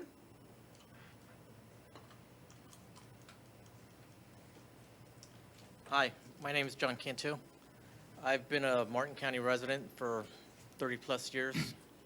I've seen so many changes, good and bad. I'm not against change. I think growth is good for the community. I just think this location is the wrong place. As a future parent of, as a parent of a future child that would be going to Martin County High School, I'm really against it. I just don't think it'd be good for the kids. So when you make your decision, please take them into consideration, whether they're your kids, your grandkids, nephews, nieces. Think about them. Thank you. Thank you, sir. Mr. Lee Harden, Watercress Way. I happily defer my time to the next speaker. Okay, thank you. Yielded his time. Doris DePino. Doris DePino, Sterling Circle. Doris DePino, Sterling Circle, not online?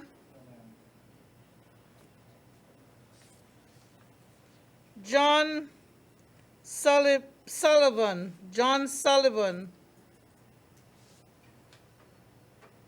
John Sullivan, Southeast, I don't know, Hague Point. Thank you. Joanne Ferrante. Joanne Ferrante, no address given. Is anyone online with that name, Mr. Paul? No, ma'am. Jack Snyder. Is that again? Was it John? Who was the Snyder? Jack Snyder.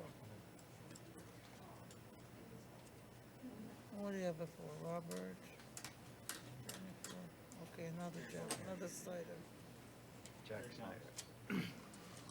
Good morning. Morning, afternoon, whatever it is.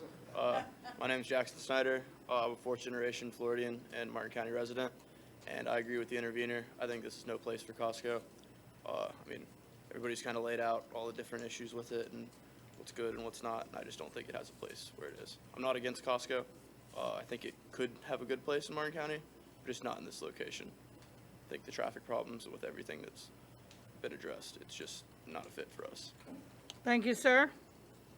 John Lembo, Sage Court. John Lembo, Sage Court. Is he online, Mr. Paul? Lembo? No? Zach Harris, on Harrison Street. Zach Harris. Zach Harris is not present, is not online. Gabriel Carino. Gabriel Carino, Marco Lane, Palm City. Gabriel Carino, Marco Lane. Not present, not online, Mr. Paul? Parker Fisher, Fischer, Long Spur Lane. Parker Fisher. Not present, not online, Mr. Paul? Mr. Armand Pasquale. Good morning. Save the morning. On deck is Brian D. Ventura. I hope you know this is way past my bedtime.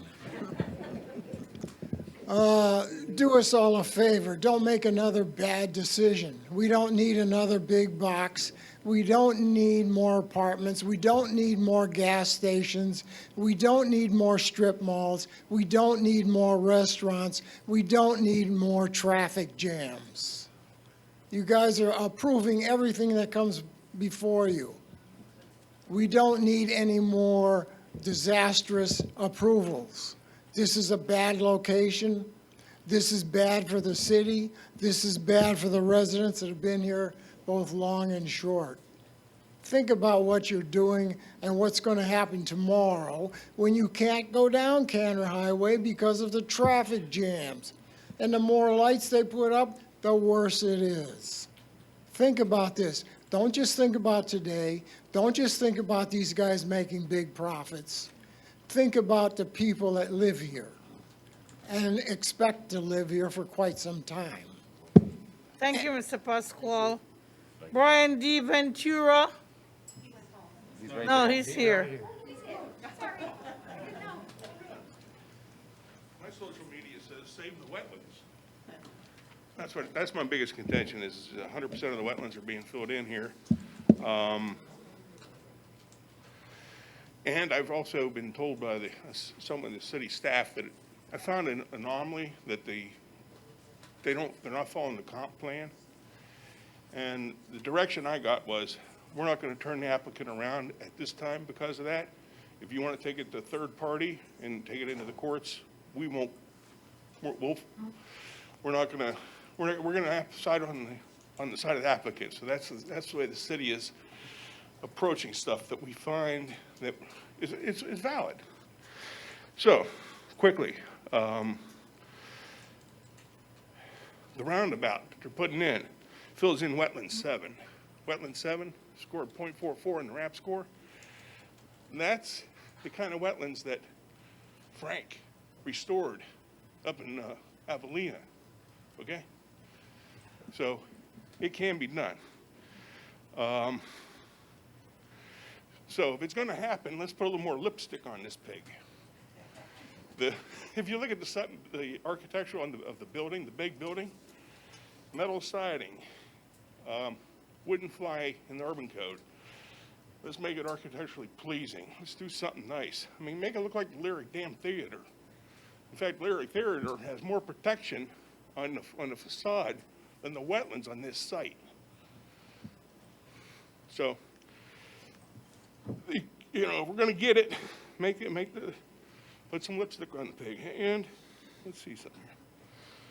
Electric, Oculus Surgical, as well as preeminent schools like an FIU-affiliated research institution and the Somerset Career Technical That's the Academy. YouTube that they're offering free land over Costco. But sadly, not yet a Costco. Hey, Team Port St. Costco. Lucie I'm Port YouTube St. saying, Lucie hey, Mayor Greg Orbeck. The City Port St. Council, Lucie city staff, saying, overwhelming majority of our free land for Costco. You can get 2 of them. Build one down here. Can you talk to the Sir, you're speaking to the Thank you. commission. Bye. Thank you. Oh, thank you, sir, for your comments and your presentation format. Thank you. So Kathleen Gerzina on South Marina. Kathleen Gerzina on South Marina, is she online? Ashley Frolin. Ashley Frolin is not here? Is Ms. Frolin online?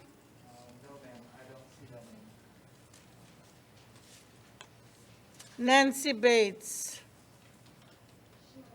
Nancy Bates, Cabana Point Circle. I believe this is hers. I only have the first name, but she raised her hand almost in sync with you saying. Sounds good. Yes, sir. Ms. Bates, could you please state your name for the record and give your testimony for 3 minutes? Your Can you comments? hear me? Can you hear me, Nancy Bates? Yes. Thank you. As you exit the building tonight, I'd like you to look to your left. There is a mural in the building that has pictures of Stuart, and it says, "Once upon a time in Stuart." I know the city has grown. I know there's a lot of people there. I would have addressed this and looked at it in 2017 when I moved back to the city if I would have realized. People talk about folks driving from Port St. Lucie to Stuart. I drive from Stuart, South County, for higher wages in the field, in the medical field that I am in. All of us have issues with our jobs and different things like that. But this is not the place to place a Costco. The job part to me really doesn't have much to do with it. I'm more concerned about our city and our town and what we are doing to it. Excuse me. I will admit I left and I went to dinner. And I didn't get to hear about the runoff and the water. I live in Cabana Point. On both sides of Cabana Circle, there are runoffs that come from the city, from Canner Highway, the water.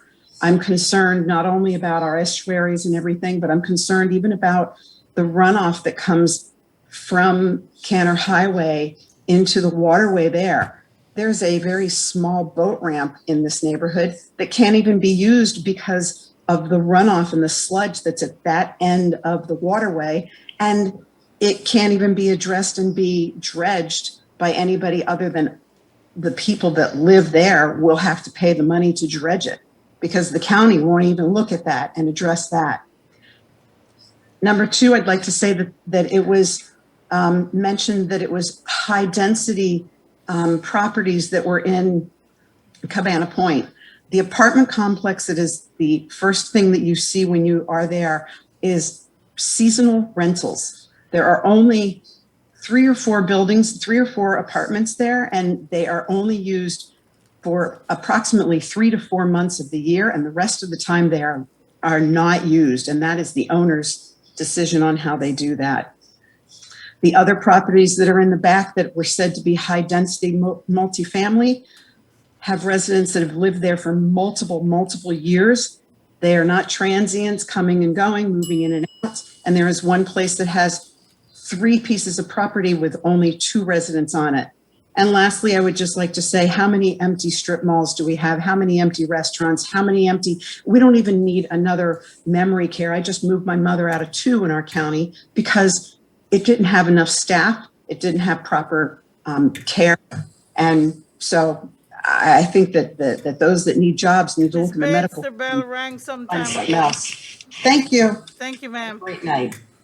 Abigail Little? Abigail Little? Not present. Scrub Oak Avenue. Charles Glover? Letha Sertle? Southwest Letha or something. Charles Glover? Mr. Glover is not online? Miss Helen McBride? Longest meeting and most attended.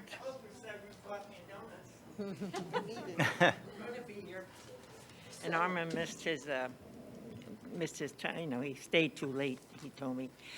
Helen McBride, I live on Flamingo Avenue. I'm a 48 resident of the city of Stuart. And I can understand these young girls' viewpoint. I moved here, it was all beautiful flower farms with the lights going on at night. There was a bad point, though. You came downtown Stuart. It was a ghost town. We had Green's department store, Stuart department store, and the Chinese restaurant. Ding Hao, thank you. Your memory's better than I. But thank God, we had, my first city meeting was out next to Stuart department store, up over the fire department. So I've gone through a lot of commissioners.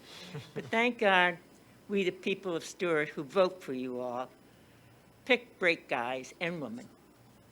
Because look what we have after 48 years. And I'm so proud to say I'm a member of the city of Stuart, and I'm probably a pain in the neck. I come to all these meetings. And the meeting I came to, the LPA, let me tell you, that is a fantastic committee. I was so impressed.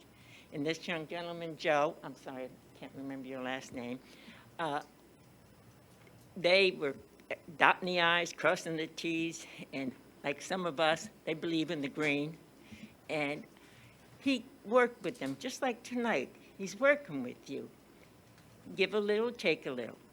And thank you for giving, I'm happy with the 5% green. And there's a lot more trees, and a member of the LPA, they said palm trees. She said, no, I want oak.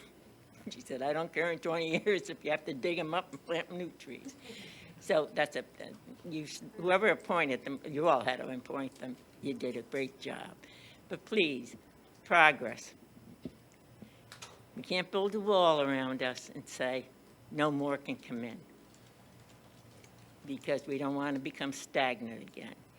And I have to go over to Fort Myers, where my sister lives, to go to Casco, because I don't go down to West Palm Beach. So I'll be happy to have it. In the apartment buildings and in the few retail stores and restaurants he's going to have, it's not like he's having strip malls. It's going to be first class. So please, listen to we the people and keep Stuart going forward. Thank you, and vote yes. Thank you. Thank you, Ms. McBride. Nicole Winship, Sandpiper Street. Thank you, ma'am. Hello, Commissioners. Yes, ma'am. Good morning. My name is Nicole Winship, and I am a 41-year resident of Martin County, living in Hope Sound. I am concerned about the traffic, as well as everybody else is. And I'm certainly concerned about the change in the comprehensive growth plan. If we're not going to follow that, what was the point of having it? So that's a concern that I have. Some of the things that I'd like to ask under the Freedom of Information Act and the Florida Statute, Chapter 119, I'm requesting in writing the following things. I would like to know what, if any, EPA tests and results were done on the property that's in question. Was the property the old dump for Martin County? If so, what and how will this property be excavated and rid of any buried trash and toxic dirt and chemicals? If the commissioners approve this property for development, will there be a clause written to absolve the county and its residents from a future lawsuit or lawsuits that could result in possible health issues, more specifically cancer, like the cancer clusters in Port St. Lucie and I believe it was Royal Palm, due to the property being an old dump and the toxicity that might be on that property? In addition, I would like to know if we have a hurricane evacuation, what will the county do to ensure all of the residents that are currently living there, and then if this does go in, how are you going to handle that evacuation? Not just the evacuation, but the school is our location site, I believe, for safe space. And then you're going to have all those people going into Costco, not just to evacuate, but to purchase products for their homes like we all do, go crazy, stocking up. It's going to be mass confusion and hysteria, too much in one spot. And then the last thing is I'd like to know about the infrastructure. How are you going to deal with the infrastructure? I live in Hope Sound. People are going to be coming from Jupiter and Tequesta up. Are they coming through Bridge Road? As you all might be aware, there's quite a few applications, I believe, that are in for mega developments out there with the big mega church out west, Pratt Whitney Road. All that traffic, I think people need to consider all of the other developments that are going in and all that additional traffic that's going to be on the road. Those people are all coming into our community. So I ask that you vote no for this location, and please do due diligence and maybe another location that's better suited. Thank you. Thank you, ma'am. Amy, there's no last name, but there's a Saras or Sarase in the email address. Amy from Southwest Poplar Court. Amy, are you present or online? Oh, thank you for speaking up. What's your last name, ma'am? Is it Sorace? Oh, it's Badran, Badran. Okay, so it's different from your email. I mean, I don't even know what to say. I'm sad. I love this town. I've been here. I mean, I want to cry. I'm going to cry because I've been here 25 years and it's a special place. I mean, this place is beyond special. I adore it. And it's sad because I know it's going to change. I believe that the location is bad. I'm just sad. And this has gone on way too long. I feel like the people that presented their case first could have been a little more concise, a little more, they could have been quicker, a little bit more respect for the people that were here and that came and took the time out of their day. You shut so many people up and so many people out, and it's just sad. Thank you, ma'am. West Slobodian. West Slobodian at Southwest Montclair Drive.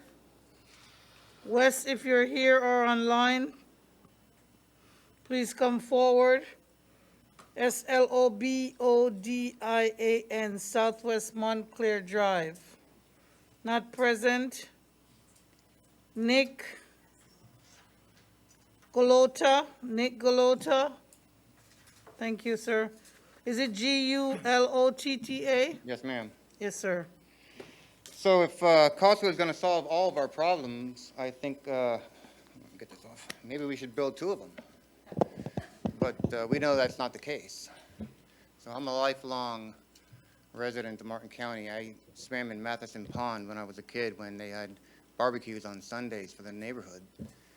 And I consider myself informed. I think I'm in the know for most of the part, but I, like everybody else I know, assumed that Costco was going to be down close to 95. And even a lot of people that came in support of Costco left when they found out the gravity of this project in this location. And I think that the molestation of our comprehensive plan by attorneys is a travesty. And it should be taken into consideration, I think, at least postponing this vote for more research and to hear from the community. People need to know. I think passing it under the shadows of all this current events and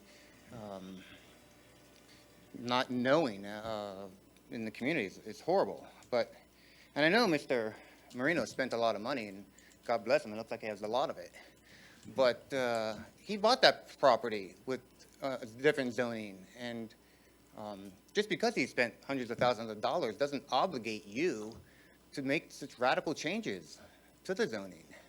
And there's no sense in rushing through it. I mean, I don't begrudge the man for making money either. I think, we should all have bigger jets, but that's, he can, if he's going to work with Costco, he can buy property down towards 95, and City of Stuart can annex that property and get the tax revenue from it.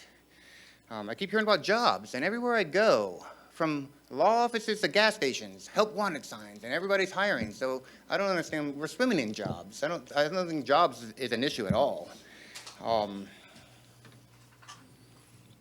There's another issue that nobody's brought up. This site is right across from the water, and the water acts as a megaphone and carries sounds. And if Costco is going to be doing all these deliveries at 4 o'clock in the morning, that sound's going to carry through every neighborhood in Palm City and right up down to North River Shores, and so there's other considerations there too. That I hear people say noise ordinance, but nobody's mentioned the water. And we all want a Costco here. I shop at Costco. I mean, we all want it here. But when I heard of this location, I about fell over. And also the whole gravity of all what they're doing. The people of Stuart really have the right to know. And I know in 2 short weeks, I heard we had 1,100, 1,200 names on a list, but that's just a fraction of City of Stuart. So thank you. Please consider postponing. Thank you, Mr. Galota. Mr. Frank McChrystal.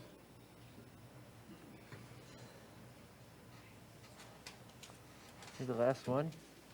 Last one, speaker number 67.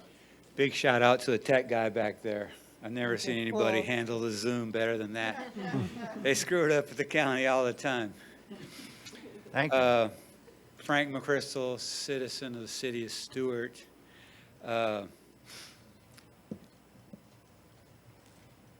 Not really prepared for this, but I'll wing it. Nobody denied the school concurrency issues. Nobody denied that. If you were planning a community, would you put something like this right next to a high school? I don't know about that.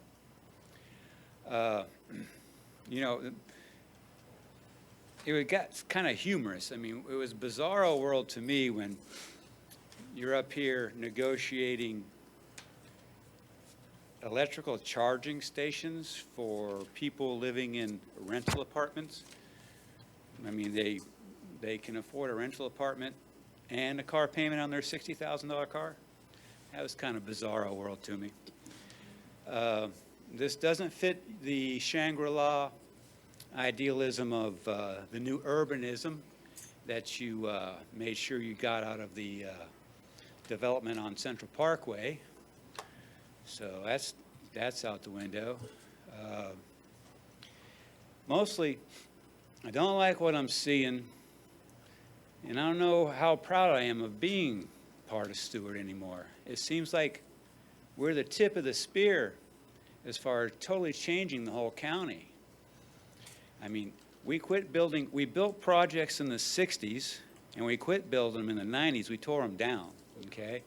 Packing people into high-story buildings, all right, in small spaces, it doesn't work. It doesn't work for humans. And if this is the best we got, it's horrible. And the kind of changes that I've been seeing for the last year with these approvals of these projects, all right, this is second in all my years here. This is right behind the illegal runway 1230 extension at Witham Field in 1998 as far as changing the character of our town, okay? This is right there. What you're doing with these apartments, you are changing the face of our community, okay? And it's only second to that illegal runway extension that turned the center of our town into a pit stop for global travelers, okay? So, there's more citizens, and so as far as, you should take a pause because you really need to find out the people you really represent in the city of Stuart, how they feel about it. That's who you represent. Not all the social media, not the people in Hope Sound and Palm City, not the county, not Martin County, but the city of Stuart. You need to really, you've been overwhelmed, but you need to decipher how the people of the city of Stuart really feel too. All right, thank you. Thank you, Mr. McChrystal. We're here now, and we have all the green cards that have been handed in. If you are in the room or online and you'd still like to make a comment on this project, please come forward, hand your green card to the clerk. We are not going to allow anybody who's spoken before to speak again. But if you did not hand in a card, or if you were afraid, or you thought there wasn't time, this is the time to do it. We're accepting public comments on this resolution. Thank you. We do have 2 people with their hands raised on Zoom. One has been raised for quite a long time, so I'm not. Can you please ask them to identify themselves, sir? Yes,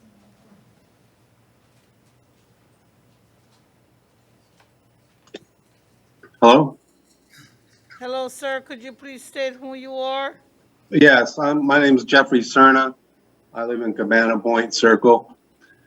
Um, I think that this Costco, it's good for Martin County, but I think we're missing the point, and that's that this is the wrong location, based on everything we've heard today. The location is just wrong. I don't think, we should have to suffer through traffic so someone can make minimum wage, as someone else said. I don't think the jobs they're going to be providing are the type of jobs we really need here. Although we can have them, we just need to move it a little south. US 1 or further south on Canner. It's just a bad fit. Um, if you look at the development that recently went out, the Cleveland Clinic over there on the corner of Canner and Indian, that's the perfect type of jobs we need. They're career-oriented, high-paying jobs. Those are the jobs that people are going to be able to purchase homes and other luxury items. And I just think that it's just a bad location given the traffic and the school and all the neighborhoods that are around there. And that's all I have to say. Thank you, sir. Is there one more hand raised online, Mr. Paul? Yes, ma'am. Suzanne Hilton. SUZA? SUSANNE. Hilton, HILTON. Ms. Hilton, can you hear us? Would you like to make a comment on this item regarding Costco? First reading of Yes, this ordinance. yes, I would like to. Please speak for 3 minutes. Okay, thank you very much. I am a longtime resident of Stuart and Martin County, and I also believe that this is really the wrong location. I live in South River on Kenner Highway now. I used to live downtown. Um, the traffic situation at certain times of day is unbearable. Having to sit through 3 light changes on Indian Street to get onto Canner, or the same thing on Monterey, it's just already a bad situation. And then when you add the fact it's right near the high school and you have inexperienced drivers mixing with 7,500, 10,000 trips a day into a Costco, I think it's a recipe for disaster. And I feel that there are probably many good locations in Martin County. We just need to not approve this, look for the better site. Then I think approval will fly through and people will be happy about it. But most of the people I talk to are not happy about this. The other thing is, I really don't like that these properties are being annexed by the city of Stuart to get around the more strict zoning of Martin County. It cheats the people of Martin County. We have a comprehensive plan. We want to stick with it. And we're really getting bad development and overdevelopment when you annex these properties. So I really want that to stop and to actually care about what the people of Martin County feel like when this land is stripped away so that it can be overdeveloped by out-of-state developers. And we need to change the way we're doing things right now because we are not abiding by the wishes of the citizens here. Thank you. Yes, ma'am. Ms. Hilton, you're done? Did she get cut off? I think she said Done? thank you. We do have 2 more with our hands raised. Next is Sarah Merker. Can you spell that last name? Yes, ma'am. Merker. Sarah Merker, can you hear us? Yes, can you hear me? Yes, please speak on this matter for up to 3 minutes. Alrighty, hi, thank you for having me. I am a Ms. Merker, somewhat can you give recent, us your address? I live in Florida Club off of Florida 95. Club, okay. Yes. So I recently moved to Stuart back with my family. My father works for the county. I have been an employee working minimum wage here. And I feel like everybody who has spoken tonight has no idea what it's like to be one of those people. You're talking about all these jobs that you're going to be creating, but who are these people that you're creating them for? That we have such an influx of jobs right now. We have all these small businesses that are suffering. I haven't even been here for 4 years, and I've witnessed so many businesses close down. And it's so emotional for me personally. I'm 26 years old, and this is the future, and I'm just watching it just get sliced away. I mean, I drive down Canner, left and right. I could crash a car trying to read all these signs about notices for hearings. You know, it's unbelievable what I'm seeing. I left for a year. I came back and could not recognize the place. 3 Wawas in like a 10-mile radius. Are you kidding me? I'm so disappointed in the leadership that I'm seeing. I can't believe that this is even being considered and so hastily. You need to listen to your people. Social media doesn't count when there's a campaign backed by millions of dollars, you know? It doesn't match up with the people who live here and actually love and support this community and show up every day for it. So that's all I have to say. Please, please, please take your time on this. Thank you. Thank you, Ms. Marker. Who's the next person, Mr. Paul? The next person is Patty, and I'm gonna butcher the last name, Bionde. Oh, Patty Biondi? Yeah. Ms. Biondi? Please speak on this matter for 3 minutes. Yes, ma'am. Thank you very much for letting me speak. Can you hear me? Yes, ma'am. Okay, thank you. I would just like to say I've been in this community since 1982, and I was a teacher at Martin County High School for 32 years. I live on Hideaway Place, directly across from Martin County High School. I feel that this is the wrong place for Costco and for 398 apartments that are zoned as luxury apartments. I think Martin County needs affordable housing. I don't think we need more luxury apartments. And I agree with the intervener. I think she has presented a very good case for why this is not the right place for Costco or for the apartments and the gas station and the restaurants and strip shops.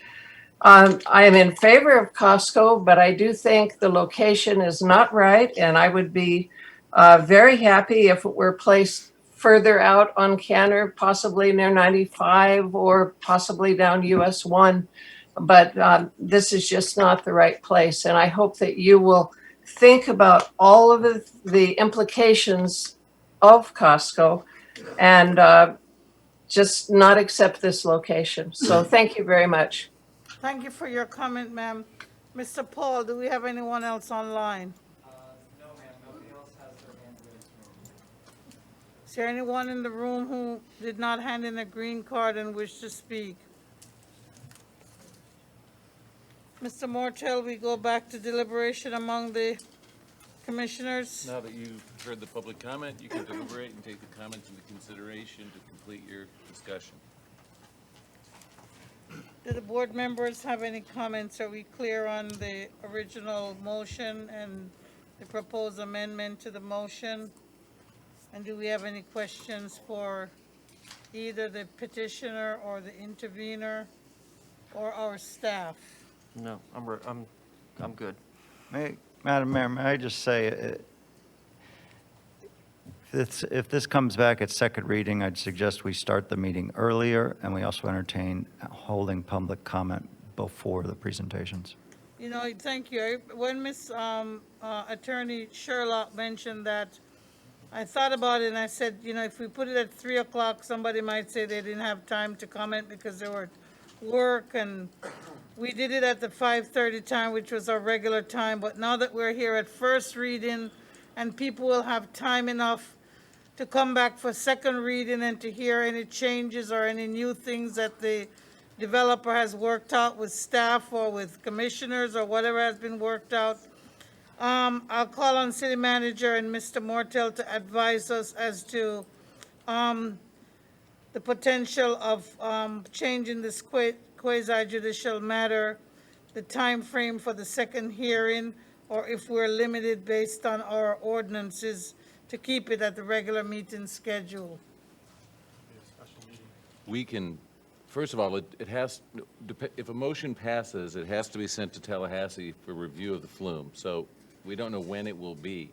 But when it returns, we could specially set it at a convenient date for the commission.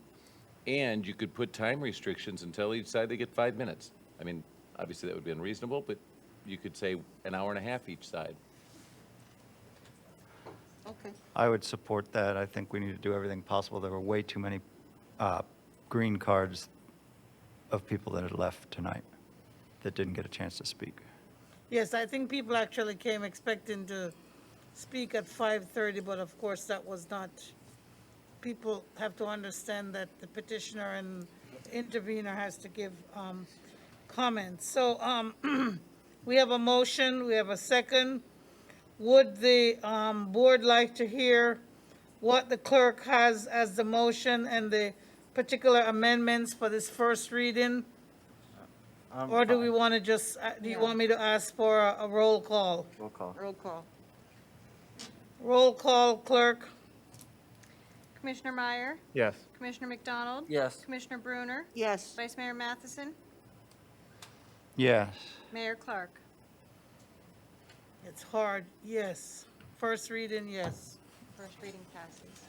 It's very hard. Thank you. This meeting is adjourned. Thank you for your efforts and for coming in. Thanks.